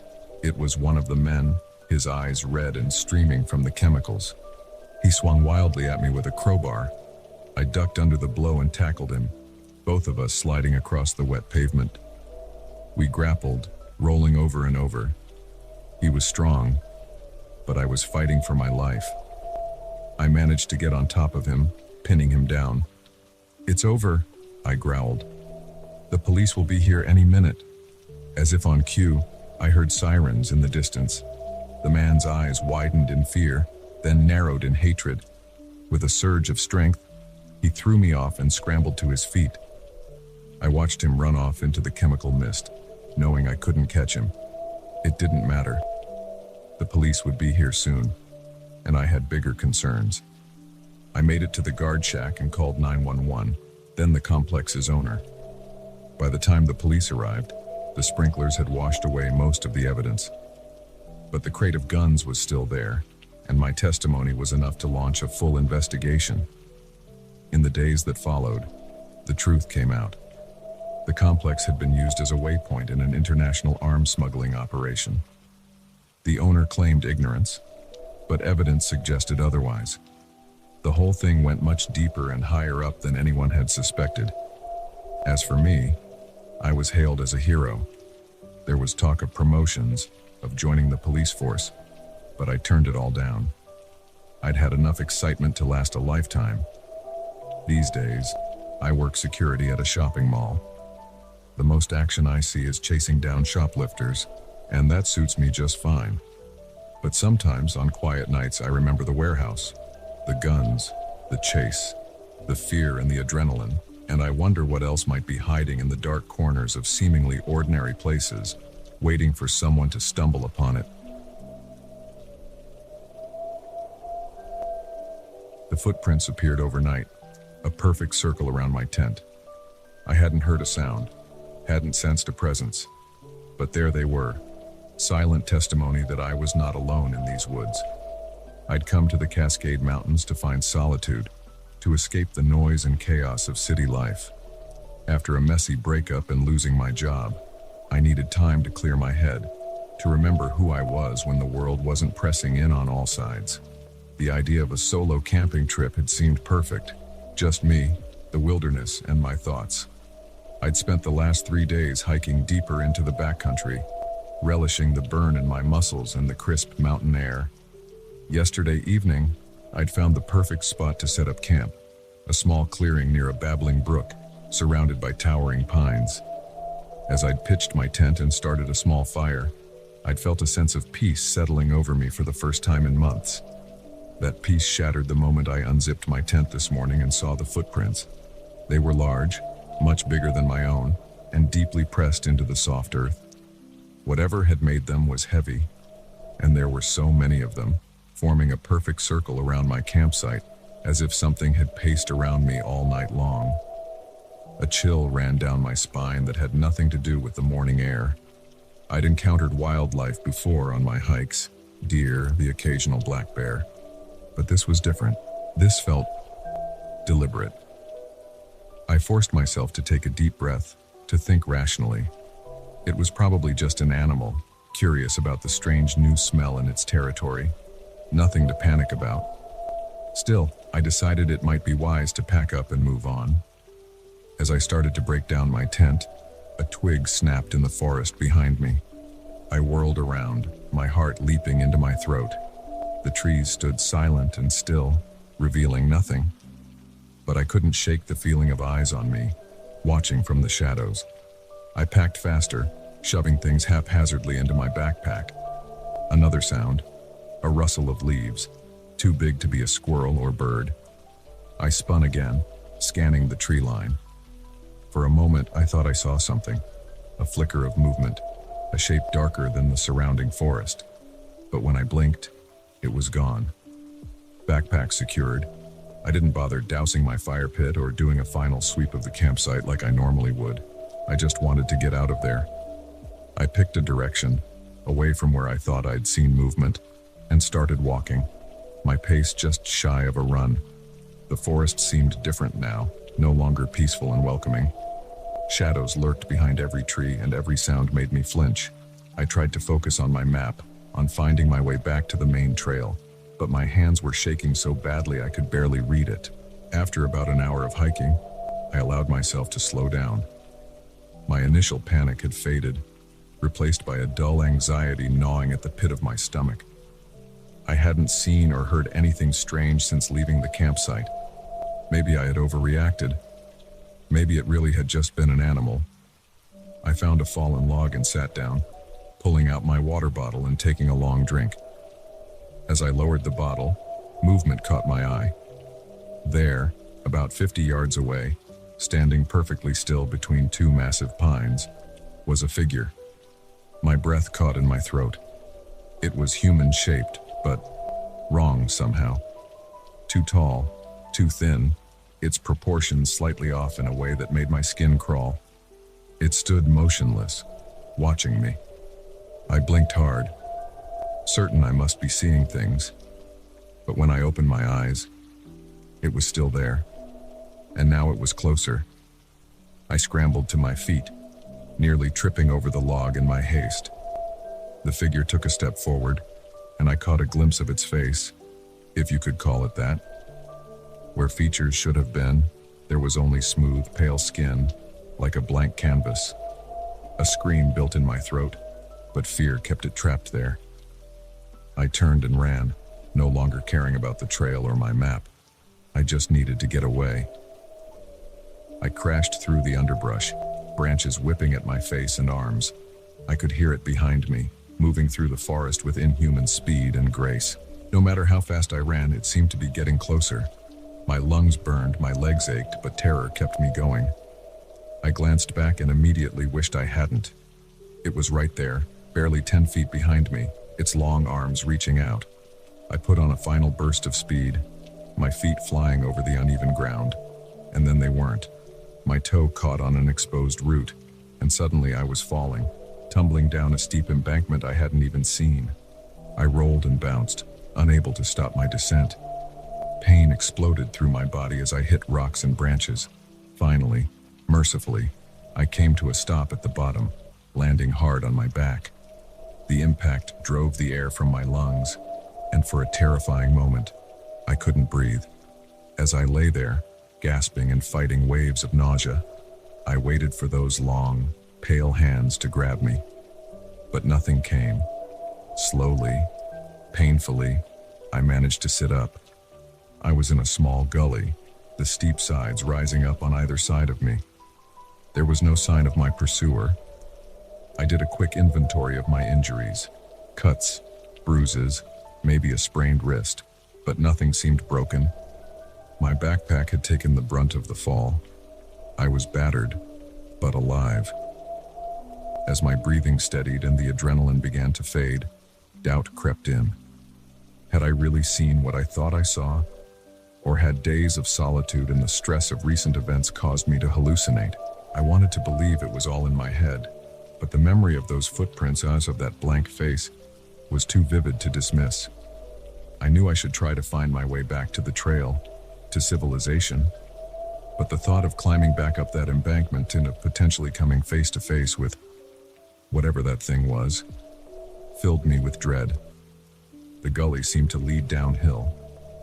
Water always flows to bigger water, I reasoned. If I followed it, I might find a river, which could lead me out of the forest. It wasn't a great plan, but it was all I had. I started walking, wincing with every step. The gully was narrow and rocky, forcing me to watch my footing carefully. The forest pressed in close on either side, the trees seeming to lean over the edges, blocking out most of the sunlight. As I walked, I tried to make sense of what had happened. What was that thing?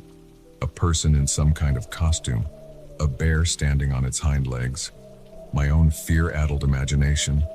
None of the explanations quite fit, but I clung to them anyway. The alternative, that there was something in these woods that defied explanation, was too terrifying to contemplate. The day wore on, and the gully showed no signs of widening or leading to a river. My water was running low, and the granola bars in my pack weren't enough to quell the hunger gnawing at my stomach. Worse, I was starting to hear things. Whispers on the wind, footsteps just out of sight. Every time I whirled to look, there was nothing there, but the feeling of being watched, of being hunted, never left. As the light began to fade, panic set in. I couldn't be out here at night. I couldn't face the darkness knowing that thing might be lurking in it. I started to jog, ignoring the protests of my battered body. Just when I was about to give up hope, to curl up in a ball and wait for whatever fate had in store for me, I saw it, a break in the trees ahead. I pushed myself harder, hope giving me a final burst of energy. I burst out of the gully and found myself on the edge of a small town. Lights glowed warmly in windows, and I could hear the distant sound of traffic. I had never been so happy to see signs of civilization in my life. I stumbled into town, aware of the strange looks I was getting from passers-by. I must have been quite a sight, dirty, bleeding, wild-eyed with fear and exhaustion. I made my way to the local sheriff's office, collapsing into a chair in the lobby. The deputy on duty was kind, if a bit skeptical of my story. He took my statement, called in a search party to look for other hikers who might be in trouble, and arranged for me to stay at a local motel for the night. As I lay in the motel bed that night, every light in the room blazing, I tried to convince myself that it was over. I was safe now, back in the world of streetlights and cell phones and other people. Whatever I had encountered in the woods, real or imagined, couldn't reach me here. But every time I closed my eyes, I saw that blank face, and in the quiet moments between the sounds of passing cars and the hum of the air conditioner, I could swear I heard whispers. I didn't sleep that night, or the next. Even after I returned home, even after weeks had passed, I found myself jumping at shadows, always looking over my shoulder, because deep down, I knew the truth. You can leave the forest, but the forest doesn't leave you. And somewhere out there in the deep, dark woods, something is waiting, watching, and someday, it might just come looking for me again.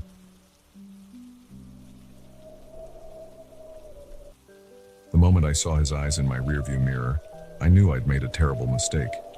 But by then, it was too late. The stranger was in my car, and we were hurtling down a lonely highway into the darkest night of my life. It had started as a normal day. I was driving back from a business trip, a 6-hour journey I'd made dozens of times before. The rain had been relentless since I left the city, pounding against my windshield in sheets. I was tired, the kind of bone-deep exhaustion that makes your eyes burn and your thoughts fuzzy. I just passed a sign indicating the next town was 50 miles away when I saw him. A lone figure on the side of the road, thumb out, drenched to the skin. In the brief illumination of my headlights, I caught a glimpse of a worn backpack and a face that looked as weary as I felt. I'd never picked up a hitchhiker before. It went against everything I'd been taught about safety. But something about the miserable scene made me slow down. Maybe it was fatigue clouding my judgment, or maybe it was a misguided attempt at karma. Whatever the reason, I found myself pulling over. The man jogged to my passenger side and I leaned over to open the door. "Where you headed?" I asked, having to raise my voice over the drumming of the rain. "Just up the road a ways," he said, climbing in. "Appreciate the ride, mister. Weather's something awful tonight." As he settled in, I got my first good look at him. He was younger than I'd initially thought, probably in his late 20s. His clothes were soaked through, his hair plastered to his forehead. But it was his eyes that caught my attention, pale blue and intensely alert, a stark contrast to his bedraggled appearance. "I'm Jake," I said, pulling back onto the highway. "There's a town about 50 miles up, that far enough." He nodded, a slight smile playing at the corners of his mouth. "That'll do just fine, Jake. Name's Ray." We drove in silence for a while, the rhythmic swish of the wipers and the hum of the engine, the only sounds. I snuck glances at Ray out of the corner of my eye. He sat perfectly still, staring straight ahead, that faint smile never leaving his lips. "So," I said, trying to break the awkward silence, "what brings you out here in this weather?" Ray turned to look at me, and I felt a chill run down my spine. There was something in his gaze that hadn't been there before, a coldness that made me instinctively tighten my grip on the steering wheel. "Oh, you know," he said, his voice low and even. "Just trying to get where I need to go." I nodded, unsure how to respond. The silence that followed was heavy, oppressive. I reached to turn on the radio, desperate for some noise to fill the car. Ray's hand shot out, grabbing my wrist. His grip was like iron. "I wouldn't do that if I were you, Jake," he said softly. "We need to have a little chat, you and I." My heart began to race. I tried to pull my hand away, but his grip only tightened. "What are you doing?" I asked, my voice cracking. "Let go of me." "Keep driving," Ray said, his tone leaving no room for argument, "and listen very carefully." I did as he said, my mind whirling. How had I gotten myself into this situation? What did he want? "You're probably wondering why I'm doing this," Ray said, as if reading my thoughts. "The truth is, Jake, you're not the first person to pick me up tonight, but you might be the last." A cold sweat broke out on my forehead. "What do you mean?" I asked, though I wasn't sure I wanted to know the answer. Ray's grip on my wrist loosened slightly, but I didn't dare move. "I've been walking this road for a long time, Jake, longer than you can imagine. And I've learned that people like you, kind people, good Samaritans, you're all the same deep down." He leaned in closer, and I could feel his breath on my ear. "You all think you're doing a good deed, don't you? Helping out a stranger in need. But the truth is, you do it because it makes you feel good about yourself. It lets you pat yourself on the back and say, 'Look at me, I'm such a nice person.'" I wanted to protest, to defend myself, but fear kept me silent. "But I wonder," Ray continued, "how nice you'd be if you knew the truth. If you knew what I've done to the others who picked me up." My blood ran cold. Others. What had he done? "Take the next right," Ray instructed, pointing to a narrow dirt road I hadn't even noticed. I hesitated, my foot hovering over the brake pedal. This was my chance. I could stop the car, try to overpower him, make a run for it. As if sensing my thoughts, Ray pressed something hard and metallic against my ribs. "I wouldn't if I were you, Jake. This gun has already seen plenty of action tonight. Don't make me use it again." My hopes of escape crumbled. With shaking hands, I turned onto the dirt road. The trees closed in around us, branches scraping against the sides of the car. The headlights barely penetrated the darkness ahead. "You know what I've noticed, Jake?" Ray said conversationally, as if we were old friends out for a drive. "Most people, when they realize they're in danger, they beg. They plead for their lives, make promises, offer money. But not you. You're different." I swallowed hard, trying to keep my voice steady. "What do you want from me?" Ray chuckled, a sound devoid of any real humor. What do I want? That's a good question, Jake. A very good question indeed. We drove in silence for what felt like hours but was probably only minutes. The road got rougher, the car bouncing and jolting over ruts and rocks. Finally, we came to a clearing. Ray told me to stop the car. Turn off the engine, he instructed, but leave the headlights on. I did as he said, my hands shaking so badly I could barely manage the key. The sudden silence was deafening, broken only by the continued patter of rain on the roof. Get out, Ray said, slowly. I opened the door and stepped out into the rain. It was cold, soaking through my shirt in seconds. Ray followed, keeping the gun trained on me. Walk to the front of the car, he said. As I moved, the headlights illuminated something that made my stomach lurch. A hole, a large, rectangular hole dug into the muddy earth. A grave. You've probably figured it out by now, Ray said, coming to stand beside me. This is where your journey ends, Jake. I stared at the hole, my mind struggling to process what was happening. This couldn't be real. Any moment now, I'd wake up in my own bed. This nightmare nothing but a fading memory. But the cold rain on my skin, the mud squelching under my feet, the hard press of the gun against my back, it was all too real. Why? I managed to croak out. Why are you doing this? Ray was quiet for a long moment. When he spoke, his voice was softer, almost sad. Because someone has to, Jake. Someone has to show the world that kindness is a lie, that every good deed has a price. He pushed me forward, towards the edge of the hole. I could feel my legs trembling, threatening to give out. Any last words?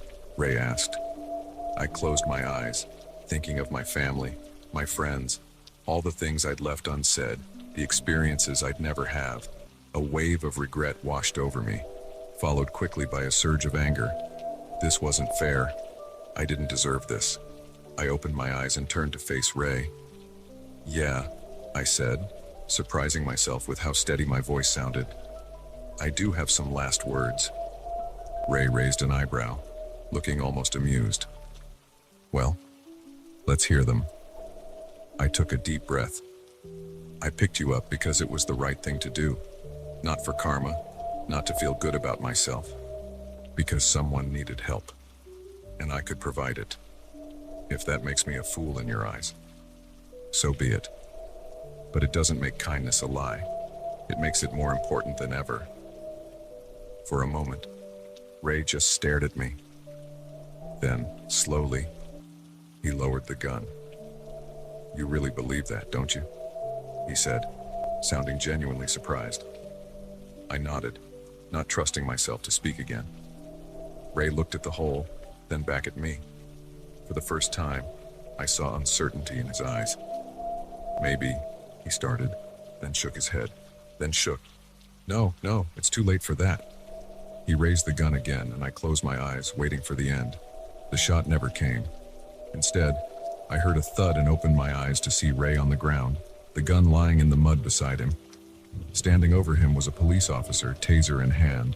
More police cars pulled into the clearing, their lights cutting through the darkness. As they handcuffed Ray and led him away, one of the officers approached me.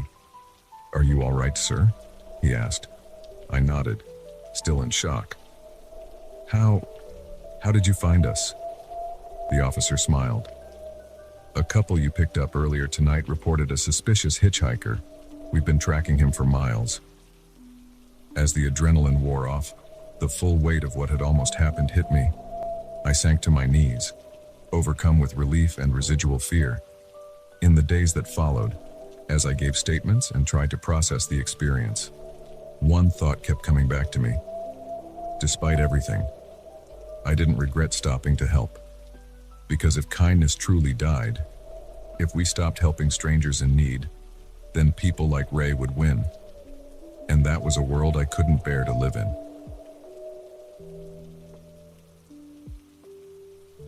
The first bullet shattered the window, spraying glass across the cabin floor. The second one missed my head by inches. that moment, I realized our family vacation had just become a fight for survival. It was supposed to be a perfect getaway. My wife, Sarah, and our two kids, Emily, 12, and Max, 8, had been looking forward to this trip for months. A week in a cozy cabin nestled in the mountains, far from the chaos of the city and the demands of our busy lives. No phones, no internet, just quality family time surrounded by nature. The first few days were everything we'd hoped for. We hiked through lush forests, roasted marshmallows over a crackling fire, and spent evenings playing board games by lamplight. It was idyllic, peaceful in a way our lives rarely were. On the fourth night, everything changed. We just finished dinner and were cleaning up when we heard the sound of a car approaching. This was odd. Our cabin was miles from the main road, and we hadn't seen another soul since we arrived. Sarah and I exchanged a look of concern. "Kids, go to your room," I said, trying to keep my voice calm.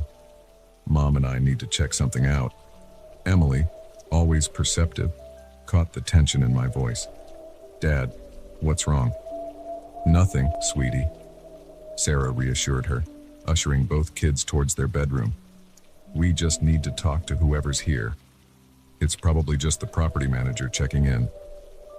As soon as the kids were out of sight, I moved to the window, peering out into the gathering dusk. A battered pickup truck had pulled up in front of the cabin, its headlights cutting through the twilight. 3 men got out, all carrying weapons. My heart rate spiked. These weren't property managers or lost tourists. The way they moved, the furtive glances they cast around, these men were trouble. "Sarah," I whispered urgently, "get the kids. We need to hide." She nodded, her face pale but determined. As she slipped away to get Emily and Max, I quickly turned off all the lights in the main room. Maybe if they thought the cabin was empty, they'd leave us alone. It was a futile hope. The men approached the cabin, their voices low but carrying in the still mountain air. "This is the place," one of them said. "Has to be. Middle of nowhere. No neighbors for miles. Perfect spot to lay low for a while." Another agreed. "Let's just hope it's empty." I retreated from the window, my mind racing. Who were these men? What were they running from? And more importantly, how are we going to get out of this? Sarah returned with the kids, both looking scared and confused. I put a finger to my lips, signaling for silence, and pointed towards the back of the cabin. There was a small storage space there, barely big enough for all of us, but it was our best chance at hiding. We had just closed the hidden door behind us when we heard the sound of breaking glass. They were in, huddled in the darkness. I held Sarah's hand tightly. Emily had her arms wrapped around Max, who was trembling but staying remarkably quiet. We could hear the men moving through the cabin, opening doors, rifling through our belongings. "Looks like someone's staying here," one of them called out. "Clothes, food. But where are they?" My blood ran cold. They knew we were here somewhere. It was only a matter of time before they found us. "Search every inch," another voice commanded. "They can't have gone far. And remember, we can't leave any witnesses." Sarah stifled a gasp, and I squeezed her hand harder. The gravity of our situation was sinking in. These men weren't just looking for a place to hide. They were willing to kill to keep their location secret. The sound of footsteps grew closer. A floorboard creaked just outside our hiding spot. We held our breath, every muscle tense, waiting for the moment of discovery. Then, miraculously, the footsteps moved away. They hadn't found the hidden door. For hours, we remained frozen in that tiny space, listening to the men make themselves at home in our cabin. They drank our beer, ate our food, and discussed their plans in low voices. From what we could gather, they had robbed a bank in a nearby town and were waiting for things to cool down before making their escape. As night deepened, the men settled into sleep. This was our chance. If we could somehow get past them and to our car, we might be able to escape. I leaned close to Sarah's ear, my voice barely a whisper. I'm going to create a distraction. When I do, take the kids and run for the car. Don't wait for me." She shook her head vehemently, but I cupped her face in my hands. "Please, Sarah, it's the only way." Tears glistened in her eyes, but she nodded. I kissed her softly, then hugged both kids. "Remember what we practiced in our fire drills?" I whispered to them. "Stay low, move fast, and don't look back, okay?" They nodded, their eyes wide with fear, but trusting. Taking a deep breath, I eased open the hidden door. The main room was dark, illuminated only by moonlight filtering through the windows. I could make out the shapes of two men sleeping on the couches. The third must be in one of the bedrooms. I crept towards the kitchen, my heart pounding so loud I was sure it would wake them. Reaching the counter, I grabbed a heavy cast-iron pan. This was it. No turning back now. With all my strength, I hurled the pan through the front window. The crash was deafening in the quiet night. Instantly, the men were awake, shouting in confusion. "Now!" I yelled, grabbing a chair and swinging it at the nearest man as he stumbled to his feet. From the corner of my eye, I saw Sarah and the kids make a dash for the door. The man I'd hit was down, but the other was reaching for his gun. I tackled him, both of us crashing to the floor. We grappled desperately, each fighting for control. He was stronger than me, but I was fueled by the need to protect my family. I managed to land a solid punch, stunning him momentarily. That's when I heard the first gunshot. My blood turned to ice. Had they shot Sarah? The kids? I redoubled my efforts, clawing and punching with everything I had. Suddenly, hands grabbed me from behind, yanking me off the other man. It was the third guy, the one who had been in the bedroom. He slammed me against the wall, knocking the wind out of me. "You shouldn't have done that," he snarled, pressing his forearm against my throat. I struggled to breathe, spots dancing in my vision. This was it. I had failed. My family. The roar of an engine cut through the night, followed by the screech of tires on gravel. Despite the man choking me, I felt a surge of hope. They had made it to the car. The man pinning me cursed, releasing his hold slightly as he turned towards the sound. It was all the opening I needed. I brought my knee up hard, catching him in the groin. As he doubled over, I shoved past him and ran for the door. Outside, I saw our car fishtailing down the dirt road. Sarah at the wheel. The two men who could still stand were firing after it. But in the darkness, their shots went wide. I sprinted towards the tree line, hoping the darkness would conceal me. Behind me, I heard shouts and more gunfire. A bullet whizzed past my ear, so close I felt the displacement of air. I ran like I'd never run before, branches whipping at my face, roots threatening to trip me with every step. But I didn't slow down. I couldn't. I had to get away, had to find a way back to my family.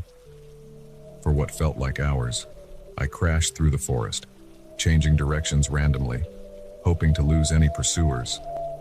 Finally, when my legs were shaking and my lungs burned with each breath, I allowed myself to stop. Leaning against a tree, I strained my ears for any sound of pursuit. Nothing but the normal noises of the forest at night. I had lost them, for now. As the adrenaline faded, the reality of my situation sank in. I was alone in the wilderness, miles from civilization, with 3 armed men between me and safety, and my family. God, I hoped they were okay. I knew Sarah would go to the police. Help would be coming. I just had to survive until then. As the first light of dawn began to filter through the trees, I started walking. I didn't know exactly where I was going, but I knew I couldn't stay put. Those men were still out there, and they wouldn't stop looking for me. Every snapping twig, every rustle of leaves sent a jolt of fear through me, but I kept going, driven by the need to reunite with my family, to make sure they were safe. It was mid-afternoon when I heard the helicopters. The sound filled me with equal parts hope and dread. Help had arrived, but would it find me before the criminals did? I found a clearing and waved frantically, shouting at the top of my lungs. For a heart-stopping moment, I thought they hadn't seen me. But then the helicopter circled back, hovering overhead. As I was lifted to safety, I saw police cars converging on the cabin in the distance. It was over. We had survived. Hours later, in the fluorescent-lit waiting room of a local hospital, I held Sarah and the kids close, hardly daring to believe we were all okay. We were battered, exhausted, and traumatized, but we were alive. We were together. Our perfect family vacation had turned into a nightmare, but we had made it through. And in that moment, surrounded by the people I loved most in the world, I knew that we could make it through anything.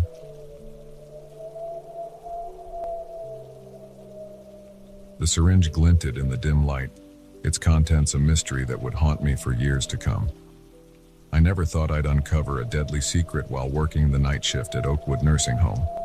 But sometimes the most sinister plots unfold in the quietest of places. My name's Rachel, and I've been a night nurse at Oakwood for about 3 years now. It's not the most glamorous job, but I like it. There's something peaceful about the quiet halls at night, checking on our residents as they sleep, making sure they're comfortable and safe.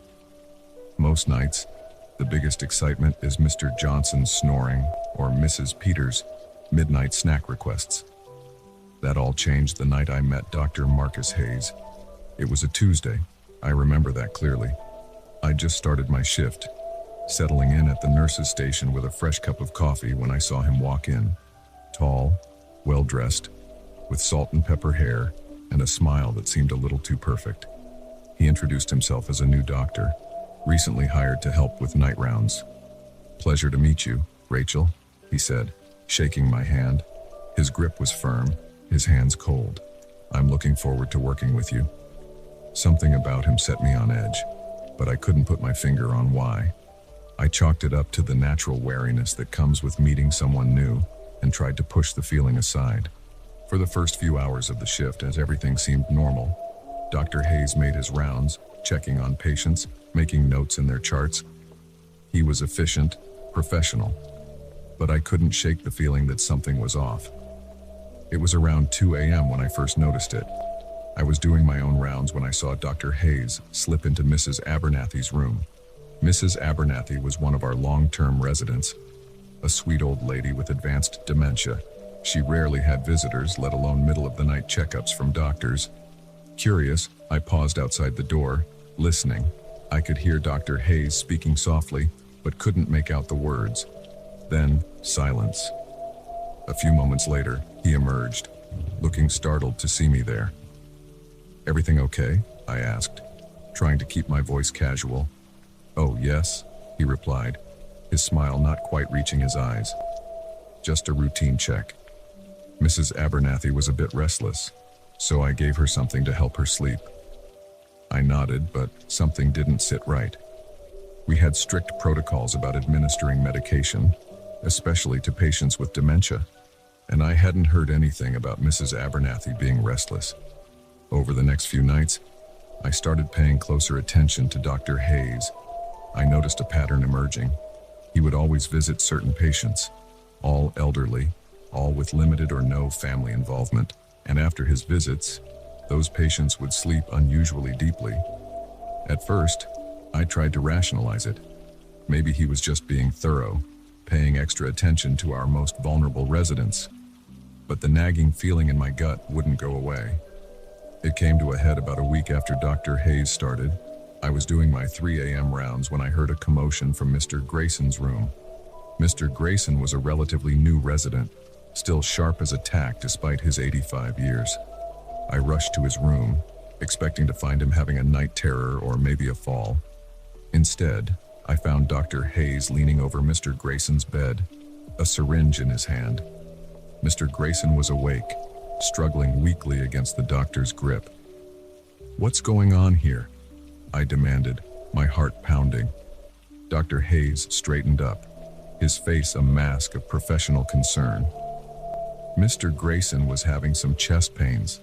I was just about to administer a mild sedative to help him relax. But Mr. Grayson's eyes told a different story. They were wide with fear, silently pleading for help. "I'll take it from here, doctor," I said, my voice steadier than I felt. Why don't you go check on the other patients? For a moment, I thought he might argue, but then he nodded, pocketing the syringe and leaving the room. As soon as he was gone, I turned to Mr. Grayson. "Are you all right?" I asked, checking his vitals. His heart was racing, but otherwise, he seemed okay. He was trying to kill me," Mr. Grayson whispered, his voice shaking. "Said it was for my own good, that he was freeing me from suffering. But I'm not suffering, Rachel. I don't want to die." A chill ran down my spine. I patted Mr. Grayson's hand, assuring him he was safe now, but my mind was reeling. Was it possible? Could Dr. Hayes be? I needed proof. If what Mr. Grayson said was true, we were dealing with something far more sinister than I'd imagined. But I couldn't go to the administration with just suspicions and the word of a potentially confused patient. Over the next few nights, I became a detective in my own workplace. I started keeping meticulous notes on Dr. Hayes' movements, which patients he visited, how long he spent with each one. I even managed to sneak a peek at some of his documentation, noting discrepancies between what he recorded and what I observed. But it was when I started looking into our recent deaths that the full horror of the situation became clear. In the month since Dr. Hayes had started, our death rate had nearly doubled. All the deaths were ruled as natural causes: heart failure, stroke, pneumonia, all perfectly plausible in a nursing home. But all of them had been patients Dr. Hayes had spent significant time with. I knew I had to do something, but I was terrified. If I was right, I was dealing with a serial killer. If I was wrong, I could be throwing away my career over paranoid suspicions. It all came to a head on a rainy Thursday night. I was in the medicine room, double-checking some dosages, when I heard the door open behind me. I turned to see Dr. Hayes standing there, that too-perfect smile on his face. "Rachel," he said, his voice soft, "I think it's time we had a chat." My heart leapt into my throat. I tried to keep my voice steady as I replied, "Of course, doctor. What about?" He stepped into the room, closing the door behind him. "I think you know. You've been watching me, haven't you? Poking around in my business." I swallowed hard, my eyes darting to the door. He was blocking my only exit. "I don't know what you're talking about," I said, but my trembling voice betrayed me. Dr. Hayes sighed, shaking his head. "I had such hopes for you, Rachel. I thought you might understand. What we do here, it's a kindness, really. These people, they're suffering, lingering. We're freeing them. By killing them." I couldn't keep the horror out of my voice. "That's not our decision to make. We're supposed to care for them, not play God." His eyes hardened, all pretense of warmth vanishing. "I was afraid you'd see it that way. Such a shame. You were a good nurse, Rachel." He reached into his pocket, pulling out a syringe. My blood ran cold as I recognized it as the same one he'd tried to use on Mr. Grayson. "Don't worry," he said, advancing towards me. "It won't hurt. You'll just go to sleep and never wake up. It's peaceful, really." I backed up, my mind racing. I needed to stall, to find a way out. "How many?" I asked. "How many have you killed?" He paused, considering. "Here, about a dozen. But I've worked in many facilities over the years. I've freed hundreds from their suffering." I felt sick. How had he gotten away with this for so long? How many families had mourned loved ones, never knowing their deaths were far from natural? As he spoke, I'd been inching towards the shelves behind me. Now, my hand closed around a heavy bottle of liquid medication. Without thinking, I hurled it at him. The bottle caught him in the shoulder, causing him to stumble. I didn't wait to see if he'd recover. I shoved past him, yanking the door open and running into the hallway. "Help!" I screamed, my voice echoing through the quiet halls. "Somebody help!" I could hear Dr. Hayes behind me, his footsteps pounding on the linoleum. I ran faster than I ever had in my life. my heart feeling like it might burst from my chest. Just as I thought my legs might give out, I saw a light ahead, the security office. I burst through the door, startling the night guard awake. "Call the police," I gasped. "Dr. Hayes, he's killing patients." The next few hours passed in a blur. The police arrived. Dr. Hayes was arrested. They found evidence in his locker, detailed records of his victims, drugs that had no place in a nursing home. It was over. In the days that followed, as the full extent of Dr. Hayes' crimes came to light, I struggled to come to terms with what had happened. How could someone sworn to help people cause so much harm? How had we all been so blind? But amid the horror and the guilt, there was also a sense of relief. We had stopped him. No more families would lose loved ones to his twisted idea of mercy. Now, as I walk the quiet halls of Oakwood at night, I'm more vigilant than ever. Every patient, every visitor, every new staff member is scrutinized. Because I've learned the hard way that sometimes the real monsters wear white coats and winning smiles. And the most vulnerable among us need our protection more than we ever realized.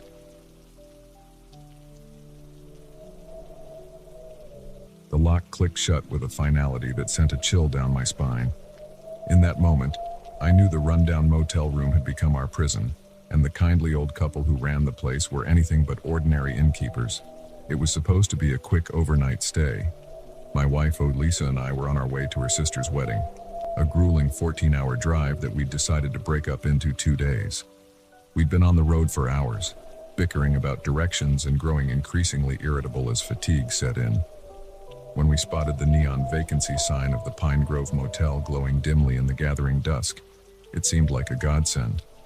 The place had seen better days, with its peeling paint and flickering lights, but at that point, we would have settled for a barn with a roof. The office was empty when we walked in, a small bell above the door announcing our arrival. After a moment, an elderly woman emerged from the back room, her silver hair pulled into a neat bun and a warm smile on her face. "Well, hello there," she said, her voice warm and grandmotherly. "Looking for a room for the night?" We nodded, grateful for any port in the storm of our exhaustion. As Lisa handled the paperwork, I noticed an old man watching us from the doorway of the back room. His gaze was intense, almost hungry, but when I met his eyes, he quickly looked away. "I'm Martha, and that's my husband George," the woman said, handing us an actual metal key. "No key cards here. You're in room 7, just down at the end there. Let us know if you need anything at all." We thanked her and made our way to the room. It was basic but clean, with faded floral wallpaper and a bed that creaked ominously when we sat on it. But it was a place to rest, and that was all we cared about. After a quick dinner of vending machine snacks, the only food available in this tiny town, we settled in for the night. I was just drifting off when a noise outside our door jolted me awake. Footsteps, slow, deliberate, pausing right outside our room. I held my breath, straining to hear. After a moment, they moved on. Probably just another guest, I told myself, but a nagging feeling in my gut wouldn't let me relax. "Did you hear that?" Lisa whispered, and I realized she was awake too. "Yeah," I replied softly. "Probably nothing. Try to get some sleep." But sleep didn't come easily. Every creak of the old building, every distant sound had us on edge. Something about this place felt off, but I couldn't put my finger on what. It was around 2 a.m. when we heard it, a scream, quickly muffled, coming from somewhere nearby. Lisa sat bolt upright, her eyes wide with fear. "What was that?" she hissed. "I don't know," I said, already out of bed and pulling on my jeans. "Stay here. I'm going to check it out." "Are you crazy?" Lisa grabbed my arm. "You can't go out there." But my mind was made up. If someone was in trouble, I couldn't just sit here and do nothing. I gave Lisa a reassuring kiss and headed for the door. The night air was cool on my skin as I stepped outside. The motel was silent now. No sign of whatever had caused that scream. I walked slowly along the row of rooms, my senses on high alert. As I passed room 3, I heard it, a muffled sob coming from inside. I pressed my ear to the door, listening intently. There it was again, along with what sounded like a man's voice, low and threatening. My heart was pounding as I debated what to do. Call the police. But I didn't even know where exactly we were, and who knew how long it would take them to arrive. Knock on the door. But what if I was misreading the situation? Before I could decide, a hand clamped down on my shoulder. I spun around, ready to defend myself, only to find myself face to face with George, the old man from the office. "Everything all right, son?" he asked, his voice deceptively mild. "It's awful late to be out for a stroll." I thought I heard something," I stammered, suddenly feeling foolish. "A scream, or..." George's grip on my shoulder tightened painfully. "Oh, that was probably just the TV. Folks like to watch their scary movies, you know." Why don't you head on back to your room now? Wouldn't want your wife to worry. The mention of Lisa snapped me out of my daze. How did he know I was here with my wife? We hadn't mentioned it when checking in. "Right," I said, trying to keep my voice steady. "Sorry to bother you. Good night." I walked back to our room, feeling George's eyes on me the whole way. As soon as I was inside, I locked the door and turned to Lisa, who was sitting up in bed, looking terrified. "We need to leave," I said, already grabbing our bags. "Now." "What? Why? What happened out there?" I quickly filled her in as we dressed and packed. She was skeptical at first, but something in my voice must have convinced her of the urgency. We were just about to open the door when we heard it, the sound of a key turning in the lock. From the outside, panic surged through me. I grabbed Lisa's hand and pulled her into the bathroom, closing the door as quietly as I could. We huddled in the bathtub, hardly daring to breathe as we heard the room door open. Footsteps, slow, deliberate, just like before. Now," Martha's voice called out, sickly sweet. "No need to hide, dears. We just want to talk." Lisa's hand tightened in mine. I looked around frantically for a weapon, anything we could use to defend ourselves. There was nothing but a flimsy plastic shower curtain and some miniature soap bars. The bathroom door handle jiggled. "Come on out." George's gruff voice joined his wife's. "Don't make this harder than it needs to be." My mind was racing. What did they want? Money. But somehow, I knew it was more than that. The hungry look in George's eyes when we arrived, the muffled sounds from room 3. This was something far more sinister. The bathroom door burst open. Martha and George stood there, looking nothing like the kindly innkeepers from earlier. Their eyes were cold, calculating. George held a wicked-looking knife, while Martha clutched what looked like a doctor's bag. "Well, aren't you two a pair of troublemakers?" Martha said, her smile now more of a leer. "Can't have you running off and spoiling our little operation now, can we?" "What do you want from us?" I demanded, trying to sound braver than I felt. George chuckled, a sound devoid of any real humor. "Oh, it's not about what we want, boy. It's about what our clients want, and they pay top dollar for fresh, healthy specimens like yourselves." A chill ran down my spine as the implications of his words sank in. Human trafficking, organ harvesting, whatever it was, we were in serious danger. "Now," Martha said, reaching into her bag, "this will only hurt for a moment. Then you'll wake up somewhere new, ready to fulfill your purpose." As she approached with a syringe, survival instinct took over. I lunged forward, tackling George. We crashed to the floor, the knife skittering away. Lisa screamed as Martha tried to grab her, but my brave wife fought back, knocking the syringe from the old woman's hand. What followed was chaos, fists flying, bodies grappling in the tiny bathroom. I managed to land a solid punch on George's jaw, stunning him long enough for me to scramble to my feet. Lisa had somehow gotten Martha in a headlock, her face red with exertion. "Run!" I yelled, grabbing Lisa's hand and pulling her with me. We burst out of the bathroom, out of the room, into the cool night air.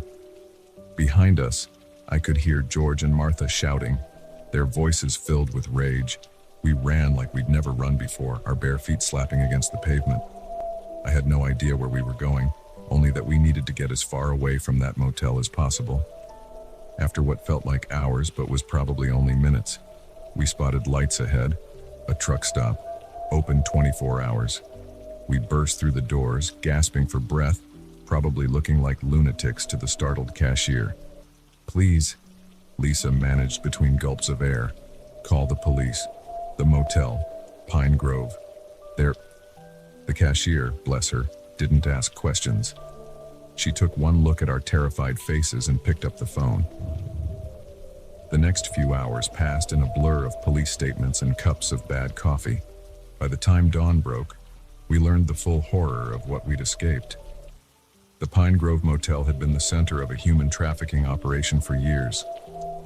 George and Martha, whose real names we never learned, had been luring in unsuspecting travelers, drugging them, and selling them to the highest bidder. We were lucky. So many others hadn't been. As we finally pulled away from the truck stop, heading towards Lisa's sister's wedding, very, very late now, I couldn't stop thinking about how close we'd come to becoming just another statistic. How a simple decision to stop for the night had nearly cost us everything. These days, we don't stay at small, out-of-the-way motels anymore. We plan our trips meticulously, sticking to well-known hotel chains in populated areas. Some might call us paranoid. But after what we experienced at the Pine Grove Motel, we know better than most that sometimes the real monsters are hiding behind friendly smiles and vacancy signs.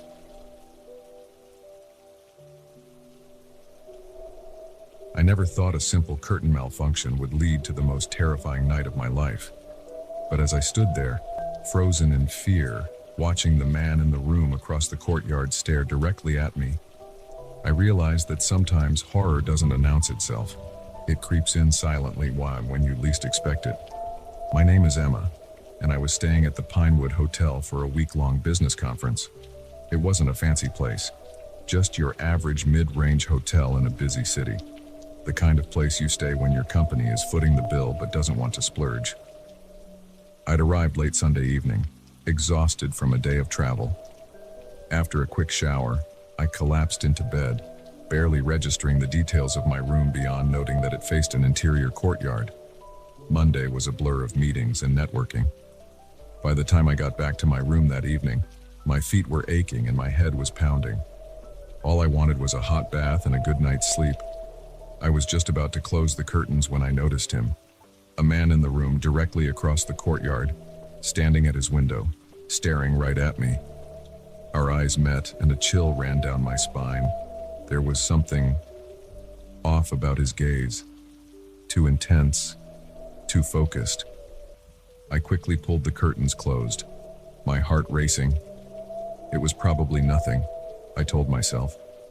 Just another guest happening to look out his window at the same time, but I couldn't shake the uneasy feeling that settled over me. Sleep didn't come easily that night. Every noise in the hallway, every creak of the building had me on edge. I kept imagining that man's eyes, boring into me from across the courtyard. The next morning, I almost laughed at myself. In the bright light of day, my fears seemed silly and overblown. I went about my day, pushing the incident to the back of my mind. But when I returned to my room that evening, the feeling of unease returned. I found myself hesitating before opening the curtains, half afraid of what I might see. Nothing. The room across the way was dark, its curtains drawn. I let out a breath I hadn't realized I'd been holding. See? I told myself. Nothing to worry about.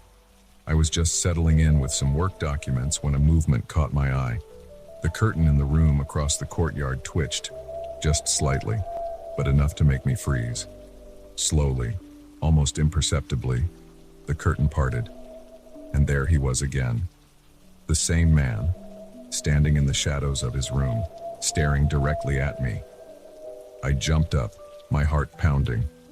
This couldn't be a coincidence. I slammed my curtains shut and sat on the bed, trying to calm my racing thoughts. Should I call the front desk? But what would I say? That a man in another room was looking out his window. They'd think I was crazy. I tried to focus on my work, but I couldn't concentrate. Every few minutes, I found myself glancing at the curtains, half expecting to see a shadow there. Around midnight, I finally gave up on work and decided to try to sleep. But as I was changing into my pajamas, I heard a sound that made my blood run cold. A knock at my door. I stood there, frozen, hoping I'd imagined it. Then it came again, louder this time. "Housekeeping," a voice called out. I frowned. "Housekeeping? At midnight?" "No, thank you," I called back, my voice shaking slightly. "I'm fine for tonight." There was a pause, then the sound of footsteps moving away. I let out a shaky breath and double-checked the lock on my door. Sleep was impossible now. I sat in a chair facing the door, jumping at every sound. Around 2 a.m., my eyelids started to droop despite my fear. I was just considering trying to lie down when I heard it. A key card in my door lock. My heart leapt into my throat. I watched in horror as the handle turned and the door began to open. Without thinking, I lunged forward and slammed my body against the door, forcing it shut. I heard a grunt of surprise from the other side. "Who's there?" I shouted, my voice high with panic. "I've called security." It was a bluff. My phone was on the nightstand, out of reach, but it worked. I heard rapid footsteps retreating down the hallway. Shaking, I slid the security chain into place and called the front desk. The night manager sounded concerned and promised to send security up right away. The security guard who arrived, a middle-aged man named Frank, listened to my story with a frown. He checked the hallway and the electronic lock on my door but found nothing out of the ordinary. "The system shows no entry attempts except for your own key card," he explained. "Are you sure you didn't imagine it?" I insisted that I hadn't, but I could see the doubt in his eyes. In the end, he promised to keep an eye on my floor for the rest of the night and left me alone once again. I didn't sleep a wink that night. Every sound, every shadow had me on high alert. When dawn finally broke, I was a wreck. I seriously considered checking out and finding another hotel, but I had meetings scheduled all day, and the thought of trying to find a new place and move all my things was overwhelming. Besides, in the light of day, my fears once again seemed overblown. Maybe I had imagined the keycard sound. Maybe it had just been another guest mistaking my room for theirs. I decided to stay, but I took precautions. I asked the front desk to change my room key and not give out any information about me. I bought a doorstop to wedge under my door at night, and I kept my curtains firmly closed. For the next 2 days, nothing unusual happened. I started to relax, to think that maybe it had all been a product of stress and an overactive imagination. Then came Thursday night. I was getting ready for bed when my phone buzzed with a text, "Unknown number. I see you." I froze, my blood turning to ice in my veins. It had to be a mistake, a wrong number. I tried to convince myself of that even as another text came through. "Blue looks good on you." I looked down at my blue pajamas, then at the firmly closed curtains. "How?" With shaking hands, I called the front desk. The night manager answered, sounding bored. "This is Emma Johnson in room 412, I said, trying to keep my voice steady. "I think someone is stalking me. They're sending me texts about what I'm wearing, but my curtains are closed. Is there any way someone could see into my room from outside?" There was a long pause.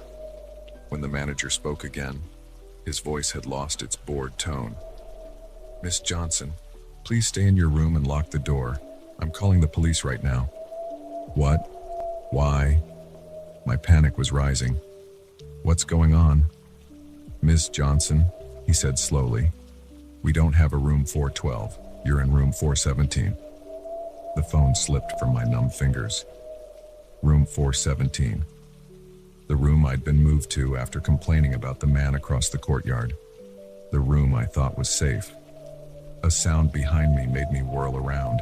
There, emerging from my closet, was the man from across the courtyard. He smiled, and in his hand, I saw the glint of a knife. "Hello, Emma," he said softly.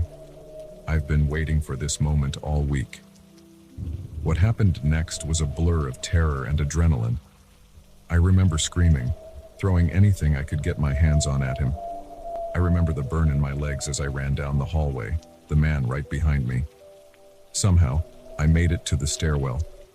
I took the stairs 3 at a time, my lungs burning, hearing his footsteps echoing behind me.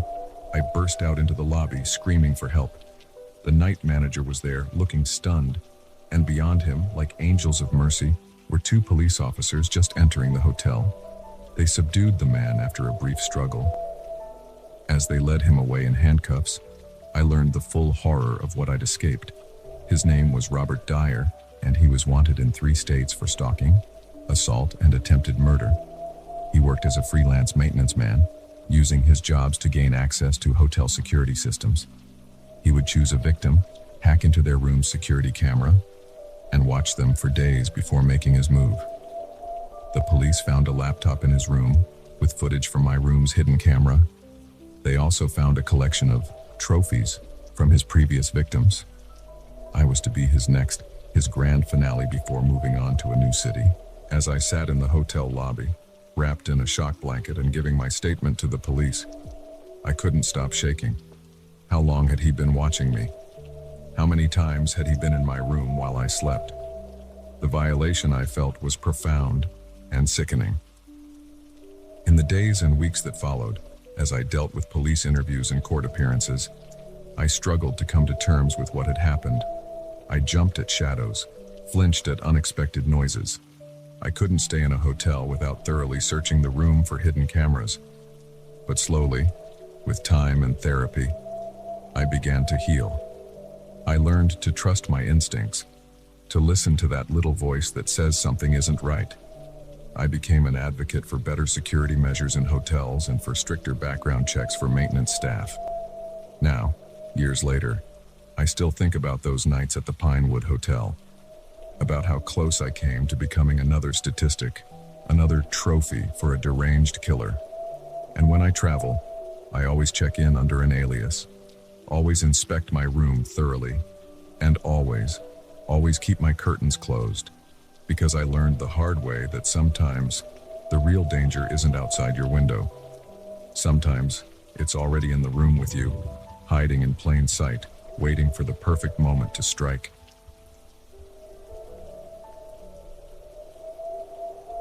The moment he stepped through the cabin door, I knew we'd made a terrible mistake. His smile was friendly, but his eyes were cold as the storm raging outside. We'd invited a wolf into our shelter, and now we were trapped with him.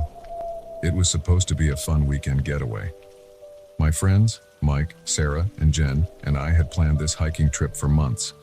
We'd found a great deal on a remote cabin in the Rockies, perfect for a few days of outdoor adventure and nights around the fireplace. The first 2 days were everything we'd hoped for. We hiked trails with breathtaking views, spotted wildlife, and spent evenings playing board games and sharing stories. It was on the 3rd day that everything changed. We woke to dark clouds and the distant rumble of thunder. Mike, our resident weather enthusiast, frowned at the sky. "Looks like a big storm rolling in. We might want to consider heading back early." But none of us wanted to cut the trip short. We decided to do one last hike before the weather turned, planning to hunker down in the cabin if the storm got bad. We should have listened to Mike. Halfway through our hike, the sky opened up. Rain came down in sheets, quickly soaking through our clothes. The temperature dropped rapidly, and soon we were shivering as we trudged back towards the cabin. We were about a mile out when we heard it, a cry for help, barely audible over the howling wind. We paused, looking at each other uncertainly. "Hello?" I called out. "Is someone there?" A figure emerged from the trees, hunched against the rain. As he got closer, I could make out a man, probably in his mid-30s, with dark hair plastered to his forehead. "Oh, thank God," he said, his voice filled with relief. "I thought I was done for. Got turned around in this storm, lost my bearings completely." We introduced ourselves, and he told us his name was David. He explained he'd been on a solo camping trip when the storm hit. "Our cabin's not far," Sarah offered. "You can wait out the storm with us if you'd like." David's face lit up. "Really? That would be amazing. I can't thank you enough." As we walked back to the cabin, David chatted easily about his love for the outdoors and his job as a freelance photographer. By the time we reached the cabin, we were all shivering and eager to get inside. Mike got a fire going while Jen and Sarah rustled up some dry clothes for David to borrow. I made a pot of coffee, hoping to ward off the chill that had settled into my bones. As we gathered around the fire, mugs in hand, I couldn't shake a nagging feeling of unease. There was something off about David, though I couldn't put my finger on what. The way his eyes darted around the cabin, taking in every detail. The slight tension in his shoulders, as if he was ready to spring into action at any moment. I tried to push the feeling aside. He was probably just on edge from getting lost in the storm. We were all a bit rattled. As the evening wore on, David regaled us with stories of his travels and adventures. He was charming, funny, and seemed genuinely grateful for our hospitality. But every now and then, I'd catch a look in his eyes that didn't match his easy smile. A coldness, a calculation that made my skin crawl. We decided to turn in early, all of us exhausted from the day's events. There was only one spare bedroom, which we offered to David. The rest of us settled into our usual sleeping arrangements, Mike and Sarah in one room, Jen on the couch, and me in my sleeping bag on the floor. I lay awake for hours, listening to the storm rage outside and the unfamiliar sound of David's footsteps moving around upstairs. Every creak of the floorboard sent a jolt of anxiety through me. It was well past midnight when I heard it, the soft click of a door opening, followed by careful footsteps on the stairs. I held my breath, straining to hear over the pounding of my heart. The steps paused at the bottom of the stairs. Then, slowly, they moved towards the living room where Jen was sleeping. I heard a rustling sound, then Jen's sleepy voice. "What's going on?" "Shh." David's voice, low and menacing. "Don't make a sound." Ice flooded my veins. I scrambled out of my sleeping bag, fumbling in the dark for something, anything I could use as a weapon. My hand closed around a heavy flashlight just as I heard Jen let out a muffled scream. I burst into the living room, clicking on the flashlight. The beam illuminated a scene from a nightmare. David stood over Jen, one hand clamped over her mouth, the other holding a wicked-looking knife. "Get away from her," I shouted, swinging the flashlight wildly. David's head snapped towards me, his eyes glinting with a feral light. For a moment, we were frozen in a tableau of terror. David poised over Jen, me with my pathetic flashlight, Jen's eyes wide with fear. Then everything exploded into motion. David lunged at me, the knife flashing in the beam of the flashlight. I swung the flashlight with all my might, connecting with his arm. The knife clattered to the floor. Jen's scream finally broke free, piercing the night. I heard doors slamming open upstairs, Mike and Sarah awakened by the commotion. David and I grappled, crashing into furniture. He was stronger than me, fueled by a manic energy. His hands found my throat, squeezing. Spots danced in my vision as I struggled to breathe. Suddenly, the pressure was gone. Mike had tackled David from behind, sending them both sprawling. Sarah ran to Jen, who was sobbing hysterically. "Call the police," I gasped, my voice raspy. Sarah fumbled for her phone, but David laughed, a chilling sound devoid of any humor. "No signal," he said, his voice eerily calm despite being pinned under Mike. "Storms knocked out the cell towers. We're all alone out here." A chill ran down my spine as I realized he was right. We were miles from the nearest town, with no way to call for help. "Why are you doing this?" Mike demanded, struggling to keep David pinned. David's eyes gleamed in the darkness. "Why? Because I can. Because there's nothing quite like the thrill of the hunt. And you four..." He licked his lips, a gesture that made my stomach turn. "You four are going to be so much fun." It was like a mask had fallen away. revealing the monster that had been hiding behind David's friendly facade. This was a predator, and we were his prey. What followed was the longest night of my life. We managed to tie David up using extension cords, but none of us felt safe enough to sleep. We huddled together in the living room, jumping at every creak of the old cabin, every howl of the wind outside. David kept talking, his words a mixture of threats and twisted philosophizing. He told us about the others he'd hunted, the rush he felt when he took a life. We tried to ignore him, but his voice wormed its way into our heads, feeding our fear. As dawn broke, the storm finally began to subside. We debated what to do. Should we try to hike out, risking running into potential accomplices David might have, or stay put and hope someone would come looking for us when we didn't return as scheduled? In the end, Mike and I decided to make a run for it, leaving Sarah and Jen to guard David. The hike down the mountain was treacherous, the trails slick with mud and debris from the storm. Every snapping twig made us whirl around, half expecting to see David somehow free and in pursuit. When we finally reached the ranger station, we were mud-caked, exhausted, and on the verge of hysteria. The rangers were skeptical at first, but something in our eyes must have convinced them. They called in police backup and headed up to the cabin with us in tow. We arrived to find the cabin door wide open. My heart sank as we rushed inside. The extension cords lay on the floor, cut clean through. Sarah and Jen were huddled in a corner, shaken but unharmed. David was gone. The police launched a massive manhunt, but David seemed to have vanished into the vast wilderness. In the days that followed, as we gave statements and tried to process what had happened, we learned the truth about our uninvited guest. His real name wasn't David. He was Sean Carlisle, a serial killer wanted in 3 states. He'd been using the wilderness as his hunting ground for years, preying on hikers and campers foolish enough to trust a friendly stranger. We had been lucky. So many others hadn't been. It's been 5 years since that night in the cabin. We've all been through therapy, trying to deal with the trauma and the guilt. Guilt that we let him in, guilt that we couldn't stop him, guilt that others might suffer because we couldn't keep him contained. I still hike, still love the outdoors, but I'm never truly at ease in the wilderness anymore. Every stranger on the trail is a potential threat. Every rustle in the bushes could be a predator lying in wait.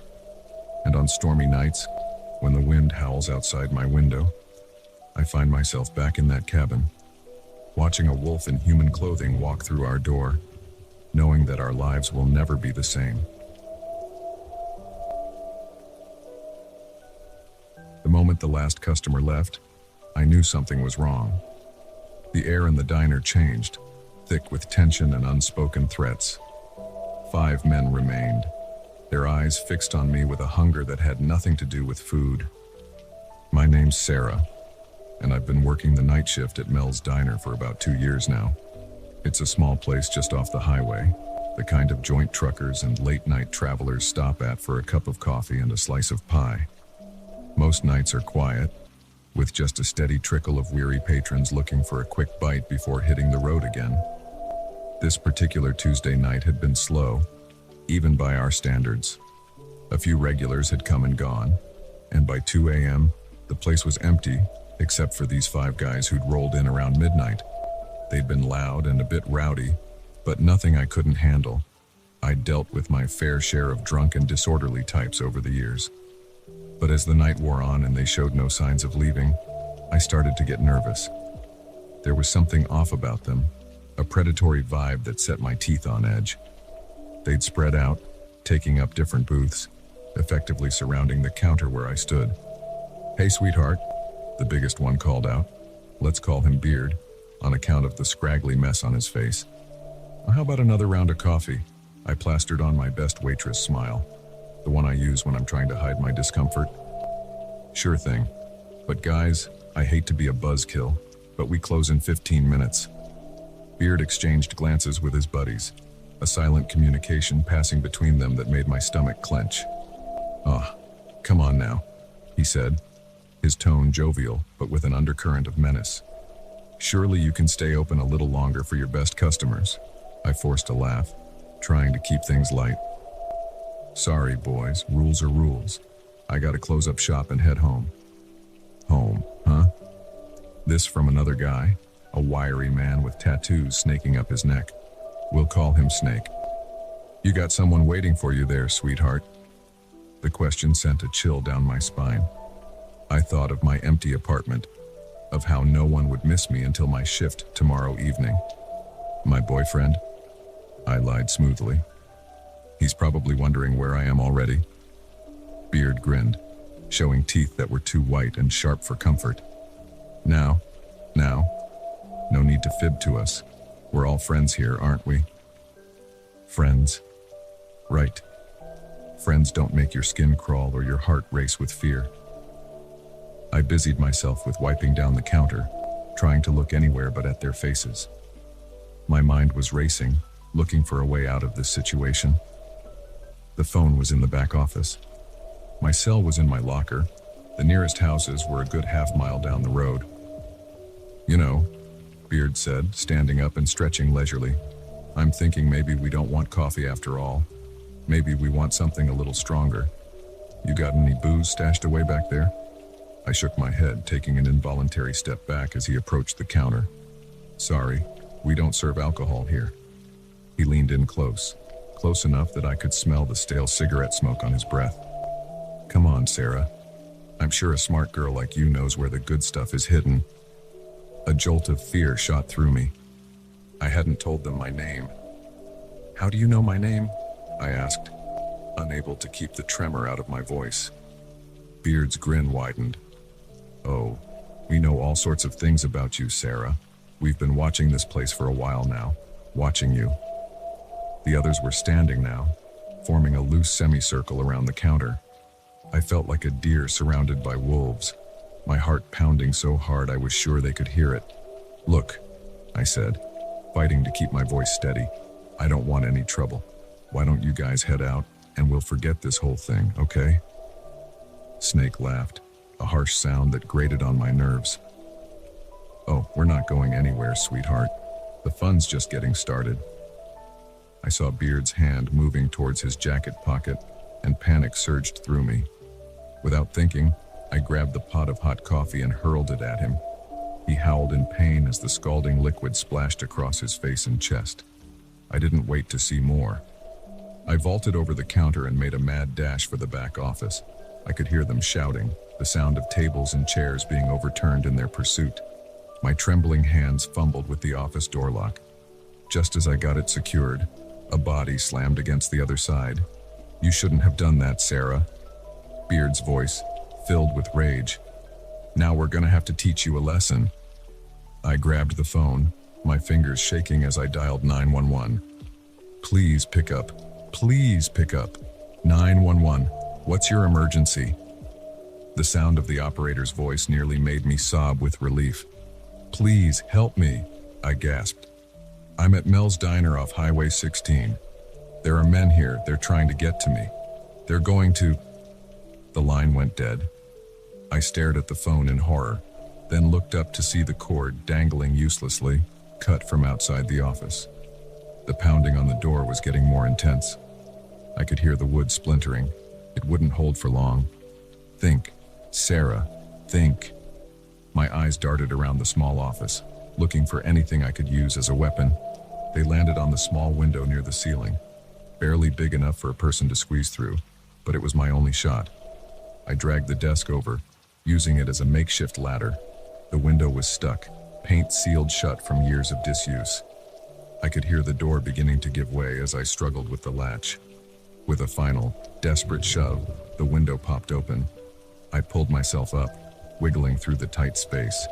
My shirt caught on a nail, tearing as I tumbled out onto the gravel behind the diner.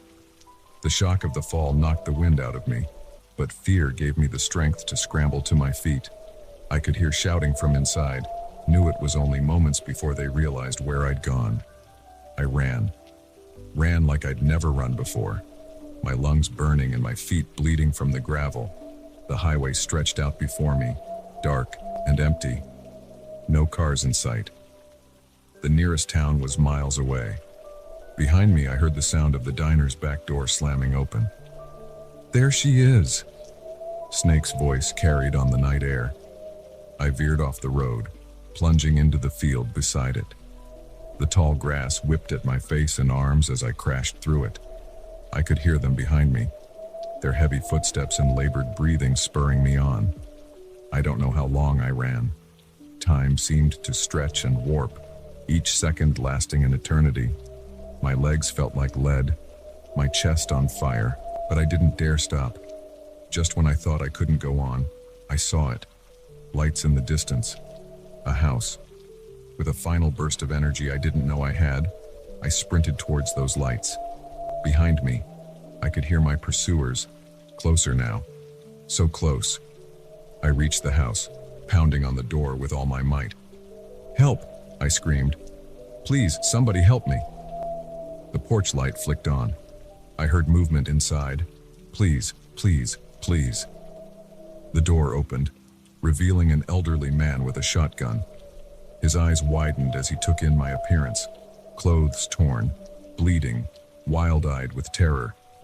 "Please," I gasped. "They're after me. Help me." He didn't hesitate. He pulled me inside and slammed the door, locking it securely. "Martha," he called out. "Call the sheriff, now!" I collapsed on the floor, my body finally giving out. Through the window, I saw figures moving at the edge of the property, but they didn't approach. The sight of the old man's shotgun must have given them pause. What followed was a blur of police sirens, paramedics, and questions. Lots of questions. The men were caught a few days later trying to cross the state line. Turns out they were wanted for a string of assaults and murders across 3 states. I gave my statement, identified them in a lineup, and testified at their trial. But even seeing them led away in handcuffs didn't erase the terror of that night. It's been 2 years since then. I don't work night shifts anymore. Can't bring myself to be alone in the dark. I jump at shadows and loud noises. Every stranger is a potential threat. But I survived. I got away. And every day I remind myself of that. I'm not just a victim, I'm a survivor. And no matter how dark the night gets, I know now that I have the strength to make it through to the dawn.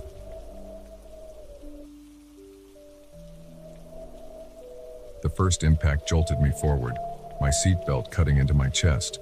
The second one spun my car towards the guardrail. As I fought to regain control, one thought blazed through my mind. This wasn't an accident. Someone was trying to run me off the road. It had started as a normal day. I was driving back from a business trip, a 6-hour journey I'd made countless times before. The sun was setting, painting the sky in brilliant oranges and pinks. I remember thinking how beautiful it was, how peaceful. That peace was about to be shattered in the most terrifying way. I'd been on the road for about 4 hours, the monotony of the highway broken only by the occasional rest stop or small town. Traffic had thinned out as night fell, leaving long stretches where I was alone on the road. I didn't mind.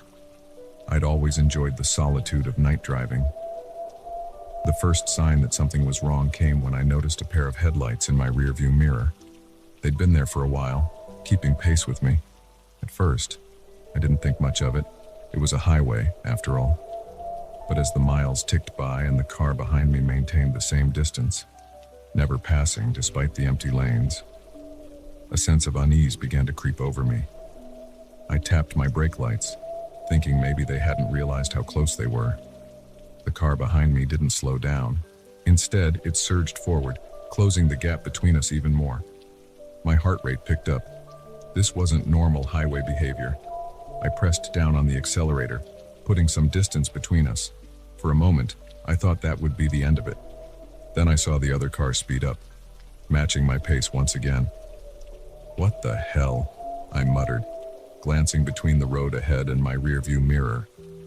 The headlights behind me seemed to grow brighter, more menacing with each passing second.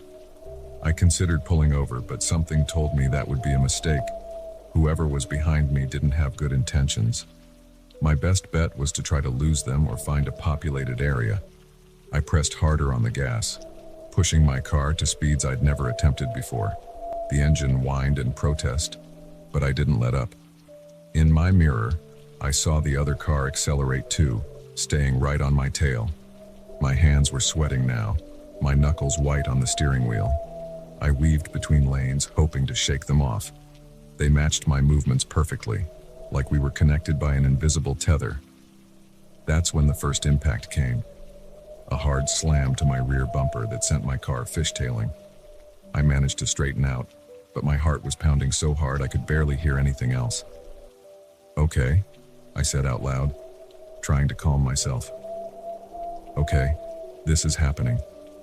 Think, what do I do? I fumbled for my phone with one hand, keeping the other firmly on the wheel. No signal. Of course. I was in the middle of nowhere, surrounded by dense forest on both sides of the highway. The next hit came from the side. The other car had pulled up alongside me and swerved, slamming into my passenger door. The impact sent me spinning towards the guardrail. I yanked the wheel hard, barely managing to keep the car on the road. Adrenaline surged through me. This wasn't just road rage, this was attempted murder. I spotted an exit ahead. Without thinking, I cut across 2 lanes and took it, tires screeching in protest. The car behind me followed, but the sudden move had put some distance between us. The exit led to a narrow, winding road. Under normal circumstances, I would never have attempted it at this speed. But these were far from normal circumstances. I pushed my car to its limits, taking turns so sharply that I felt the wheels lift off the ground. In my mirror, I could see the other car struggling with the curves. They were falling behind. For the first time since this nightmare began, I felt a glimmer of hope. That hope was short-lived. As I rounded a particularly sharp bend, my headlights illuminated a sight that made my blood run cold. The road ahead was blocked by a fallen tree. I slammed on the brakes, feeling the car skid on the loose gravel. Time seemed to slow down. I could see the tree getting closer, could hear the screech of tires behind me. In that moment, I was certain I was about to die. At the last possible second, I yanked the wheel to the side. My car left the road, plowing into the underbrush.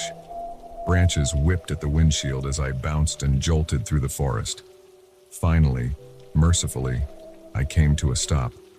For a moment, all I could do was sit there, my hands still clenched on the wheel, my breath coming in ragged gasps. I was alive. Somehow, I was alive. The sound of an engine revving snapped me back to reality. They were still out there, still hunting me. I killed my headlights and slumped down in my seat, praying the thick foliage would hide me. I heard the other car slow down, then stop. A car door opened and closed. Footsteps crunched on gravel, coming closer. A beam of light cut through the darkness, sweeping back and forth. I held my breath, not daring to move a muscle. The footsteps paused near my hiding spot. The light danced over the leaves just inches from my car. Come out, wherever you are," a voice called, sickeningly playful. "You can't hide forever." I stayed frozen, my heart pounding so loud I was sure they must be able to hear it. The footsteps moved away, then came back. This game of cat and mouse seemed to last for hours, though it was probably only minutes. Finally, I heard a frustrated grunt. "Damn it, lost 'em." The footsteps retreated, a car door slammed, and an engine roared to life. I heard tires squealing as they sped away. Even after the sound had faded completely, I didn't move. I was terrified it was another trick, that they were waiting for me to reveal myself. As the adrenaline wore off, the reality of my situation began to sink in. I was stranded in the middle of a forest, my car likely damaged beyond driving, with a murderous maniac potentially still in the area, and I still had no cell signal. I allowed myself a moment of panic, a few ragged sobs escaping before I clamped down on my emotions. I couldn't afford to fall apart now. I needed a plan. Staying with the car seemed risky. If they came back and searched more thoroughly, I'd be a sitting duck. But striking out into the forest at night, with no idea where I was or which direction to go, seemed equally dangerous. In the end, survival instinct won out. I couldn't stay here. I grabbed my phone, my wallet, and a small flashlight I kept in the glove compartment. Taking a deep breath, I opened the car door as quietly as I could and stepped out into the darkness.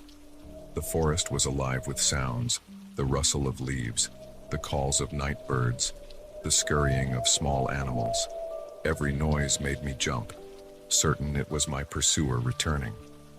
I picked a direction and started walking, trying to move as silently as possible. I didn't dare use the flashlight, relying instead on the faint moonlight filtering through the trees. I walked for what felt like hours, my nerves frayed to the breaking point. Every shadow looked like a lurking figure. Every snapping twig sounded like a footstep behind me. Just when I was about to give up hope, to curl up on the forest floor and wait for whatever fate had in store for me, I saw it, a light in the distance. Faint, but unmistakably man-made. New energy flooded through me. I pushed forward, ignoring the scratches from branches and the ache in my legs. As I got closer, I could make out a small cabin. Smoke curled from the chimney and warm light spilled from the windows. I burst out of the tree line, probably looking like a wild man. An old couple was sitting on the porch, enjoying the night air. They jumped up in alarm at my sudden appearance. "Please," I gasped, my voice hoarse. "Please help me. Someone's trying to kill me." What followed was a blur of police sirens, paramedics, and questions. Lots of questions. They never caught the person who ran me off the road. The car was found abandoned a few miles away, reported stolen from a town I'd passed through earlier that day. In the weeks and months that followed, I struggled to come to terms with what had happened. Why me? Was it random? Or had I been specifically targeted? The not knowing was almost worse than the attack itself. I couldn't bring myself to drive for a long time after that. Even now, years later, I get nervous on long road trips. I'm always checking my rearview mirror, always aware of the cars around me. But I survived. I outsmarted them, outlasted them, and every day, I remind myself of that. I'm not just a victim, I'm a survivor. And no matter how dark the road gets, I know now that I have the strength to make it through to the other side.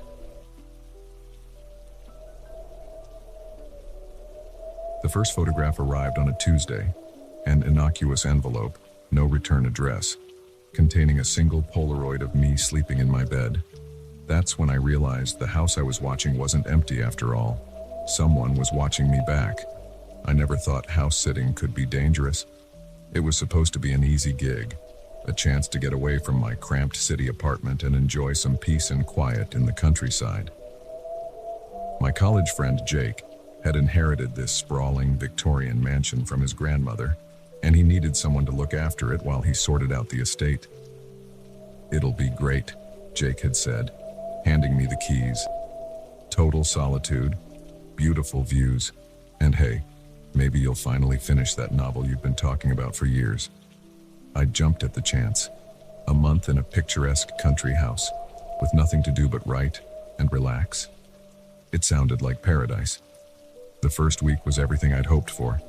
I settled into a comfortable routine, writing in the mornings, exploring the extensive grounds in the afternoons, and spending my evenings curled up by the fireplace with a good book.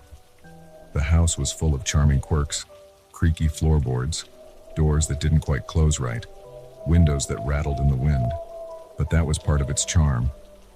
It was on the 8th night that I first heard it, a soft thud from somewhere upstairs, like something being knocked over. I froze, my book forgotten in my lap, straining to listen. For a long moment, there was nothing but silence. Then, unmistakably, the sound of footsteps. My heart began to race. I was alone in the house, or at least, I was supposed to be. Jake had assured me that no one else had keys, that the place would be all mine for the month. I grabbed the fireplace poker, the only weapon-like object within reach, and crept towards the stairs. The old wood creaked under my feet, each sound impossibly loud in the quiet house. "Hello?" I called out, trying to keep my voice steady. "Is someone there?" No response, just the oppressive silence of the big empty house. I climbed the stairs slowly, the poker clutched tightly in my sweating hands. At the top, I paused, listening. Nothing. I checked each room carefully, flicking on lights, looking under beds and in closets. Everything was exactly as it should be. No sign of an intruder. I laughed nervously, feeling a bit foolish.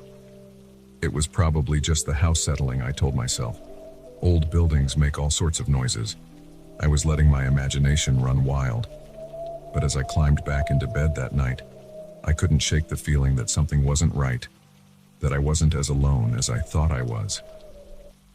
The next few days passed uneventfully. I threw myself into my writing, trying to ignore the lingering unease that had settled over me. But I found myself jumping at every creak and groan of the house, constantly looking over my shoulder. Then came the photograph. I found the envelope tucked halfway under the front door when I went to get the mail. No stamp, no return address. Just my name scrawled across the front in messy handwriting. Inside was a single Polaroid. The image was dark, grainy, but unmistakable. It showed me, asleep in bed, taken from the doorway of the bedroom. My blood ran cold. This wasn't my imagination. Someone had been in the house. Someone had been in my room while I slept. With shaking hands, I called Jake. "Are you sure no one else has access to the house?" I asked, trying to keep the panic out of my voice. "Positive," Jake replied. Grams was pretty paranoid in her old age. She changed all the locks before she died. I'm the only one with keys, and I gave the only copy to you. I wanted to believe him, but the photograph in my hand said otherwise. That night, I double and triple checked every door and window before going to bed. I pushed a heavy dresser in front of my bedroom door and slept with the fireplace poker next to me. But sleep didn't come easily. Every noise, every shadow seemed sinister. I dozed fitfully, jerking awake at the slightest sound. The next morning, I found another envelope. This time, the photo showed me at my laptop, writing. It had been taken through the study window. I called the local police, but they were skeptical. No signs of forced entry, nothing stolen. They suggested it might be a prank, maybe by some local kids. They promised to increase patrols in the area, but didn't seem overly concerned. I knew it wasn't a prank. The photos kept coming, one every day. Me reading in the library, me making dinner in the kitchen, me standing at the bedroom window looking out at the night. I became a prisoner in the house, keeping all the curtains drawn, jumping at every sound. I couldn't shake the feeling of being watched, even in the most private moments. I begged Jake to let me leave, to find someone else to watch the house. But he was in Europe, dealing with legal issues related to the estate. He promised he'd be back as soon as he could, but it would be at least another week. So I stayed, my nerves fraying more with each passing day. I set up makeshift alarms, cans on strings by the doors and windows, anything that would make noise if disturbed. I slept in short bursts, never more than an hour at a time. It was during one of these fitful naps that I heard it. The soft click of a camera shutter. My eyes flew open, but I forced myself to remain still, to keep my breathing even. There in the darkness, I saw a shape, a figure standing in the doorway of my room. Terror paralyzed me. I wanted to scream, to run, but my body wouldn't respond. I lay there, heart pounding, as the figure raised the camera again. Click. The sound galvanized me into action. I leapt from the bed, swinging the fireplace poker wildly. The figure dodged, inhumanly fast, and darted out of the room. I gave chase, my fear turning to rage. Enough was enough. I was going to end this one way or another. The intruder was quick, but I knew the layout of the house better. I heard them stumble on the stairs, and I pressed my advantage. As we reached the ground floor, I managed to corner them in the library. "Who are you?" I demanded, brandishing the poker. "What do you want from me?" The figure turned, and in the dim light filtering through the curtains, I caught my first clear glimpse of my tormentor. It was a woman, probably in her 60s, with wild gray hair and eyes that burned with an unsettling intensity. "This is my house," she hissed. "You don't belong here. None of you belong here." Recognition dawned. The old photos I'd seen around the house, the ones Jake had said were of his grandmother. "You're Margaret," I said, my voice barely a whisper. "Jake's grandmother. But you're supposed to be dead." She laughed, a harsh, bitter sound. "Dead? Is that what they told you? They tried to get rid of me, to lock me away, said I was crazy. But I showed them. I hid. I waited. This is my house. Mine." My mind was reeling. Jake had lied. His grandmother wasn't dead. She was very much alive and clearly not in her right mind. "Margaret," I said, trying to keep my voice calm, "I'm not here to take your house. I'm just watching it for Jake, for your grandson." "Liar!" she shrieked. "You're all liars. You want to steal my home just like they did, but I won't let you. I'll drive you out just like all the others." She lunged at me, surprisingly spry for her age. I dodged, but she managed to knock the poker from my hand. We grappled, crashing into bookshelves and furniture. Despite her age, Margaret was strong, fueled by madness and desperation. But I was younger, and fear gave me strength I didn't know I had. Finally, I managed to pin her down. She struggled and cursed, but I held on.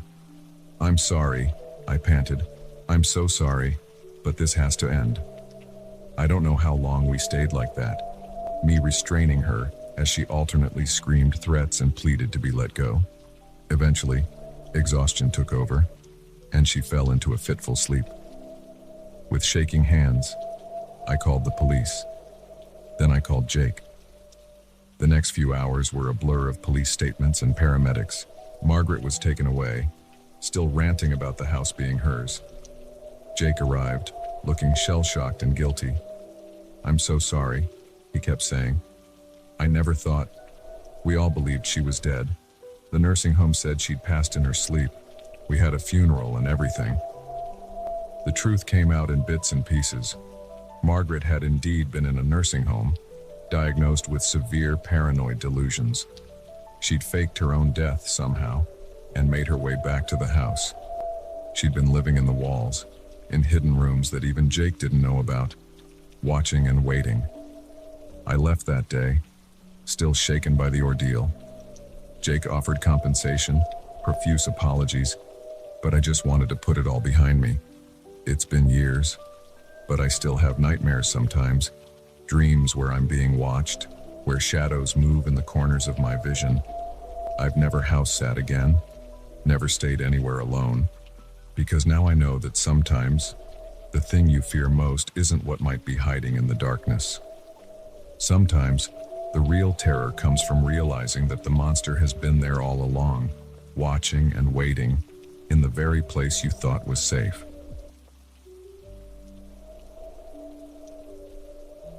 The first footprint appeared in the sand just outside our bedroom window. By morning, there was a complete circle around the beach house. That's when I realized our romantic getaway had become a fight for survival. Sarah and I had been looking forward to this vacation for months. Both of us were buried in high-stress jobs in the city, and the idea of a week alone in a secluded beach house seemed like paradise. No phones, no internet, just us and the sound of the waves. We arrived late Friday afternoon, the sun already sinking towards the horizon, painting the sky in brilliant oranges and pinks. The beach house was everything the pictures had promised. A charming two-story cottage with weathered blue shutters and a wraparound porch that looked out over the dunes. "It's perfect," Sarah breathed, her eyes shining as she took in the view. I had to agree. The nearest neighbor was a good half-mile down the beach in either direction. We had our own little slice of heaven. We spent that first evening unpacking, exploring the house, and walking along the beach as the stars came out. The sound of the waves and the salty sea air worked their magic, and for the first time in months, I felt the tension begin to leave my body. We fell asleep to the rhythm of the surf, tangled in each other's arms, looking forward to a week of uninterrupted bliss. I woke before dawn, a lifetime habit that even vacation couldn't break. Not wanting to disturb Sarah, I slipped out of bed and made my way downstairs to start the coffee. As I waited for the pot to brew, I wandered over to the window, drawn by the pre-dawn light silvering the waves. That's when I saw it. A single footprint in the sand, just below our bedroom window. My first thought was that it must be one of ours from the night before. But as I looked closer, I realized it was much larger than either Sarah's foot or mine, and it was facing the house, not away from it. A chill ran down my spine, despite the warm morning air. I quickly made my way outside, wanting to investigate further before the tide came in and washed away any evidence. What I found made my blood run cold. The single footprint wasn't alone. There was a complete circle of them around the entire house, as if someone, or something, had paced around our bedroom all night long. I stood there, frozen, my mind struggling to make sense of what I was seeing. It had to be a prank, right? Maybe some local kids messing with the tourists. But how had they managed to leave footprints in the soft sand without disturbing any other part of the beach? And why circle the house instead of just leaving a few random prints? Jack, what are you doing out here? Sarah's voice snapped me out of my daze. She stood on the porch, wrapped in a robe, a quizzical expression on her face. For a moment, I considered not telling her. Why ruin our vacation over what was probably just a stupid prank? But as I opened my mouth to make up some excuse, I realized I couldn't lie to her. Not about this. Sarah, come look at this, I said, gesturing to the footprints. Tell me I'm not going crazy. She came down the steps, her bare feet leaving delicate imprints next to the much larger, more ominous ones. As she took in the circle of footprints, her face paled. What is this? She whispered. I don't know, I admitted, but I don't like it. We spent the next hour combing the beach, looking for any other signs of intrusion, but there was nothing. No other footprints leading to or from the circle, no disturbed sand anywhere else. It was as if whoever had made the prints had materialized out of thin air, walked around our house, and then vanished. Maybe we should call the police, Sarah suggested as we made our way back to the house. I nodded, though I wasn't sure what we'd tell them. We had no evidence of any actual crime, just some weird footprints that would probably be gone with the next high tide. But when I tried to use the landline in the house, all I got was static. My cell phone showed no signal. We were cut off. It's probably just the storm, I said, nodding towards the dark clouds gathering on the horizon. The repairman will be out once it passes. Sarah nodded, but I could see the worry in her eyes. It mirrored my own unease. We tried to go about our day as planned, but the carefree mood of the previous evening was gone. Every sound made us jump. Every shadow seemed to hold a potential threat. As night fell and the storm rolled in, the tension in the house was palpable.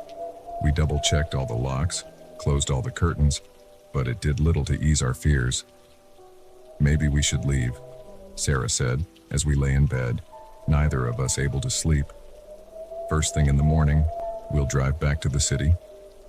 I agreed, though the thought of admitting defeat so early in our vacation stung my pride. But better safe than sorry, right? A crack of thunder made us both jump. The storm was directly overhead now, rain lashing against the windows.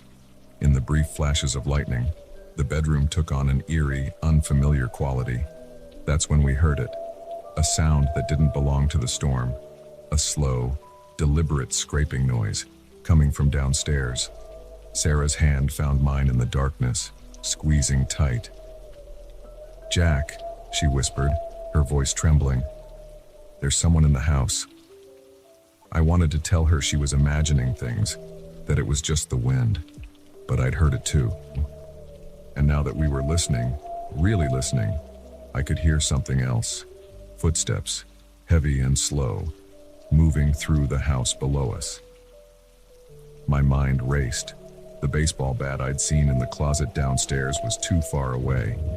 The best weapon I could reach was the heavy lamp on the bedside table. "Stay here," I whispered to Sarah. "Lock the door behind me. If you hear anything bad, run.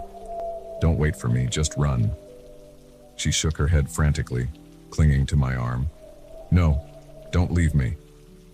Another boom of thunder, and in that moment, the power went out. The room plunged into total darkness.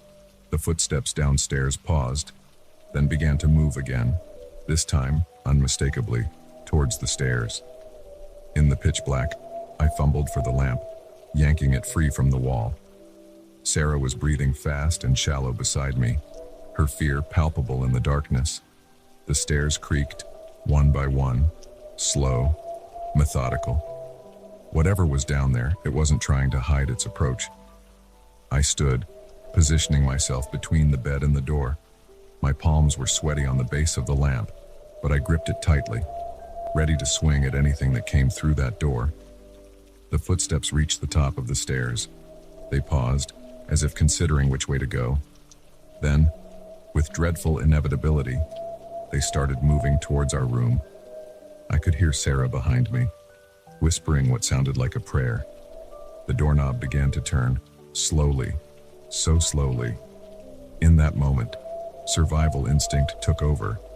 I lunged forward, swinging the lamp with all my might just as the door began to open. There was a sickening thud and a cry of pain. Something heavy fell to the floor.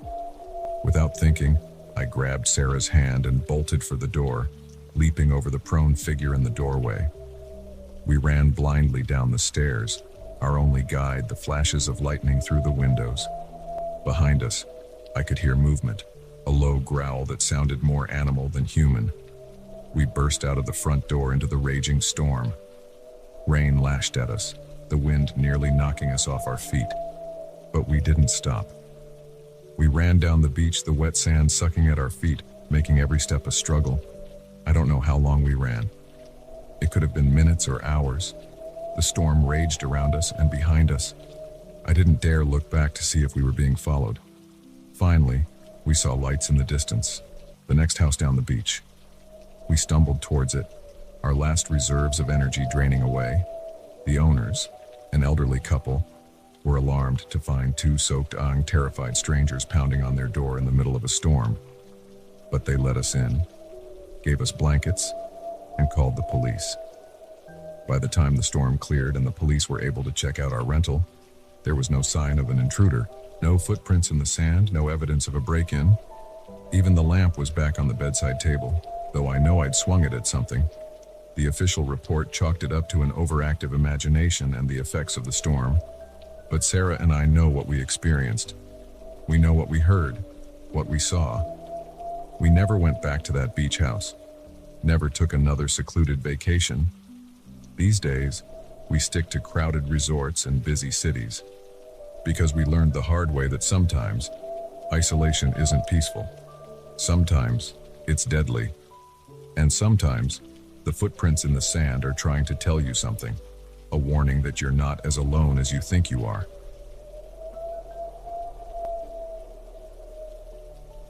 The Ferris wheel creaked to life, its rusted gears groaning in protest. As the cart I was hiding in began to rise, I realized with growing horror that I wasn't the one who had turned it on. Someone else was in the abandoned amusement park with me, and they knew exactly where I was.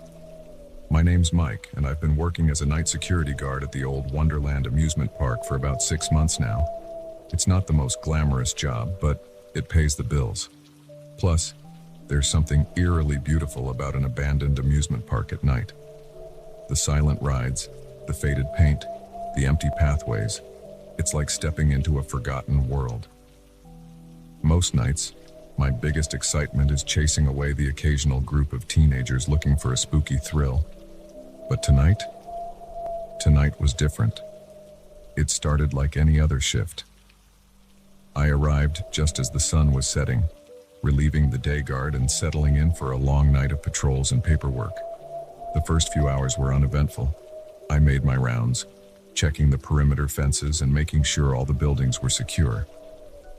It was around midnight when I first noticed something was off. I was doing my second walkthrough of the park when I saw it, a flicker of movement out of the corner of my eye. I turned quickly, my flashlight beam cutting through the darkness, but there was nothing there, just the silent, looming shapes of the rides. I tried to shake it off. Old amusement parks make all sorts of noises as they settle. It was probably just a rat or a stray cat, but I couldn't shake the feeling that I was being watched. As I continued my patrol, the feeling grew stronger. Every shadow seemed to hide a lurking figure. Every creak and groan of the old structures set my nerves on edge. I found myself walking faster, my hand resting on the taser at my hip. I was near the old carousel when I heard it. A laugh, high and manic, it echoed through the empty park.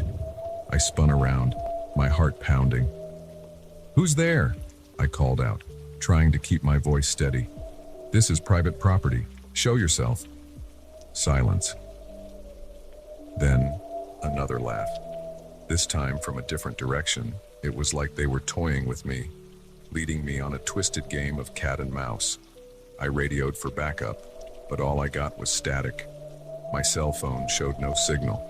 I was on my own. Against my better judgment, I decided to investigate. I followed the sound of the laughter, my flashlight beam bouncing erratically as I moved. It led me deeper into the park, past the dilapidated food stalls and towards the towering silhouette of the Ferris wheel. As I approached, I saw something that made my blood run cold. The control panel for the Ferris wheel was open, wires exposed. Someone had been tampering with it. Before I could process what this meant, I heard footsteps behind me. I whirled around, but my flashlight beam met only empty air. The footsteps were getting closer, coming from all directions at once. Panic surged through me. I did the only thing I could think of. I ran for the nearest hiding spot, one of the Ferris wheel carts. I climbed in, crouching down low, and waited. The footsteps grew louder, then stopped. For a long moment, there was nothing but the sound of my own ragged breathing. Then, without warning, the Ferris wheel lurched into motion. Terror gripped me as my cart began to rise. Whoever was out there knew exactly where I was, and they were playing with me like a cat with a mouse. As I reached the top of the wheel's rotation, the ride ground to a halt. I was suspended high above the park, trapped and exposed. From this vantage point, I could see figures moving in the shadows below. Not one, but several. They were spreading out, covering all possible escape routes. My mind raced. Who were these people? What did they want? I thought about the strange occurrences over the past few weeks. Equipment going missing, odd noises during the night shift, unexplained power outages. Had it all been leading up to this? A voice called out from below, amplified by some kind of speaker system. "Welcome, Mike, to tonight's special performance. We hope you're enjoying the view." I recognized that voice. It belonged to Jake, one of the day shift guards. But why would he be doing this? "What's going on, Jake?" I shouted back, trying to keep the fear out of my voice. "What is this?" A chorus of laughter answered me. "Oh, Mike," Jake's voice responded, dripping with mock sympathy. "You really have no idea, do you? Did you think this was just some rundown amusement park? That you were here to guard against vandals and thrill-seeking teens?" My mind was reeling. What was he talking about? This park sits on something valuable, Mike. Something a lot of people would kill for. And you've been an unwitting guard dog, keeping away anyone who might discover our little operation. Realization dawned on me. The odd shipments that arrived in the dead of night.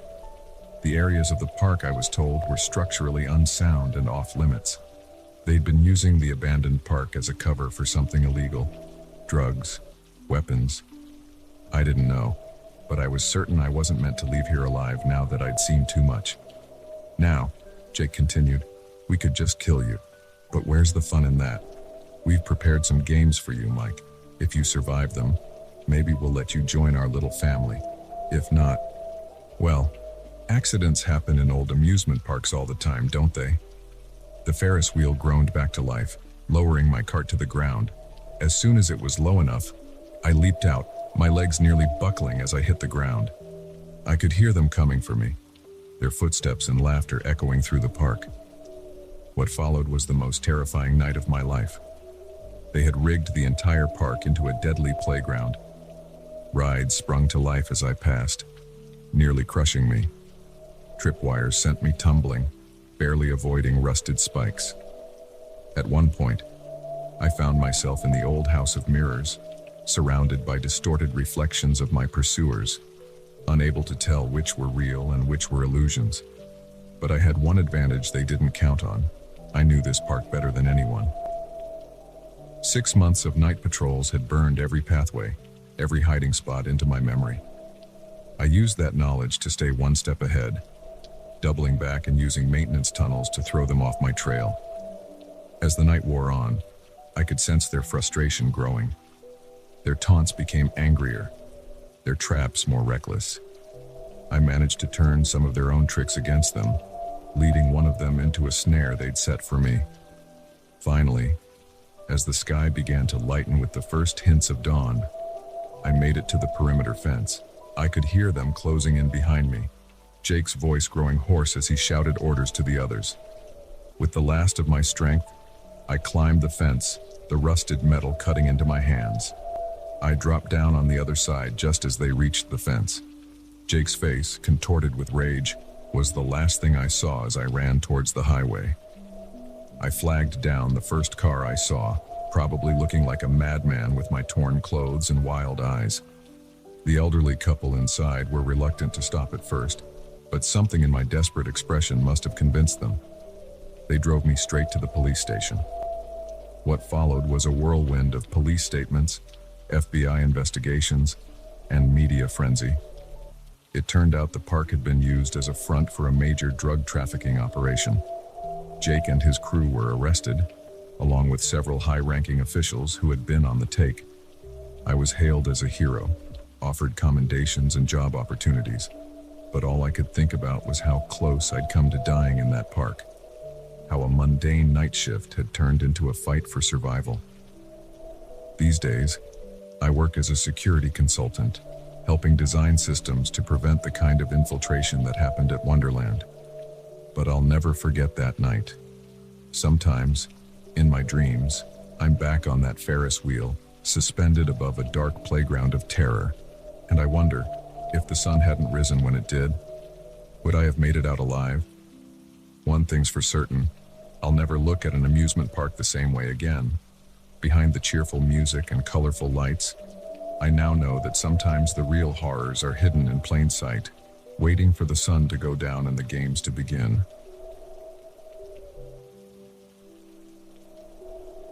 The moment I saw the strange symbol carved into my bedroom door, I knew I'd made a terrible mistake.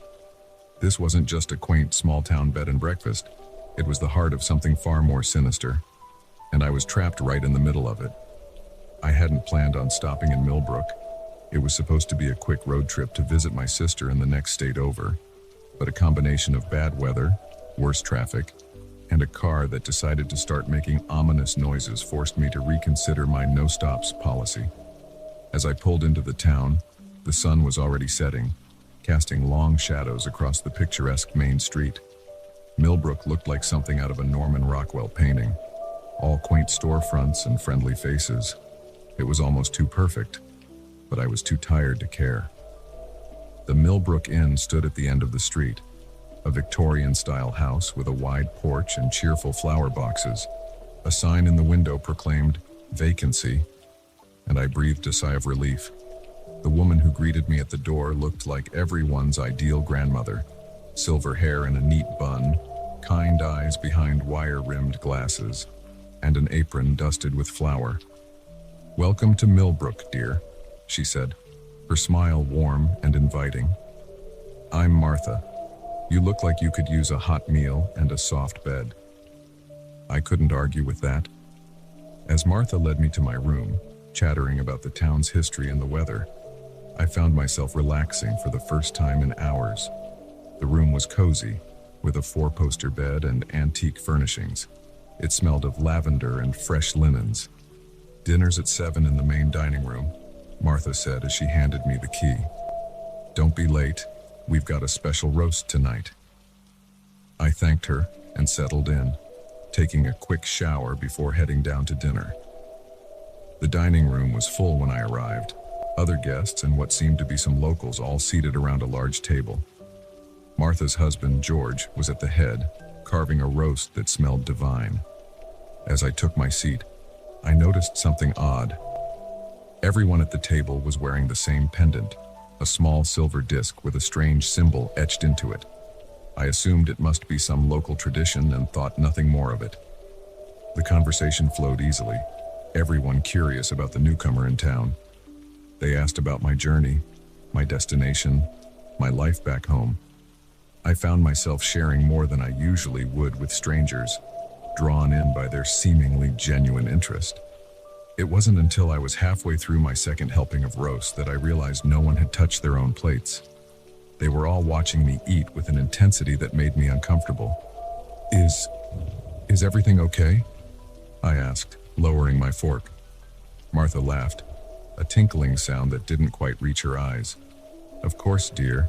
We're just so glad you're enjoying the meal. It's not often we get visitors in Millbrook." The rest of the dinner passed in a blur. I found myself growing drowsy, my limbs heavy. I blamed it on the long day of driving and the hearty meal, excusing myself to head to bed early. As I climbed the stairs, the world seemed to tilt and sway. I stumbled into my room, barely managing to lock the door before collapsing onto the bed. As consciousness slipped away, I had a fleeting thought that something wasn't right. But before I could grasp it, darkness took me. I woke with a start, disoriented and groggy. The room was dark, but a sliver of moonlight cut through the curtains, illuminating something that hadn't been there before. Carved into the wooden door was the same symbol I'd seen on the pendants at dinner. Fully awake now, I scrambled out of bed. My head was pounding, and my mouth felt like it was stuffed with cotton. Drugged, I realized with growing horror. They'd drugged me at dinner. I tried the door, but it was locked from the outside. The window was my next option, but when I pulled back the curtains, I found it boarded up. I was trapped. Panic threatened to overwhelm me, but I forced it down. I needed to think, to find a way out. I searched the room for anything I could use as a weapon or tool, but came up empty. Whoever had prepared this room had done a thorough job of removing anything useful. As I stood there, trying to come up with a plan, I heard it, chanting low and rhythmic, coming from somewhere below. I pressed my ear to the floor, straining to make out the words. It was like nothing I'd ever heard before, a language that sounded ancient and somehow wrong. The chanting grew louder, and with it came the sound of footsteps on the stairs. My heart raced as I looked around desperately for somewhere to hide, but there was nowhere. I was cornered. The lock clicked, and the door swung open. Martha stood there, but she was hardly recognizable as the kindly innkeeper from earlier. Her eyes gleamed with a fanatical light, and her smile was predatory. "It's time, my dear," she said, her voice oddly resonant. "The sleeping god awaits his sacrifice." Two men appeared behind her, grabbing my arms before I could react. I struggled, but whatever they had drugged me with left me weak and uncoordinated. They dragged me from the room and down the stairs. The main room of the inn had been transformed. The furniture was pushed to the walls, and in the center was a large stone altar that I was certain hadn't been there before. The other dinner guests stood around it, all wearing hooded robes, their pendants glowing with an eerie light. As they forced me towards the altar, my mind raced. This couldn't be happening. Things like this didn't happen in real life. Any moment now, I'd wake up and realize this was all a bizarre dream brought on by bad road food. But the cold stone against my back as they laid me on the altar was all too real. The chanting grew louder, and I could feel a vibration in the air, a building pressure that made my ears pop. George approached, holding an ornate dagger. His eyes were completely black, reflecting no light. "For centuries, we have kept the faith," he intoned. "For centuries, We have fed the sleeping god, keeping him appeased, keeping him sleeping. And now, with your sacrifice, we ensure another century of peace. I wanted to scream, to beg, to reason with them, but no sound would come out. I was paralyzed. Whether from fear or whatever drug they had given me, I couldn't tell. George raised the dagger, the blade catching the candlelight. In that moment, as I stared death in the face, something inside me snapped. With strength born of desperation, I wrenched my arm free and grabbed the pendant from around George's neck. The moment my fingers closed around it, a shock went through my body. The pendant burned white hot, and a scream tore from my throat, but it wasn't my voice. It was something older, something terrifying. The cultists fell back, their faces masks of terror. The pressure in the room built to an unbearable level, and then, with a sound like reality itself tearing, everything went black. I came to on the side of the road, miles outside of Millbrook. My car was there, running smoothly as if it had never had a problem. There was no sign of the town, no sign of the cult, no sign that any of it had ever happened. But clutched in my hand, the silver pendant remained. And sometimes, late at night, I can still hear the chanting. I never told anyone what happened in Millbrook. Who would believe me? I threw away the pendant, moved to a new city, tried to forget. But I know the truth now. I know that behind some small towns, picture-perfect facades, ancient horrors slumber. And sometimes they wake up hungry. I don't take road trips anymore. I don't stop in small towns. And I never, ever stay at bed and breakfasts. Because you never know when you might find yourself on the menu. The first shadow darted across my peripheral vision, quick and silent. The second one made my heart race. By the time I saw the third, I knew with chilling certainty that this wasn't just a shortcut through an unfamiliar neighborhood. It was a trap, and I had walked right into it. I'd never been one to shy away from adventure. As a freelance photographer, I often found myself in strange places at odd hours, chasing the perfect shot. That night was supposed to be no different. I was in a new city for a job, and I'd heard about a great spot to capture the skyline at sunset. The locals I'd asked for directions had warned me it was in a rough part of town, but I brushed off their concerns. I'd been in plenty of sketchy areas before and always managed just fine. The sun was already dipping below the horizon as I made my way through the maze of narrow streets. The fading light cast long shadows, turning familiar objects into looming, sinister shapes. I clutched my camera bag closer, more out of habit than actual concern. It wasn't until I turned down a particularly narrow alley that I first felt it, that prickle on the back of your neck when you know you're being watched. I glanced over my shoulder, but the alley behind me was empty. Shaking off the feeling, I pressed on. That's when I saw the first shadow, just a flicker of movement at the edge of my vision. Gone so quickly I almost convinced myself I'd imagined it. Almost. I picked up my pace, my eyes darting from side to side, searching for the source of that fleeting shadow. The buildings loomed over me, their blank windows like dead eyes staring down.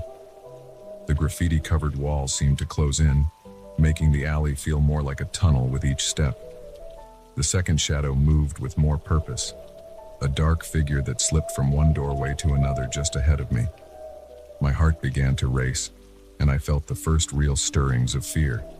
This was no trick of the light or figment of an overactive imagination. Someone was out there, and they were tracking my movements. I turned around, intent on heading back the way I came, only to see a third shadow detach itself from a darkened alcove. The realization hit me like a punch to the gut. I was being herded. My walk turned into a jog, then a run. I could hear footsteps now, multiple sets, echoing off the walls around me.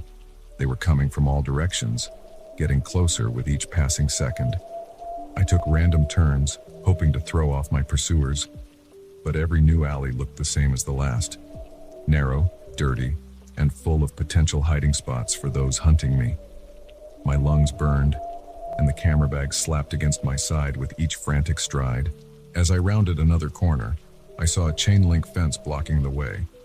Beyond it, I could see a main street, cars passing by, oblivious to the drama unfolding in these back alleys. Safety was so close, yet impossibly far. I reached the fence and began to climb, the metal links biting into my hands. I was halfway up when I felt a hand grab my ankle, yanking me back down.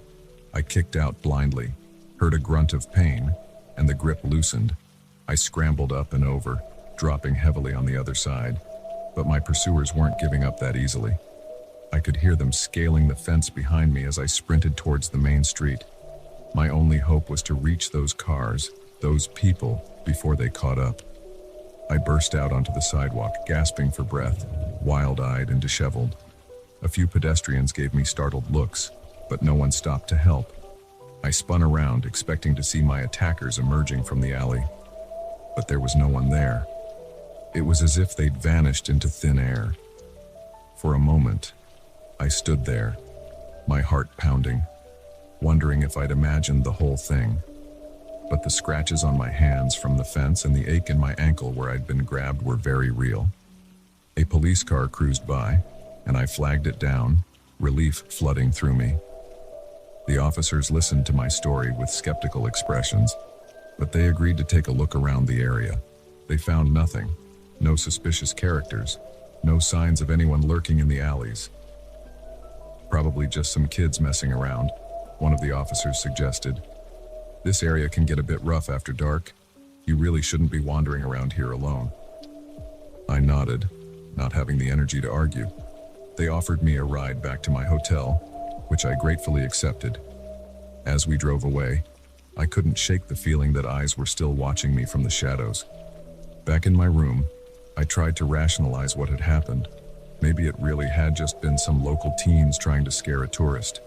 Maybe I'd let my imagination run wild in an unfamiliar place. But deep down, I knew it had been more than that. The coordination, the silence, the way they had herded me so effectively. This was no random encounter. Sleep didn't come easily that night.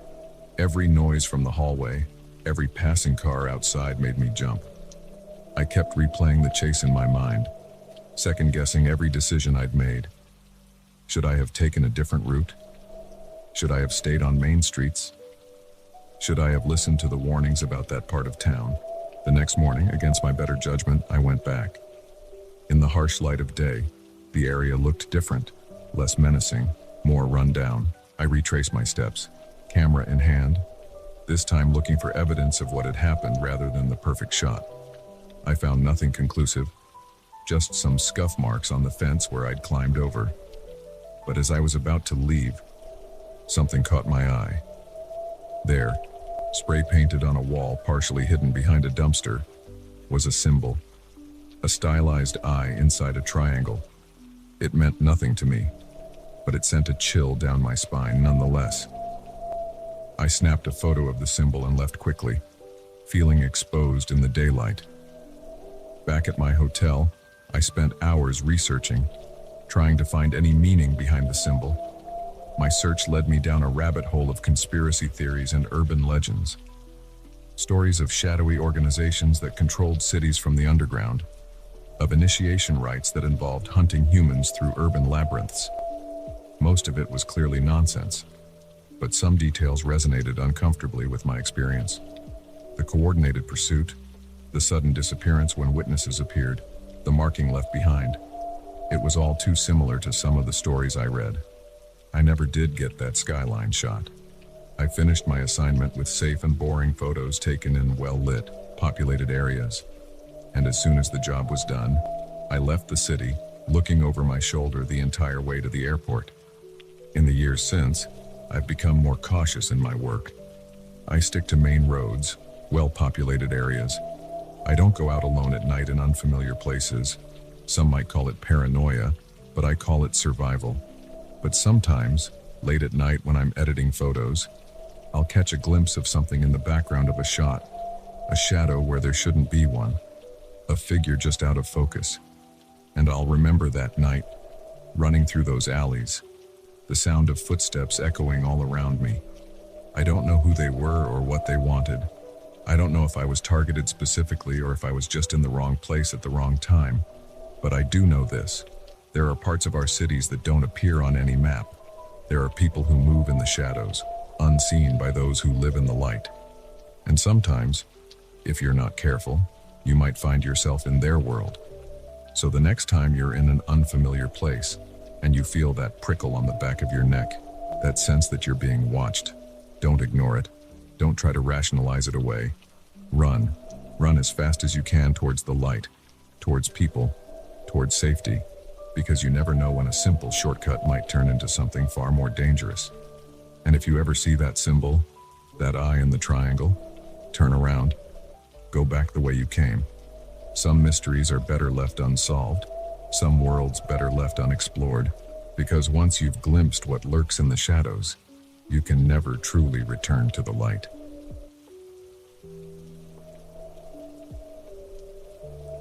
The first gunshot echoed through the forest, sending birds scattering into the sky.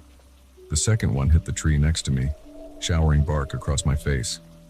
That's when I realized this wasn't just illegal poaching. They were hunting me. My name's Sarah, and I've been a park ranger at Whispering Pines National Forest for the past 5 years. It's a job I love. Being out in nature, protecting the wildlife, educating visitors about conservation. But nothing in my training could have prepared me for that day. It started like any other patrol. I was checking the northern sector, an area we'd been monitoring due to reports of possible poaching activity. The forest was quiet that morning, the air crisp with the first hint of autumn. I remember thinking how beautiful the sunlight looked filtering through the changing leaves. As I hiked deeper into the woods, I started noticing signs that something was off.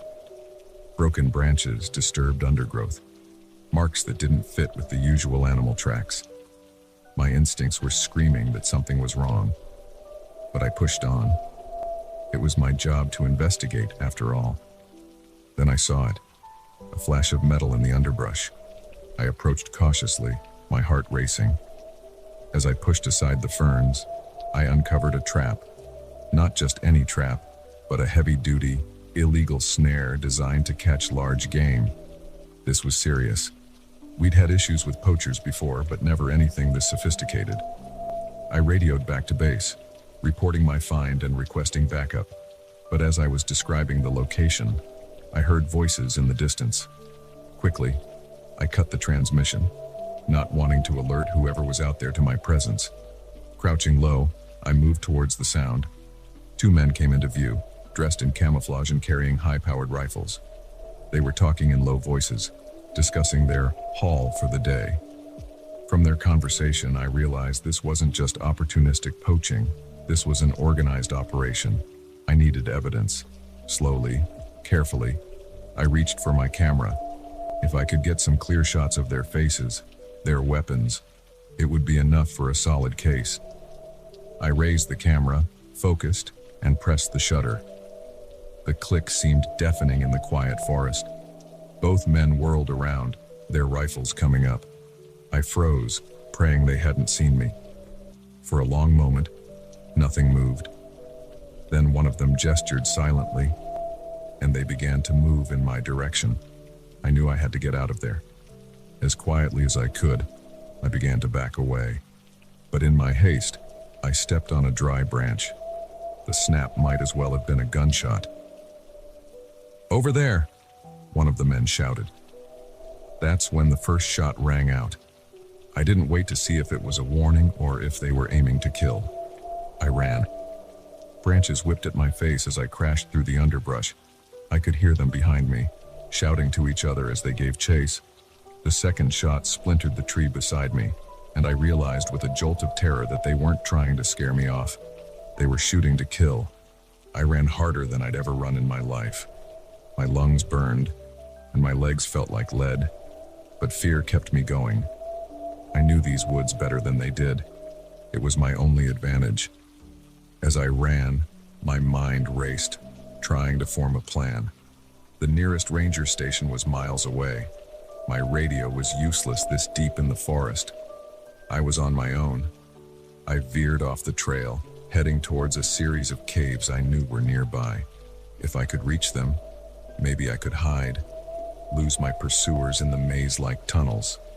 The sound of a stream reached my ears, and hope surged through me.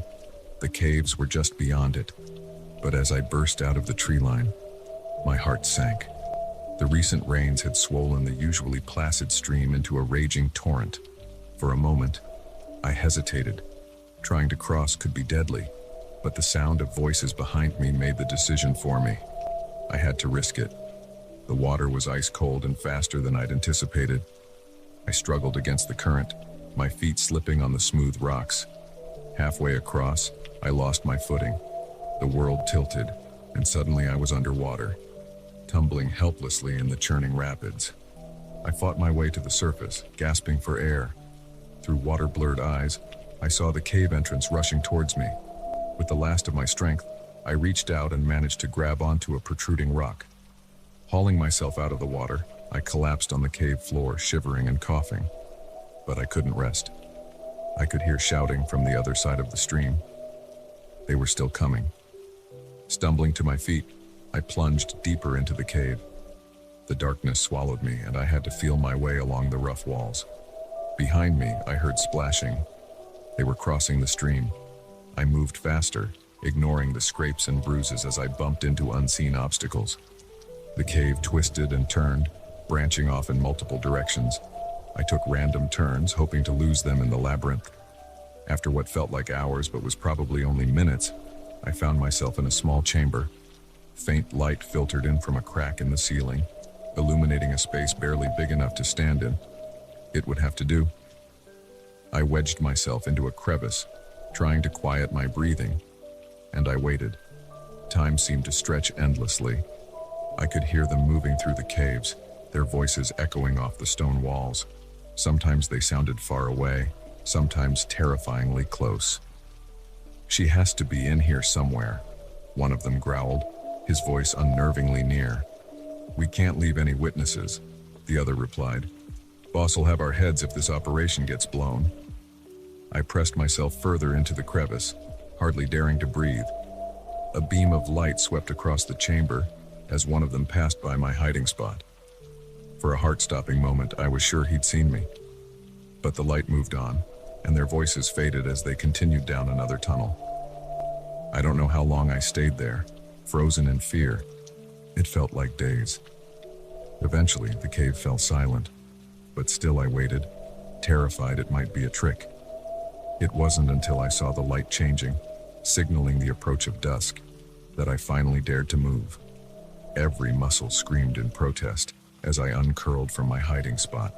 Slowly, cautiously, I made my way back through the caves. The forest was quiet when I emerged, painted in the golden hues of sunset. There was no sign of the poachers. Somehow, miraculously, I'd outlasted them. On shaky legs, I began the long trek back to the ranger station. It was fully dark by the time I stumbled out of the woods, probably looking like something out of a horror movie, soaked, covered in mud and scratches, wild-eyed with fear and exhaustion. My colleagues were shocked when I burst in, babbling about armed poachers and being hunted through the forest. They'd been about to send out a search party, worried when I hadn't checked in or returned from my patrol. The next few days were a blur of police statements, Park Service investigations, and my own debriefing. They found evidence of the poaching operation, hidden caches of weapons, more traps, even a makeshift processing camp deep in the woods. But of the men who'd chased me, there was no sign. They'd vanished like ghosts. In the weeks that followed, as the investigation continued and security in the park was tightened, I struggled to come to terms with what had happened. The forest I'd always seen as a sanctuary now felt threatening. Every shadow held potential danger. Every unexpected sound sent my heart racing.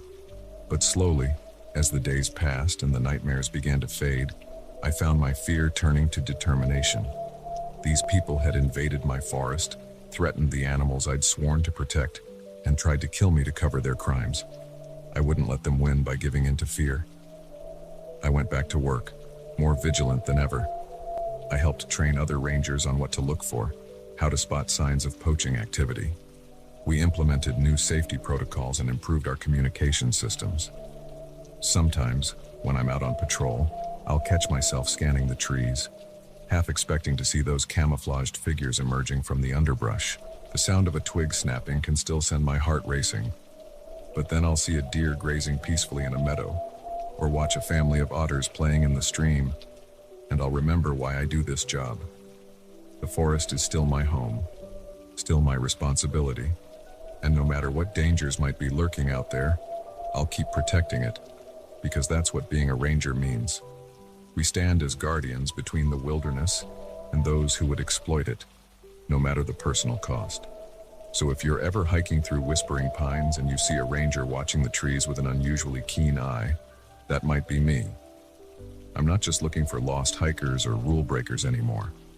I'm watching for shadows that move against the wind, for flashes of metal where no metal should be, because I know now that sometimes the most dangerous predators in the forest walk on two legs, and I'll be damned if I let them hunt in my woods again.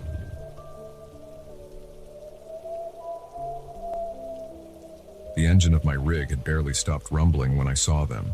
3 men emerging from the shadows, their eyes glinting with malice in the harsh glare of my headlights. In that moment, I knew this wasn't going to be an ordinary pit stop. The supposedly abandoned rest area had just become a trap, and I was caught right in the middle of it. My name's Jake, and I've been driving long-haul trucks for the better part of 2 decades. I've seen my fair share of strange things on the road, but nothing could have prepared me for that night. It had been a long haul, carrying electronics from Chicago to Los Angeles. I was about halfway through Nevada, the endless desert stretching out on either side of the highway, when fatigue started to set in. The white lines on the road were beginning to blur, and I knew I needed to stop soon or risk falling asleep at the wheel. That's when I saw the sign for the rest area. It wasn't on my usual route, and something about it tickled the back of my mind, like I should have remembered something important, but exhaustion clouded my judgment, and the promise of a quick nap was too tempting to resist. The rest area looked abandoned when I pulled in, which wasn't unusual for this time of night in such a remote location.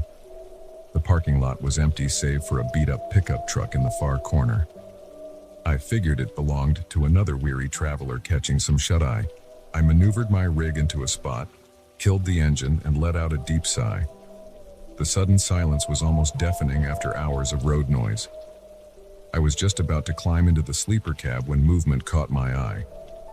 3 men were approaching my truck, fanning out as they came. They moved with purpose, their stance suggesting this wasn't a friendly late-night chat. My hand instinctively went to the door lock, but I knew it wouldn't be much protection if they really wanted to get in. The leader, a tall man with a scraggly beard, stepped into the pool of light cast by my headlights. "Evening, driver," he called out, his tone casual but with an undercurrent of menace. "Looks like you could use some help." I forced a smile, trying to keep my voice steady. "Thanks, but I'm all good, just stopping for a quick rest." The man's smile didn't reach his eyes. "Oh, I insist. It's dangerous out here all alone. Why don't you come on out and join us?" My mind raced. I was trapped in the cab, outnumbered and potentially outgunned. I couldn't drive off without risking running them over, which could land me in a world of legal trouble even if I managed to get away. I needed to buy time to figure out a way out of this mess. "Look, fellas," I said, "I appreciate the offer, but I'm on a tight schedule. How about I just head on my way and we forget this ever happened?" The leader's fake friendliness dropped away. "That's not how this works, driver. You've got 2 choices. Come out nice and easy, or we come in and get you. Trust me, you don't want the second option." I glanced at my phone, but as I expected, there was no signal. We were miles from anywhere, and no one knew I had stopped here. Help wasn't coming. Stalling for time, I asked, "What do you want from me?" The man to the left, a wiry guy with tattoos snaking up his neck, laughed. "What do we want? We want everything, old man. That rig of yours is carrying some pretty valuable cargo, isn't it?" So that was it. They were hijackers, probably working with inside information. How else would they know what I was carrying? "Listen," I said, my mind working furiously. "That cargo is insured. The company won't lose anything if you take it. But if you let me go, I won't report this. You can take the truck and everything in it, and I'll hitch a ride to the next town. No one needs to get hurt here." The leader seemed to consider this for a moment. Then he shook his head. "Nice try, but we can't take that risk. You've seen our faces. No, you're coming with us. We've got a nice, cozy spot picked out where you can wait until this is all over." I knew what that meant. Once they had what they wanted, I'd be a loose end. These weren't the kind of men who left loose ends. As they moved closer to the truck, I frantically looked around the cab for anything I could use as a weapon. My eyes fell on the CB radio. It was an older model, one I kept around more out of nostalgia than necessity. Most drivers these days relied on cell phones, but right now, that old radio was my only hope. I lunged for it, hitting the power button and grabbing the mic. "Mayday, Mayday," I shouted. "This is Bulldog. I'm at the abandoned rest stop off mile marker 237, under attack by hijackers. Any units in the area, please respond." The leader's eyes widened in surprise, then narrowed in anger. "You shouldn't have done that, old man," he growled, reaching into his jacket. I didn't wait to see what he was pulling out. I threw the truck into gear and stomped on the accelerator. The rig lurched forward, forcing the men to dive out of the way. As I pulled onto the highway, I heard a sharp crack, and my side mirror exploded. They were shooting at me. I pushed the accelerator to the floor, praying the old girl had enough power to outrun them. In my rearview mirror, I saw the pickup truck peel out of the rest area, its headlights quickly growing larger as it gained on me. My rig might have had power, but it was no match for a lighter, faster vehicle in terms of speed. I kept the CB mic in my hand, continuously broadcasting my position and the situation, but the radio remained ominously silent. Was anyone out there listening? The pickup was right on my tail now. I saw the passenger lean out the window, something long and dark in his hands. Another shot rang out, and I felt the truck shudder. They were aiming for my tires. Desperately, I began to weave back and forth across the highway, making myself a harder target. It worked, but it also slowed me down. They were getting closer. Just when I thought it was all over, I heard the most beautiful sound in the world crackle over the CB. "This is Unit 17 responding to your mayday. What's your 20, Bulldog?" Relief flooded through me. "I'm eastbound on I-80 about 5 miles past mile marker 237. I've got a hostile vehicle in pursuit. Armed suspects." 10-4, Bulldog. We've got units converging on your location. Can you keep evading? Another shot rang out, this one punching through my cab and embedding itself in the dashboard. "Not for much longer," I replied, my voice tight. "Understood. There's a roadblock set up 2 miles ahead. When you see it, don't slow down. We'll clear a path for you." I gripped the wheel tighter, my knuckles white. 2 miles. I just had to make it 2 more miles. The pickup rammed me from behind, the impact jolting me in my seat. They were trying to run me off the road. I fought to keep the rig steady, using every bit of skill I'd gained in my years of driving. 1 mile to go. I could see flashing lights in the distance. The pickup rammed me again, harder this time. The steering wheel bucked in my hands, and for a terrifying moment I thought I was going to lose control. 1/2 mile. The roadblock came into view, a line of patrol cars stretching across the highway. At the last second, 2 cars in the center pulled apart, leaving a gap just wide enough for my rig. I aimed for that gap, silently urging my truck to hold together for just a few more seconds. Behind me, I heard the screech of tires as the pickup tried to brake. I blew through the gap in the roadblock at full speed, the rush of air as I passed rocking the patrol cars. In my mirror, I saw the pickup skid to a stop, immediately surrounded by officers with weapons drawn. It was over. I'd made it. I pulled over a little way down the road, my hands shaking as I put the rig in park. As the adrenaline wore off, the reality of what had just happened hit me. I'd nearly died, if it hadn't been for that old CB radio. In the days that followed, as I gave statements to the police and tried to process the experience, I couldn't shake the feeling of how close I'd come to disaster. The men, it turned out, were part of a larger hijacking ring that had been targeting cargo trucks across several states. My cargo and my quick thinking had helped bring down their entire operation. I still drive trucks, still love the open road. But now, I'm more cautious about where I stop. I keep my CB radio on and monitored at all times. And every time I pass that rest area, I say a little thank you to whatever twist of fate led me to keep that old radio around. Because out here on the road, you never know when an ordinary night might turn into a fight for survival. And sometimes, the difference between life and death is as simple as an old piece of equipment and a voice in the darkness saying, "This is Unit 17 responding to your mayday."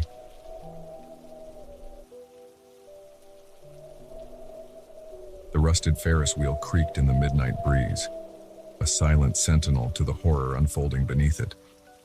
As I crouched behind the dilapidated ticket booth, my camera clutched to my chest, I realized with growing dread that I wasn't just documenting an abandoned amusement park. I was witnessing something far more sinister, and now I was fighting for my life. My name's Alex, and I'm a freelance photographer specializing in urban exploration. There's something hauntingly beautiful about abandoned places, and I've made a career out of capturing that beauty. But nothing in my years of experience could have prepared me for what I encountered at the old Wonderland amusement park. I'd heard rumors about Wonderland for years.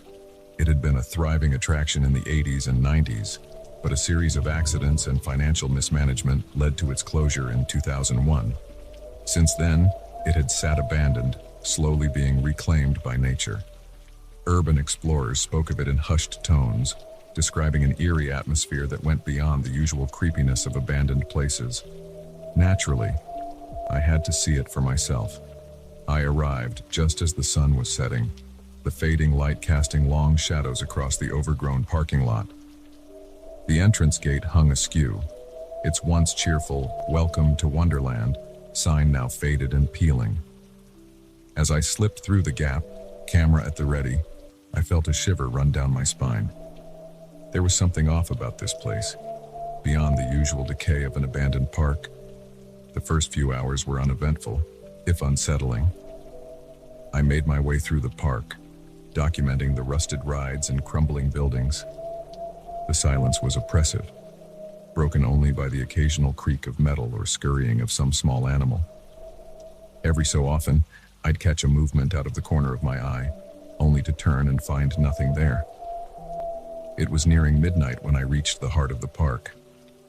The Ferris wheel loomed above me, a skeletal giant against the star-filled sky. I was setting up a shot when I heard it, voices carried on the night air. At first, I thought it might be other explorers. But as I listened, I realized these voices didn't sound like excited adventurers.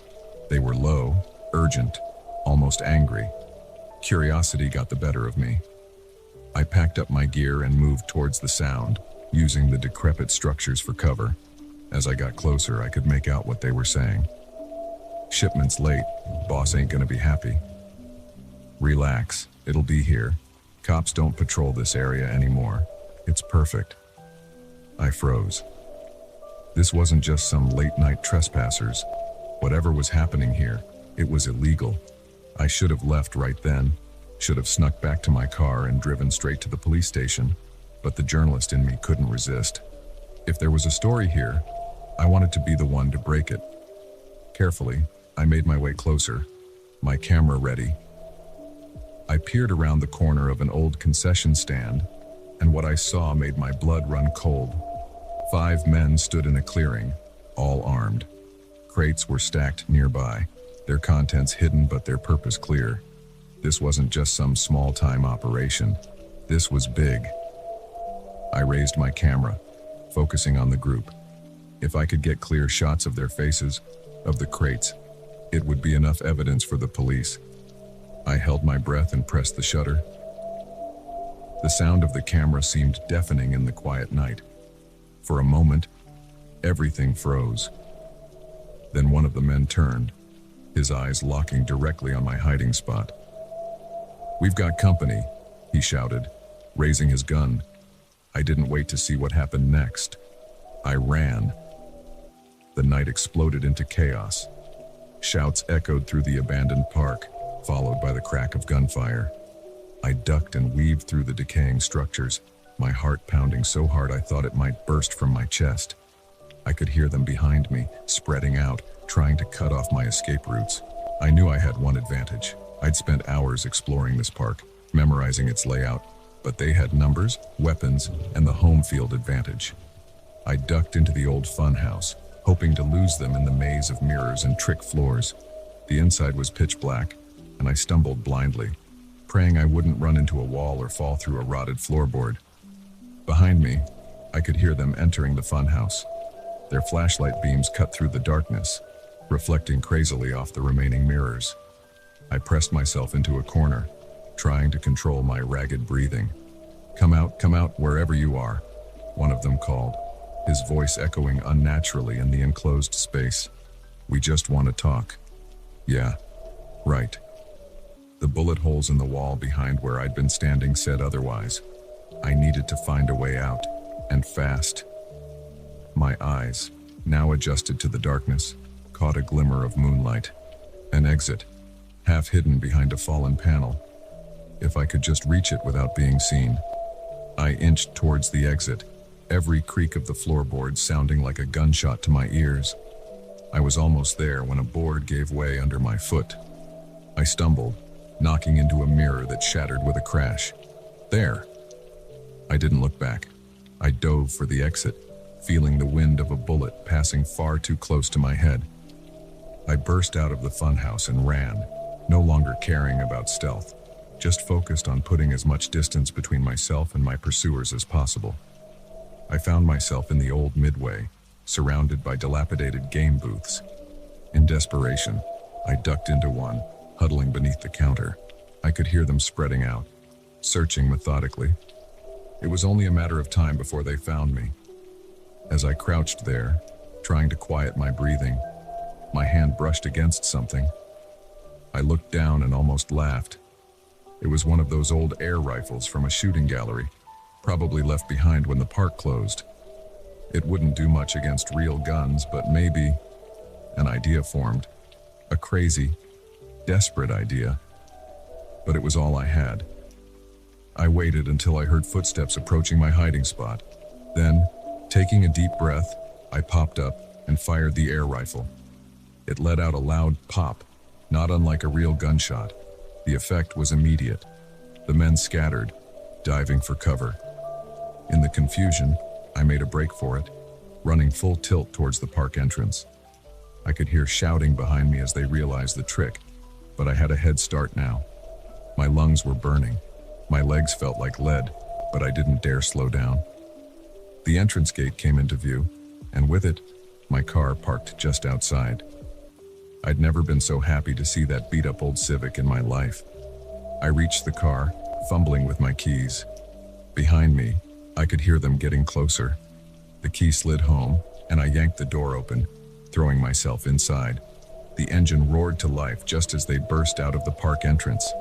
I threw the car into reverse, tires squealing as I peeled out of the parking lot. In my rearview mirror, I saw them pile into a van, ready to give chase. What followed was the most terrifying drive of my life. I sped down abandoned back roads, the van close behind. Every turn was a gamble, every straightaway a chance for them to gain ground.